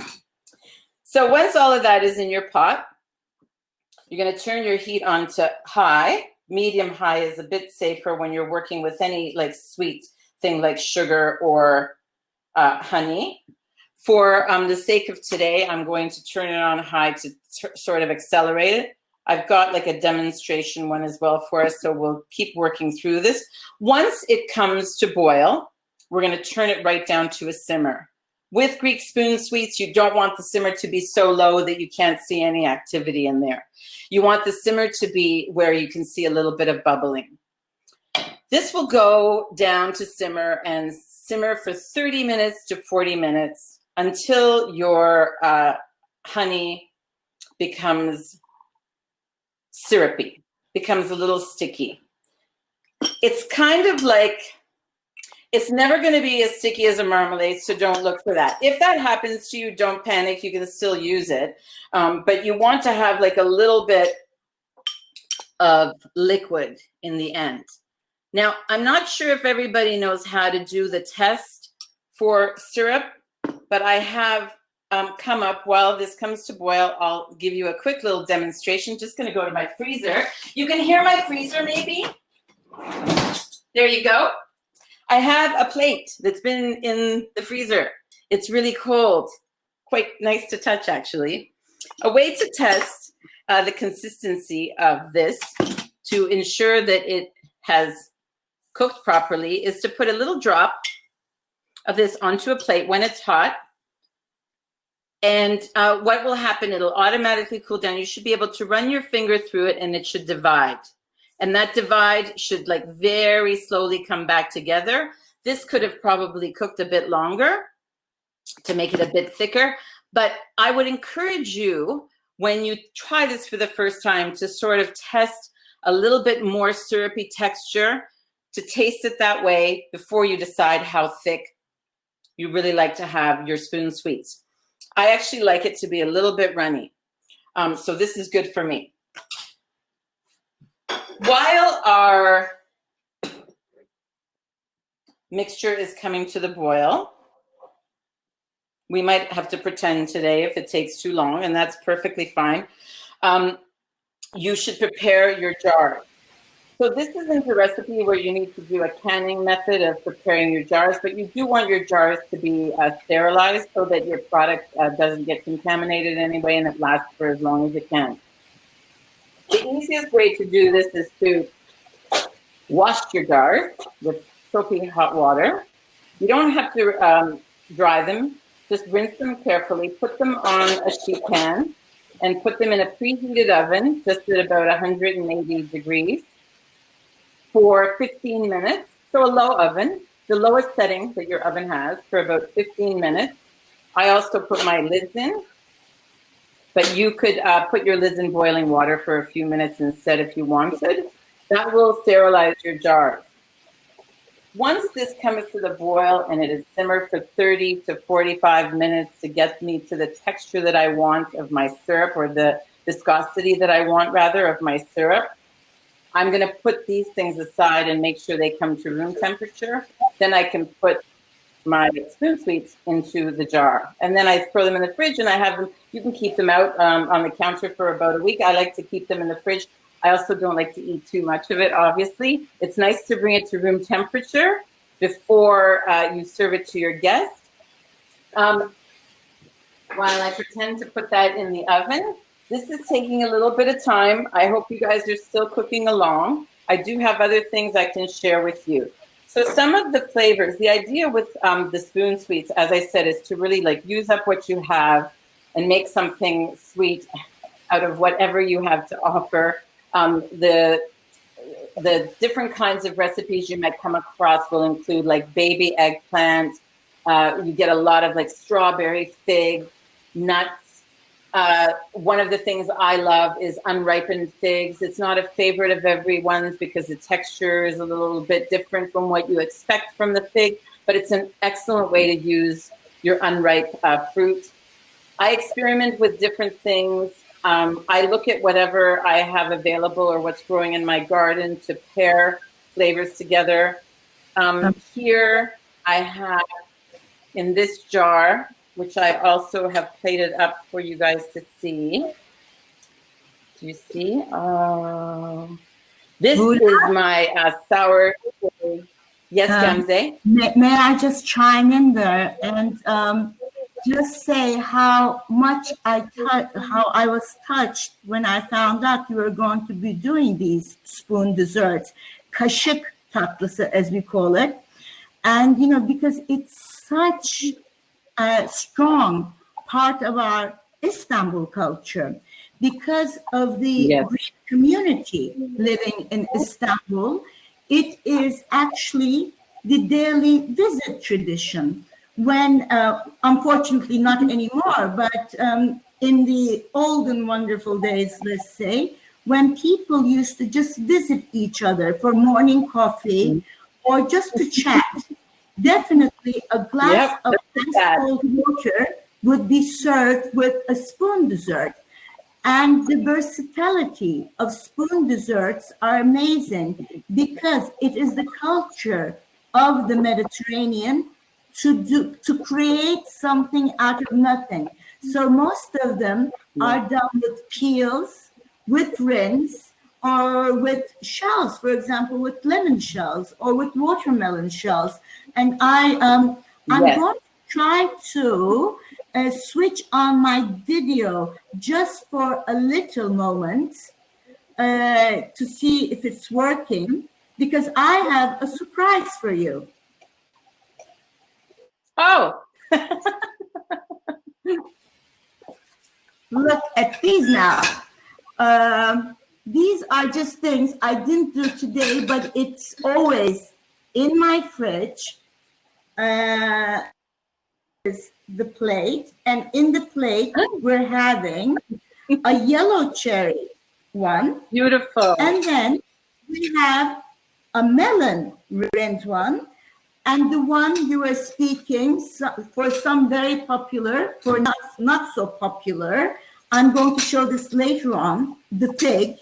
But what you were mentioning, which is very, very special to my heart and very of the cosmopolitan of Istanbul, and what still to this very day the Orthodox Church in Istanbul is serving to its guests, this one, this amazing, it's like it's not a fruit one, but condensed, almost icing, like a very thick icing.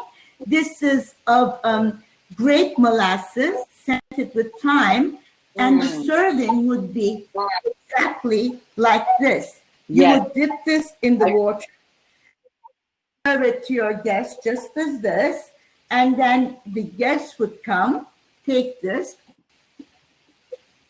and then take a glass of the ice cold. Yes, I grew up with that.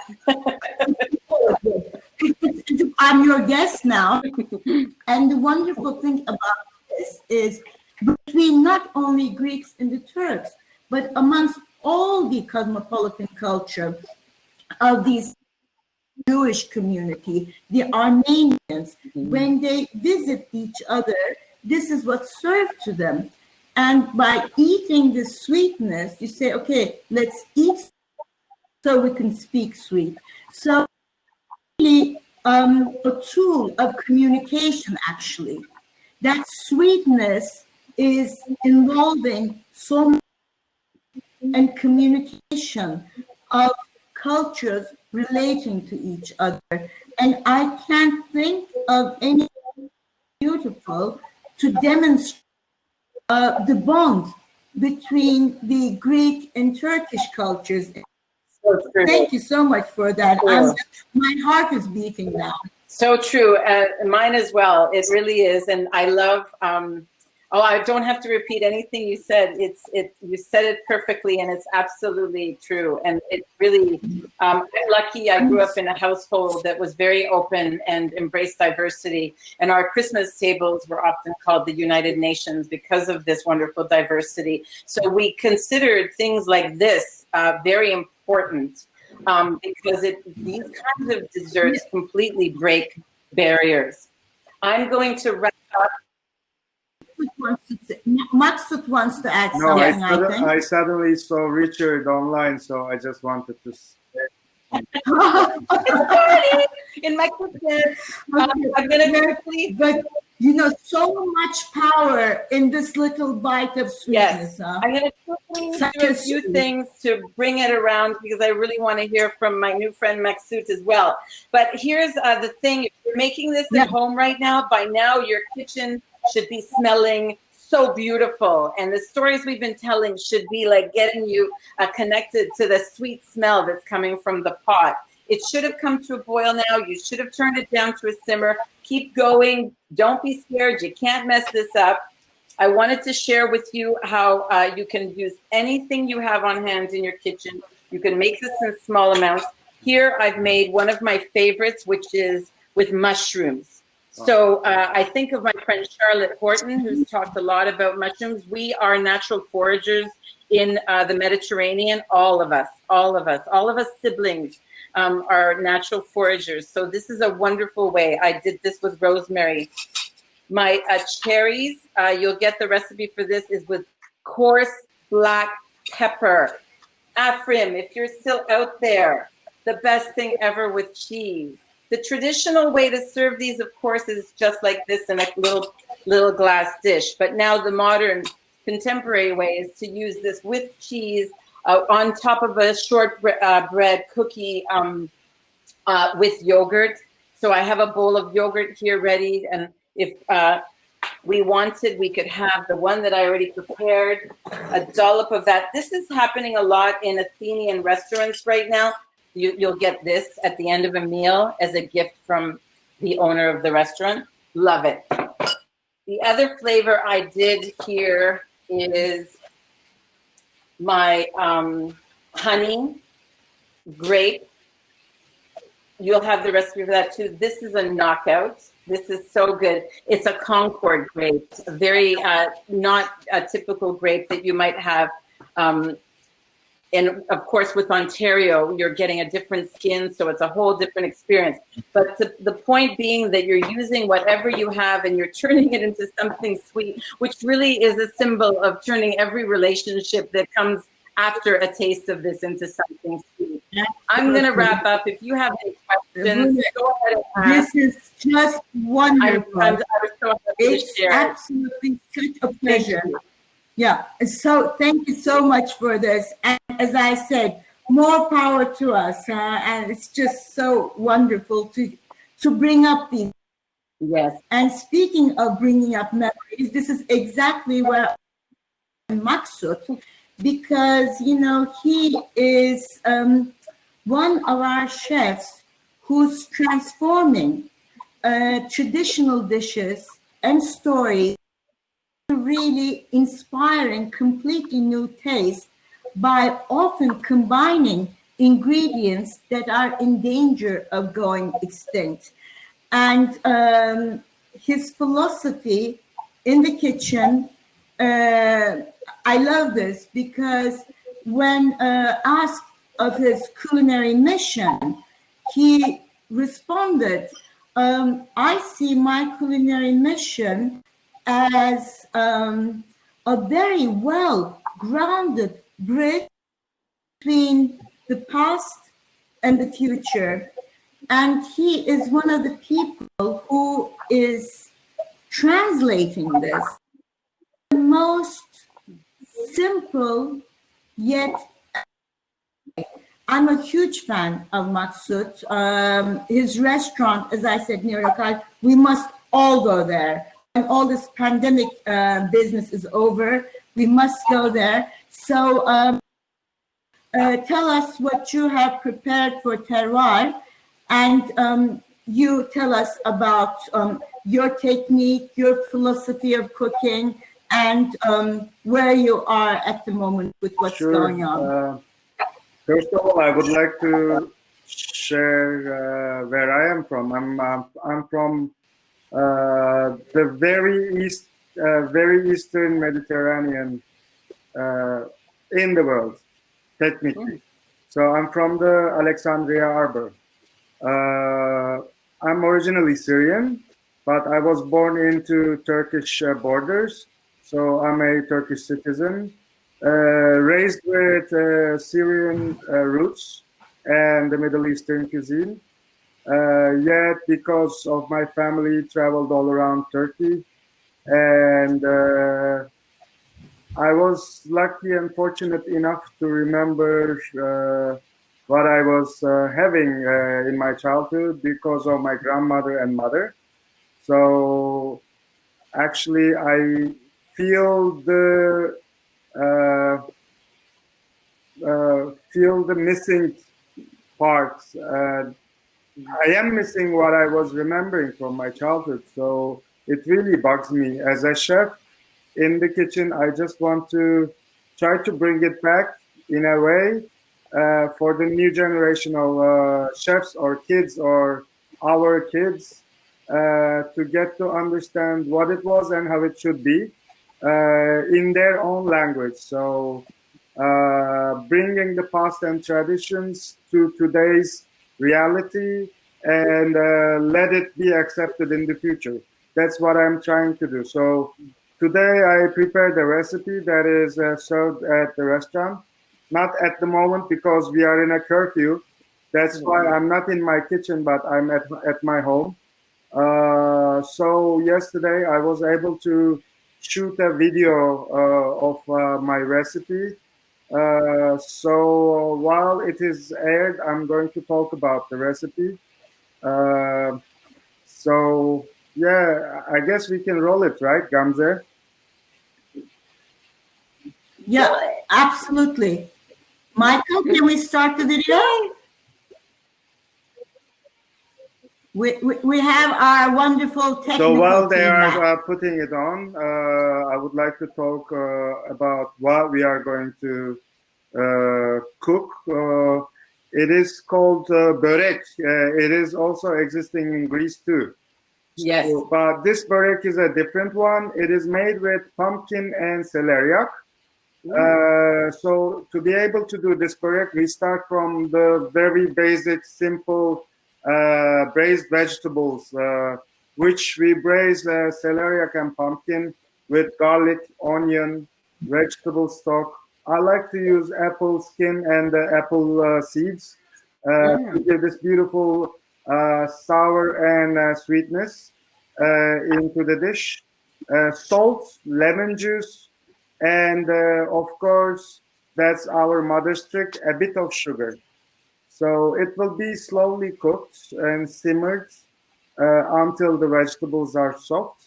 We are going to use the pumpkin and the celeriac, but on the other hand, the leftovers, which is olive oil, vegetable stock, apple, onion, and garlic, we just blend it into a puree and just strain it to get this beautiful creamy texture to use in our second recipe that we are going to see now. So I also prepared the fast version of this video, but we decided that it would be nice to talk about it while I'm slowly and gently cooking, or pretending that I'm cooking it now. Actually, right here. So if I do this, maybe you can think that it was my hand. Anyways, when we do, normally we do this dish in a copper pot because this is how they did in our old traditions. But to be able to shot the video with a beautiful light, so I used an induction oven, stove, and with a stainless steel pot. So when it says stainless steel pot, you can just put a wax paper on top to act like a lid. And after it is cooked, I just separate the vegetables so that it can be cooled down and used for börek. If you have any questions, Vula, I can ask. Or I think that the slices are so beautiful. I've not done this, and I really can't wait to do something like this. And I'd like to talk for a second, if you have a moment, and you can not talk if you don't have time. The seeds, like the apple seeds. Can you tell us how we could do that? Like any apple seed? Should I be pausing the video here? Yeah, please do, please. Thanks, Mike. Thank you. Yeah, tell us a bit about the seeds, because that's something unusual. We don't, that's not typical. Apple seeds and skins. The skins, yes. The seeds, no. Actually, seeds also help out to give this beautiful chemical reaction, to give you this nice thickness of the sauce, actually. Does it, so is it bitter? Just like if you use the seeds of the quince, it helps it become red. So apple doesn't make it become red, but it also helps this chemical reaction to give you this beautiful texture. And I would like to talk about this sauce. This is a sauce made with celeriac juice, black carrot juice, and also shalgam. So black carrot is a taste from my region. Actually, this is what it's called Levant. As Anissa Helou told today, Levant goes up to Turkey, to Hatay, Antakya, Adana, and Mersin. So we also represent the Levant cuisine. Black carrot is used a lot, and especially the turnip. So there is this fermented turnip and black carrot, which is fermented with the seferkitel wheat, very small, very little cracked wheat,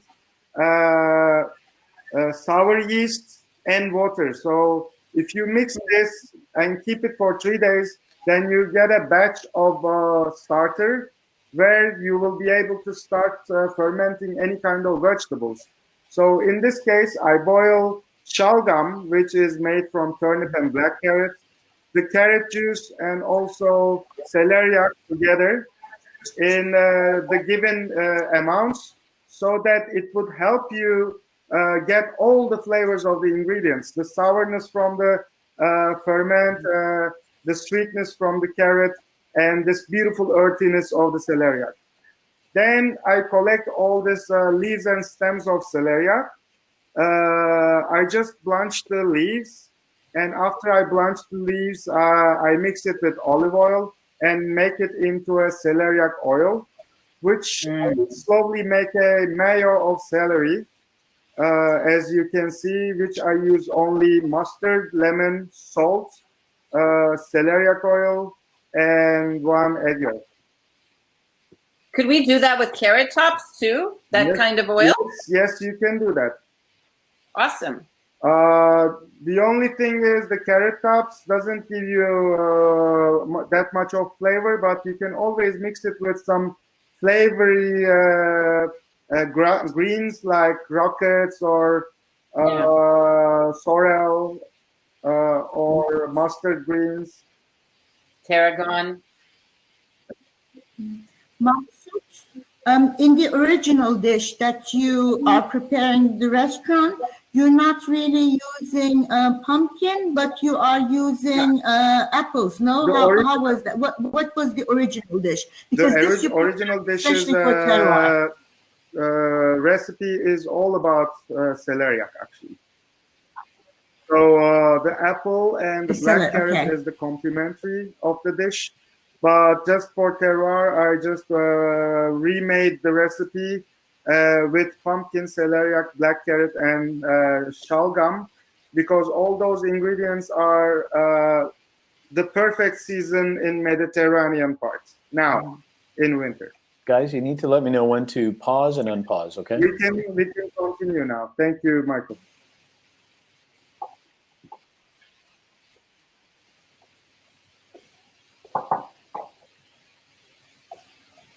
Yeah, that's a simple menu. Perhaps as we're waiting. Mm-hmm. So I wanted to do a pumpkin mayonnaise also. So in order to do that, I just grate the pumpkin and add olive oil on top and put it into the oven like 180, 200 degrees for 10-15 minutes. Then you will get this beautiful orange color olive oil. So wow. When you cool it down and do the same thing with celeriac oil, you get a mayo of pumpkin aroma. I love this. What a great tip. Yeah. So we do the same process with the pumpkin. You know what's so wonderful? What's wonderful about these is there's so many different stages to this dish, but on the other hand, you just one of them and just use it in so many different ways. You can use the oil, you can use the mayo. I mean, it's so much versatility in only one. Again? Continue the video because it takes time in here. Okay. Meanwhile, thank you. Gamze, you were saying something. I'm sorry, I just disrupted. No, I was just saying how versatile this dish is, even though it's in different stages and you're combining many different techniques together. You could even take only one of these techniques and be creative on your own. So there's so much openness to it. So here comes the baklava dough. I make rounds from baklava dough, 2 small rounds, 1 big round and 1 small round. So I use olive oil instead of butter to give this more Mediterranean flair into the dish. So I just brush the big one and put all the screens on top of the big baklava dough. And small dough in here, I'm just showing what we are doing as a process. So 2 layers of small round dough that will go into our börek. So I add the greens. So as Gamze says, well, this recipe is a very easy recipe in terms of equipments. So you only use a blender, an oven, and a stove. So you don't need all these fancy gadgets from this molecular kitchens and stuff. Well, it is all about our traditions. Our traditions used to not have those. But of course, in order for you to refine traditions, you need to also get to understand the modern techniques and find ways to apply it in your own cuisine. And that is what we are trying to do in our kitchen. So yes, I cover up all the screens, brush the oil again. In order for me to have it perfectly lit, I'm going to put it on the tray and put another tray on top of it, then bake it together. So it'll stay like flat. It won't. Because I don't want it fluffy and wavy. I just want it perfectly thin and crisp. This could be a garnish for so many things. And you could use a flavored oil too, couldn't you? Yeah, exactly, you can do that. It's so beautiful. Normally in our original recipe in the restaurant, what we do is we boil the celeriac and apple juice, we reduce it, and we mix it with butter. So we create this celeriac and apple butter. Then we brush the baklava dough with that butter. But in this case, I decided to use olive oil so that it would not confuse the audience. Yes, this is what we get the result after baking it 180 degrees, like 4 minutes and 2 minutes. First 4 minutes, you check it out, and if it needs another 2 minutes, you just go for it. Then now it's time for baklava layers. We put one of each other. Oops, title text here, I forgot it, sorry. Actually, I just edited this video on my own, so. Well done. Yeah. You did a good job. Well done. Yes, Wonderful after job. I put this, normally in the original recipe, we just grate a cheese from Mediterranean mountains. In Petrić, there's a farmer, new generation farmer. She does especially goat, sheep, and cow milk cheese. And this cheese that we grate on top of baklava, then just bake it. So this is celeriac, pumpkin juice, and the leftover juice from onion, garlic, and apple, and olive oil, and some more olive oil. So I reduce this sauce into 2/3, then adding a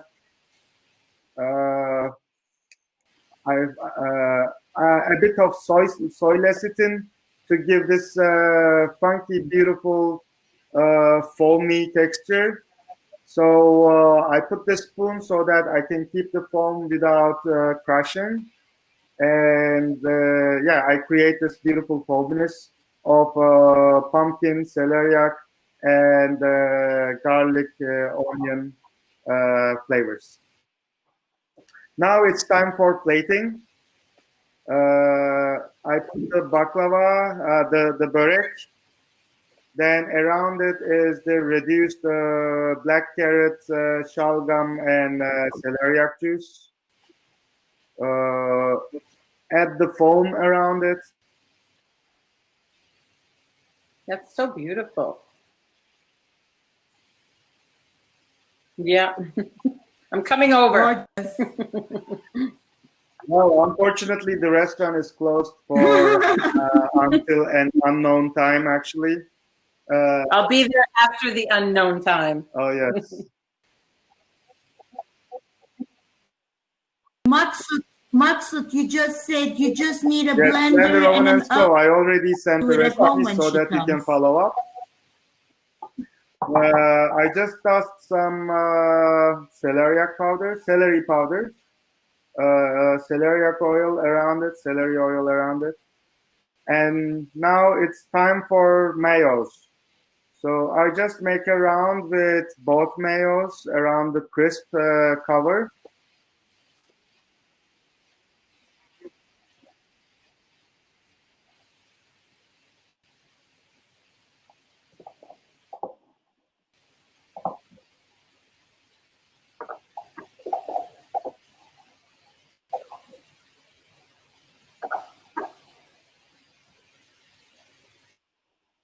Yes.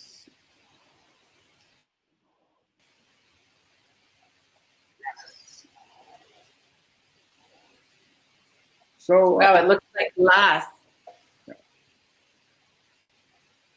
Perfect. So I don't call what I do.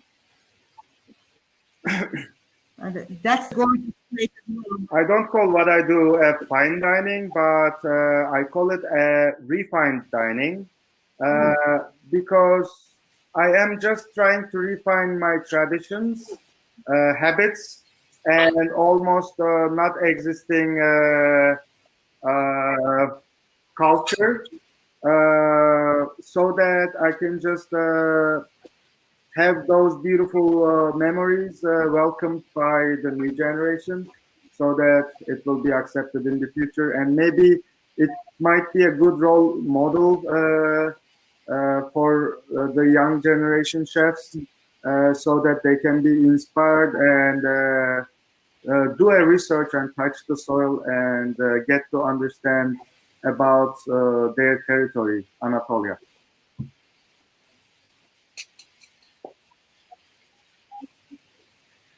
Maksut, you know, you are a true ambassador to Turkish cuisine because your at least before the pandemic, you were often found hosting and participating in all of these international events for the purpose of discovery and exchange, which is so important. And that's exactly where Buddha's heart is at as well.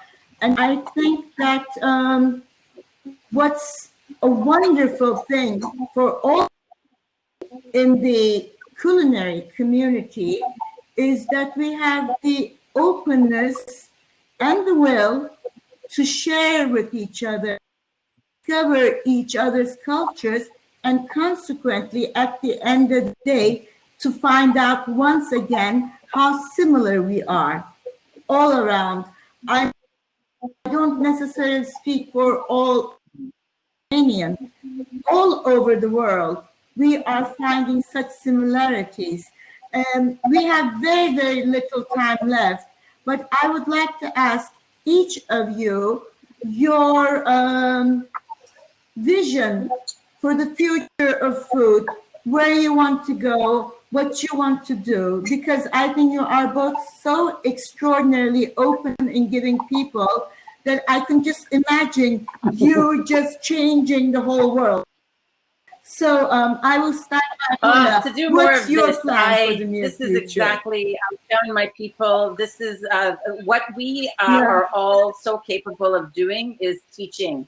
And that is so important to me. I have worked as an educator, but this kind of teaching through stories and through life experience is something that, like, my students would have been blown away by all of this today. And I hope that some of them are here. But I want to continue to write. I've got 2 books that are coming out, and I've got some teaching programs that I'm putting together. And of course, I'm very passionate about my artwork, so I'm hoping to combine the art and the recipe writing. Teaching people to cook is my greatest passion, and feeding people, of course, is there. This is for you too. I have my tray to present to you. Thank feeding you. my people, right? Thank you, Ula. So this is what we would do. Anyhow, delighted. Thank you so much.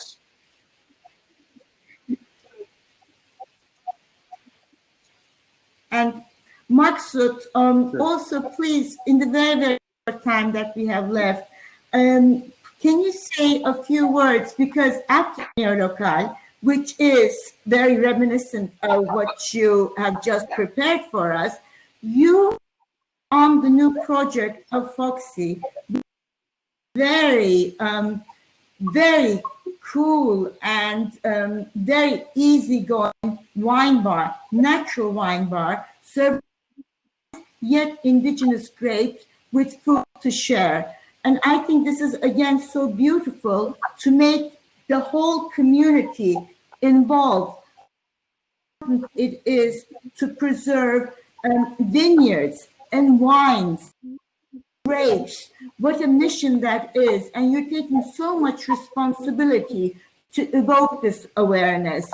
Can you tell us a little bit about that and why you're going the way you're going? Shortly, because you asked, actually, at Foxy Wine Bar, it is exactly the same what we are trying at the restaurant, bringing back our traditions to today and create an awareness. And if you are talking of the past of Anatolia, 100 years ago, what wine was 100 years ago, actually this is what we are bringing back today, which is, now we call it natural wine, but it didn't necessarily have to be called natural before. On the other hand, if you are asking my future plans, with this great big uncertainty of the future in the world right now, I would really like to focus on today. And yeah, I have some ideas on sharing what I have learned so far with people. Will be my actually next short period project. That will also surprise you, Gamze, that you are not in knowledge about it yet. Let's see what you can come up.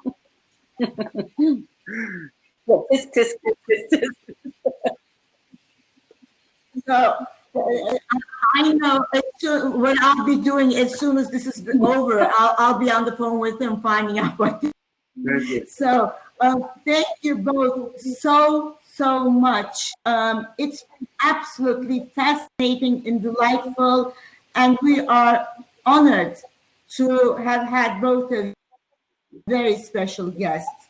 So I think we are doing pretty good as far as timing is concerned. We're excellent. Arlene? Yeah, I'm I here. think she's coming on now. Can you not hear me? Hello? So. Okay, good. Okay, good. Yeah. We can hear you fine. You know what? So, thank you all for joining us. I was so excited to be able to bring my two worlds together, my European world and my North American world. And I think that forging the bonds between all of you and creating this relationship was so outstanding. Voula, of course, your spoon sweets are so delightful. I've had the pleasure of tasting them. The fact that you brought them to life is amazing. And Maxit, you know, I'm so glad that we were able to travel to Istanbul last year and eat at your restaurant and actually get to experience. Maxit has actually participated in a few terroir programs now, and he's such an inspiration and has just given me such an insight into Turkish food and culture. One of the things I just want to show quickly, if I can, although I can't. No, I can't. So I wanted to show Voula's illustration that she did for terroir, which is indicative. Actually, if I hold on one second, let me see if I can do this. While you do that, I'm going to tell Lauren, if you're still watching, these spoon sweets that I did, the cherry with the black pepper, would be awesome for cocktails too. I meant to say that. So I'll make sure that you get the recipes. Could you send us some to Istanbul? I'm going to. I'm going to send you a beautiful little book of recipes. Thank you so much. For everybody. So this is the illustration that I wanted to show you because, as Voula said, I mean, she's been a long-term friend, and she's a cook and a chef and so many other things. I don't want to be reductive, but her illustrations are actually spectacular. And she did this for me very, very quickly. The honey, the citrus, the figs, the olives, they're all these ingredients that unite this imaginative and diverse region. And I wanted to share that with you because I think it's so beautiful. It's on our Instagram post, but just in case you haven't seen it, just to see the talent that is there. And also one last thing about the Greek-Turkish interconnectivity. For history buffs that are still listening, read the Iliad, read the Odyssey. I mean, those are the classic stories that this region has this interconnected relationship over millennia. So, and, you know, written centuries ago. So thank you all so very much for joining. Thank you so much, everyone. And Maxit, I hope your restaurant opens soon. I really do. Well, we hope so. Yeah. Okay. Bye. Thank you. Bye-bye.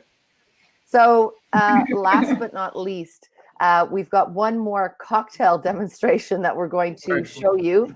We're hoping that the audio is going to hold up for this. It's a friend of mine that I actually met originally, I think, in Ireland. Wasn't that right, Richard? Yes, it was in Ireland.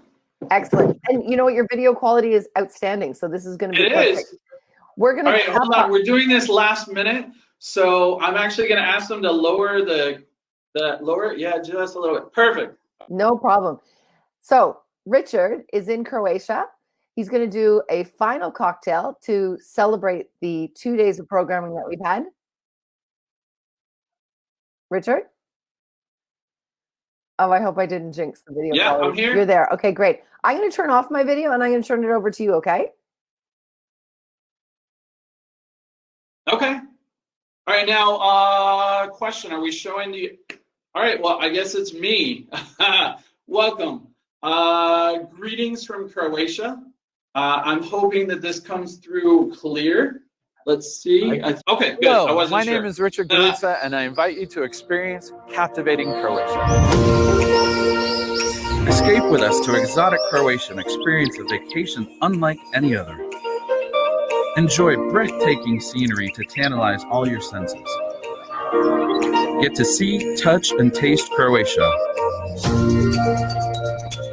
Savor foods brimming in heritage and full of history.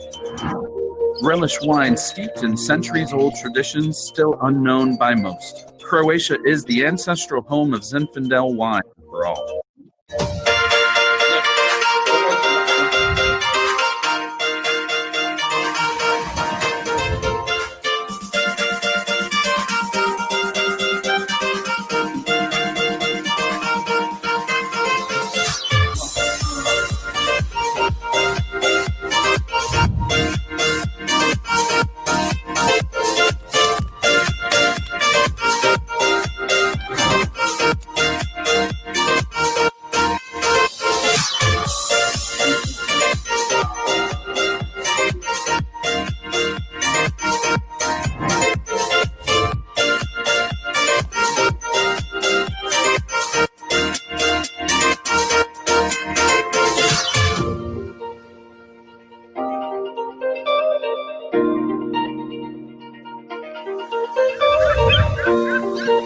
Enjoy what we call the Untour Tour and experience the true Croatia in the style you deserve.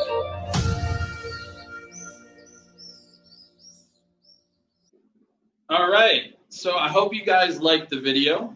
I met Arlene at Food on the Edge in Ireland, and it's been great to see all the things that she's been doing, and especially right now with this whole terroir project and the Mediterranean. So first of all, I just want to thank her and the team for putting this together, and also for inviting me. So for me, I'm lucky enough that I get to spend a good chunk of my time both in the United States with the different things that I have over there, and then also in Croatia. My parents happen to be Croatian. Both parents are actually, I'm in Zagreb right now, which is the capital of Croatia. I have the fortune to go all around the country tasting and exploring and taking people on these amazing vacations. So when Arlene mentioned she wanted to do something showcasing Croatia and cocktails, I thought of something right off the top of the head. A lot of people don't really realize this, but the wine in Croatia is superb. But as most people outside of Croatia, we really don't get to find out about it for various reasons. One, the production is actually on much lower levels than other countries in terms of mass production. It really doesn't happen. It's hand harvested, hand picked, and everything else. Two, I don't know if you know this, but per capita, Croatians have the highest number of sommeliers in the world. They are hugely fanatical about their wine. Three, most of the wine production is actually drank inside the country itself. So before they even send it out anywhere, the Croatians drink it themselves. I think that there's an actual statistic, and I wish I could have it to show you, but I think in the world, they're like number 1 or number 2 or number 3 in terms of wine drinkers per capita and per amount, like in liters. It's really crazy. So I decided to do a really awesome wine spritz that I'm calling the Adriatic Spritz, and it's a taste of Croatia. So I have a sparkling wine from an area right outside of Zagreb called Pleševica, or Pleševica, depending on how you pronounce it. And this is an amazing winemaker called Tomac.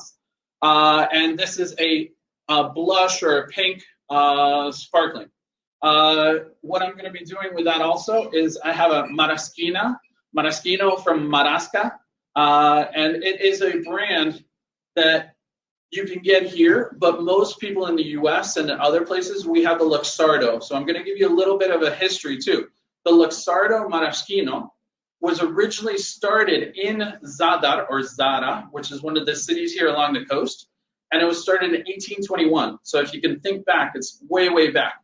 That area, that region is known for their sour cherries, and they're actually called Marasca cherries, so hence the brand. And then that's why we have the name Maraschino that you see every place else. Now, to give you a little bit of the history, during World War II or around after World War II, the company, the family that started the whole Maraschino company brand, the Luxardo, ended up wanting to be in different areas, and just after World War II, it became more of a socialist country here. So they wanted to go to Italy, and then that's why they moved the company to Italy, which is a brand that we know that got started over there in 1944. So you have the Maraschino. We're going to have some gin, and we're going to have some soda water. And then what I ended up doing was putting together a rosemary and lemon are two hugely popular ingredients here. Doesn't matter if you're eating or drinking or whatever the case is, rosemary and lemon are like the holy trinity here. You have olive oil, rosemary, lemon. It's all over the place. So in this drink, we have a simple syrup with rosemary, and I'm going to be putting them together. So right now, this is going to be, I'm dumping this. I've got a chilled wine glass or goblet. So I'm going to be dumping the ice. I've got the wine ready. And we're going to be putting that together. But before that, I'm actually going to be putting in 1.5 ounces of the simple syrup.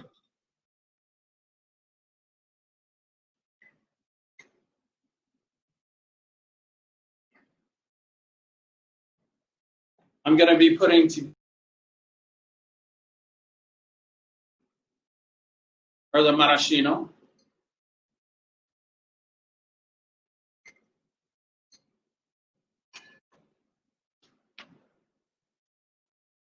An ounce. And then this one we actually have some Tanqueray gin.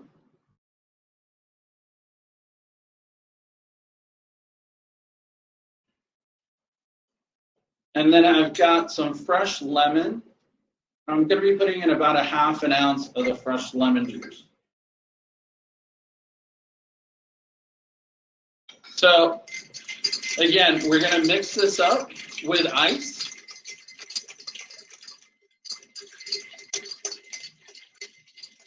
And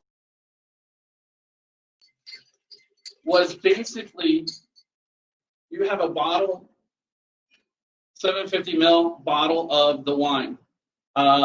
In essence, you can create 8 cocktails out of this, and I batched it out. So, but we're gonna do one batch right now, one cocktail.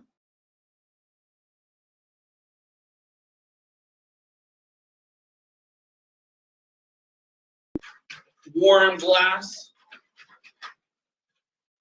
And the reason why I ended up throwing out the ice was because it melts. So now we want to have some fresh ice. And then now we're going to do 3 ounces of the, again, I'm not sure about the metrics, but 3 ounces of the sparkling. There we go.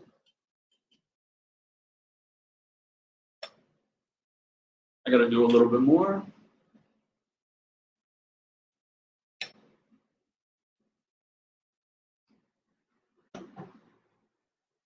And then I'm actually going to be adding in a cherry for garnish.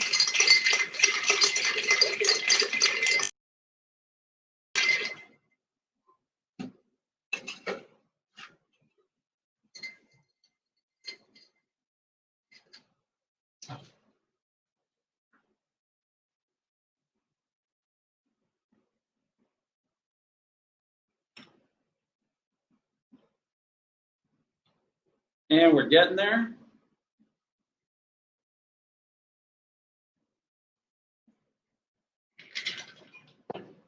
So the last thing that I wanted to put in, we've got some dehydrated lemons. They really bring out the lemon flavor. So we're just going to add a few of those in there. And then here you have a sprig of rosemary. One thing about it is it's super, super fragrant. So you can tap it on the rim, just have some fun with it. You can even smash it up sort of like mint. I mean, it smells amazing. And then you garnish it.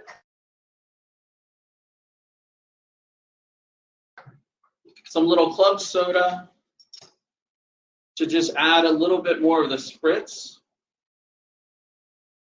And that would actually just give it like a, not really a major stir, but just go.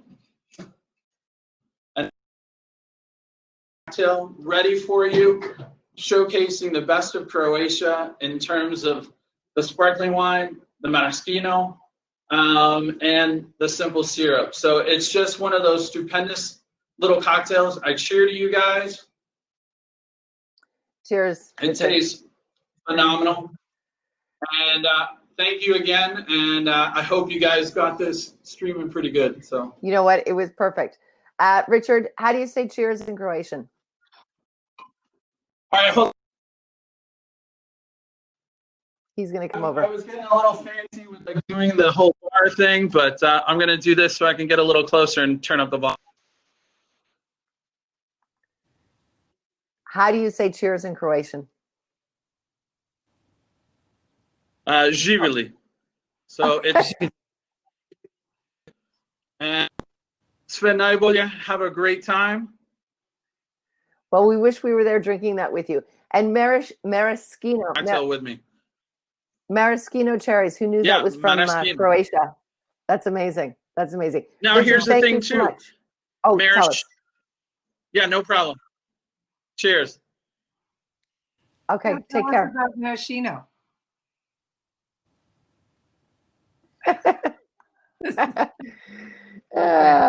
You know what? He's busy drinking now, which we should all be doing as well.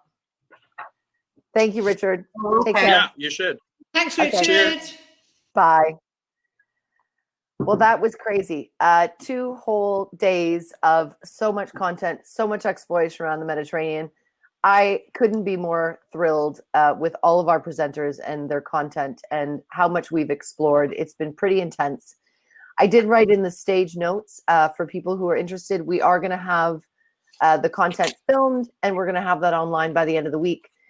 Thank you so much for attending, but I'm going to turn it over to my team now just to give us some wrap-up thoughts of what they thought of the weekend.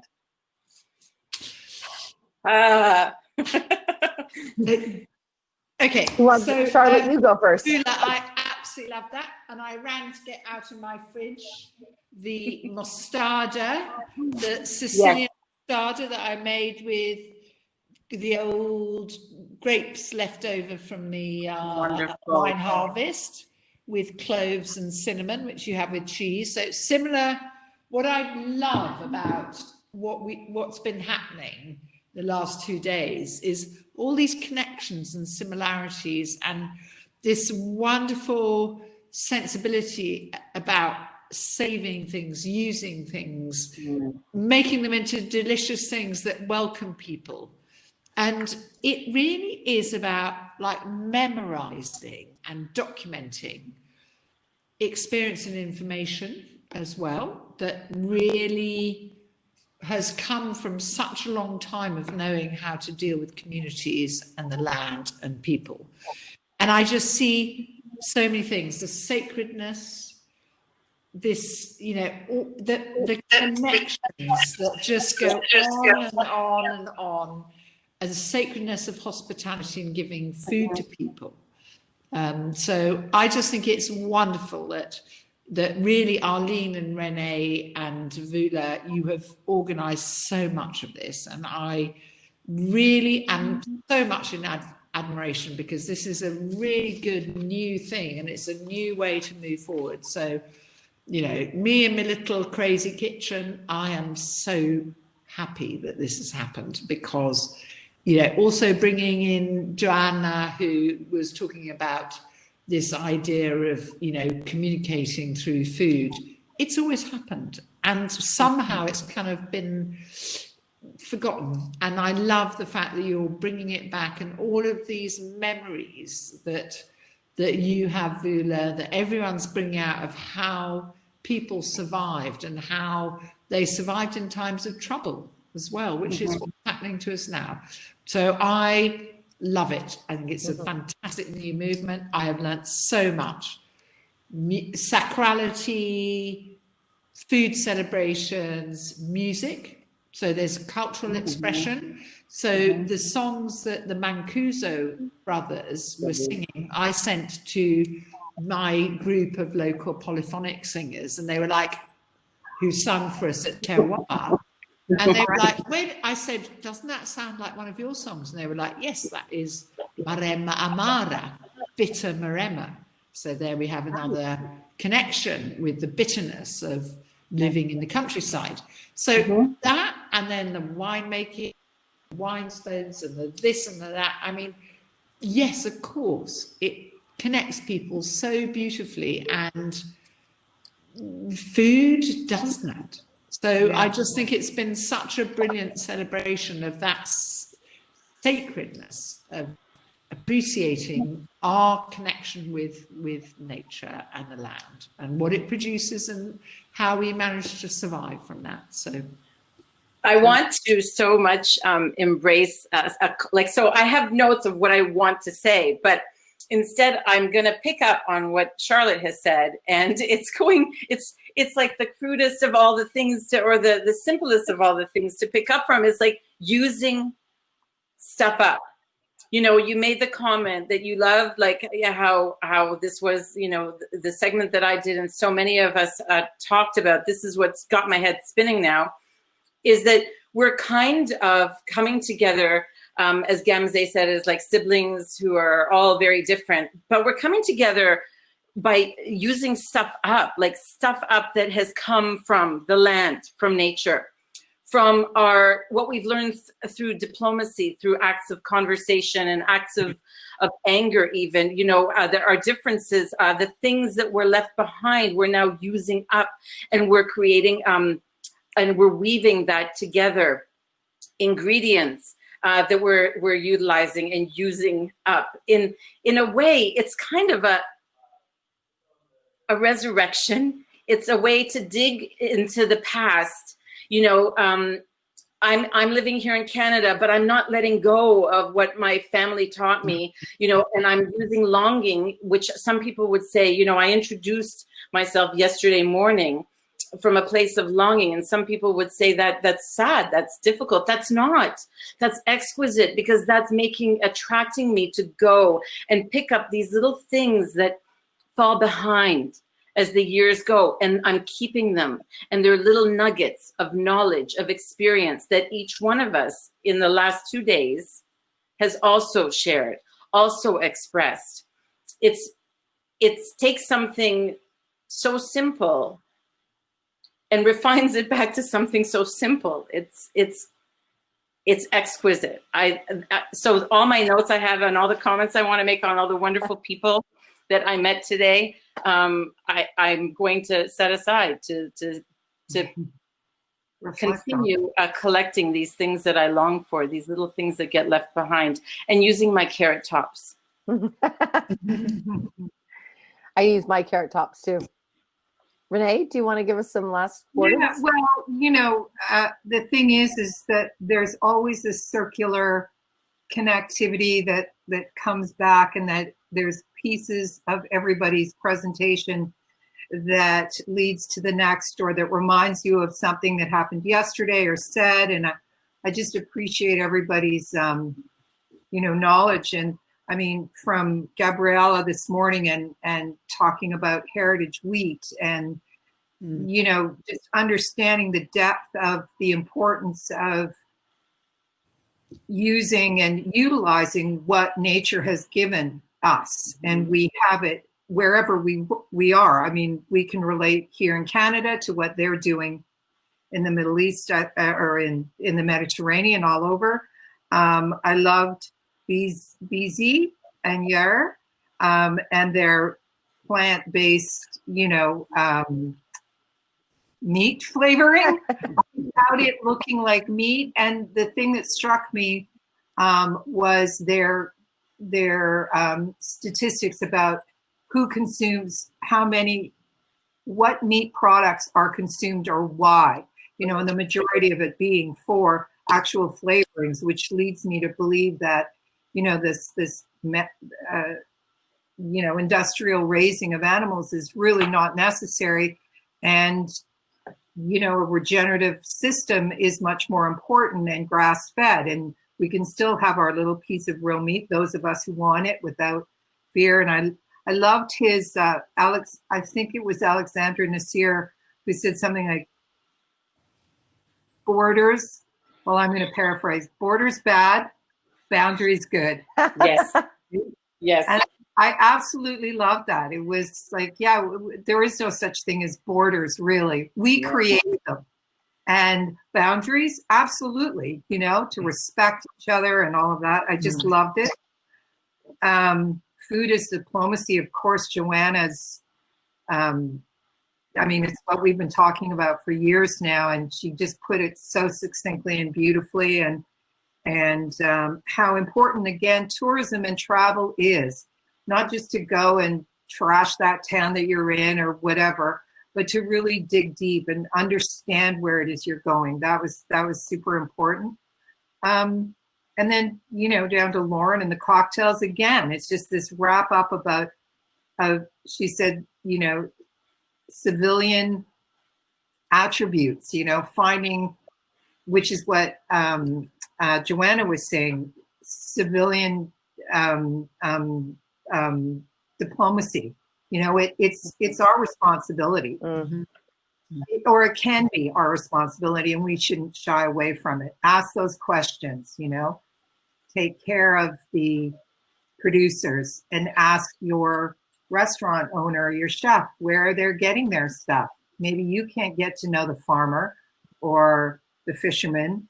That might be difficult, but find out if you're, you know, your favorite shop, your favorite butcher shop or a restaurant, what they're doing, and encourage them to do just that. And what a wonderful day. 2 days. So it's really interesting how it appears to be Feels like a week. medicine. It's like a lot of it is food as medicine. Food is medicine. Which is It's also nutrition something itself. that's come out and is really interesting, which in a sense, I know everyone does their digestive and they do their vermouth, but a lot of this is actually medicinal. So I think that's also really interesting. Well, the red wine olive oil breakfast, everyone's adopting that. Yeah. We're all in. That was a hit. Yeah. I kind of like to keep them a bit separate at the moment, but anyway, I'll try it. Question for you. Who wants to do this again? You know what? I think it was a very, very, very powerful weekend. And whether or not we can do it in person, which I'm hoping that we can. Charlotte, we might have another Terroir Tuscany, Terroir Mediterranean. Yes. We'll invade the castle. I know how much you love that. But You're it was very so much welcome, fun. and I'll prepare lots of little mostardas and sweetmeats for you with vula. So and, I'll come early. and cold water so that you can have them. Yes, I'll come early so we can make we can. Do you know what? I've so loved what you were saying because it's really summed up what. Oh, hello, there's someone there. Summed up what this very much has been talking about is using things up intelligently in order to create community and create friendships. So I thought that was so beautiful what you taught us. And I definitely want the recipes, especially the mushroom. Oh yeah, I can't wait to send them to everyone. So guys, speaking about friendships, I just wanted to mention, this is Alia. She's been backstage coaching, calling, sending everybody notes. I met You've her. been brilliant, Alia. Well done. She has been outstanding. Thank you so much. And I also, actually met her. Well done, because technically that was incredibly difficult to organise, and it's gone very, very well. So I actually joked yesterday that we would have had an easier time corralling a horde of lions. But you know what? We made it work, and everybody's fantastic. But I did want to give a special shout out to her because she's been working here for 2 days in my kitchen, and she's really, really wonderful. I met her on a regenerative farm actually at the beginning of COVID, and I love her and her brother, who Alex NASIR was on during the My Mediterranean session. So one last thing I just want to cap off with that I think just speaks to the importance of this, and it was spoken about through Joanna's conversation, and this idea of gastrodiplomacy, using food as a soft tool of power to bring people together. And I think, I'm hoping that in these 2 days, we really showed the power to break down barriers, to think about Alex's idea of no borders but boundaries, respect, appreciation, but building a family and a community that, I mean, by no coincidence has 2 million years, 2,000 years, 3,000, 4,000. Actually, it's 500,000. But many, many years of shared history. And as a result, that the impacts of our human behaviors through politics, religion, the environment, the geography of the space, they all have an impact, and they continue and will continue to have an impact as we deal with the climate and sustainability issues moving into the future. So the best way forward for all of us is to actually support each other, build a community, and that's what the foundation of sustainability is. So I just wanted to leave that as a final thought, because that was the inception of this, and I'm hoping that we can continue to build this community and build that message and take it forward. Yes, I'm there. Okay, great. Okay. Well, thank you so much, and thank you to the tech people. We have our last toast. I do believe that we also need, there's someone else. Yes. Oh, yes. Is hold rather on. close. Yes. Okay, hold on. That we ought to thank. So I'm going to, I think, raise our glasses, everyone. Have you got a bit of Pocentina wine left? We do. Okay. I saved a big pour, Charlotte. Your wine, lovely. We have to wait for Arlene. I think she's gathering. Okay, well, we definitely, that was, you know, the hacker. Michael, can you share your screen? Is he wearing pajamas? Where have you put him? Down in the basement? We haven't put him in the basement. There he is. There he is. There he Michael, is. thank Hey you guys, so much. cheers. Cheers. I don't have anything drinkable. This isn't vodka. Although it could be right about now. But no, this is had to keep well hydrated over the last few days. Cheers to everybody. Well done. Thanks. That was fantastic. Well done, team. I loved it. And yes, let's do it again. Yay. All Yay. right. Awesome, guys. Ladies, you're Bye, guys. amazing. Prost.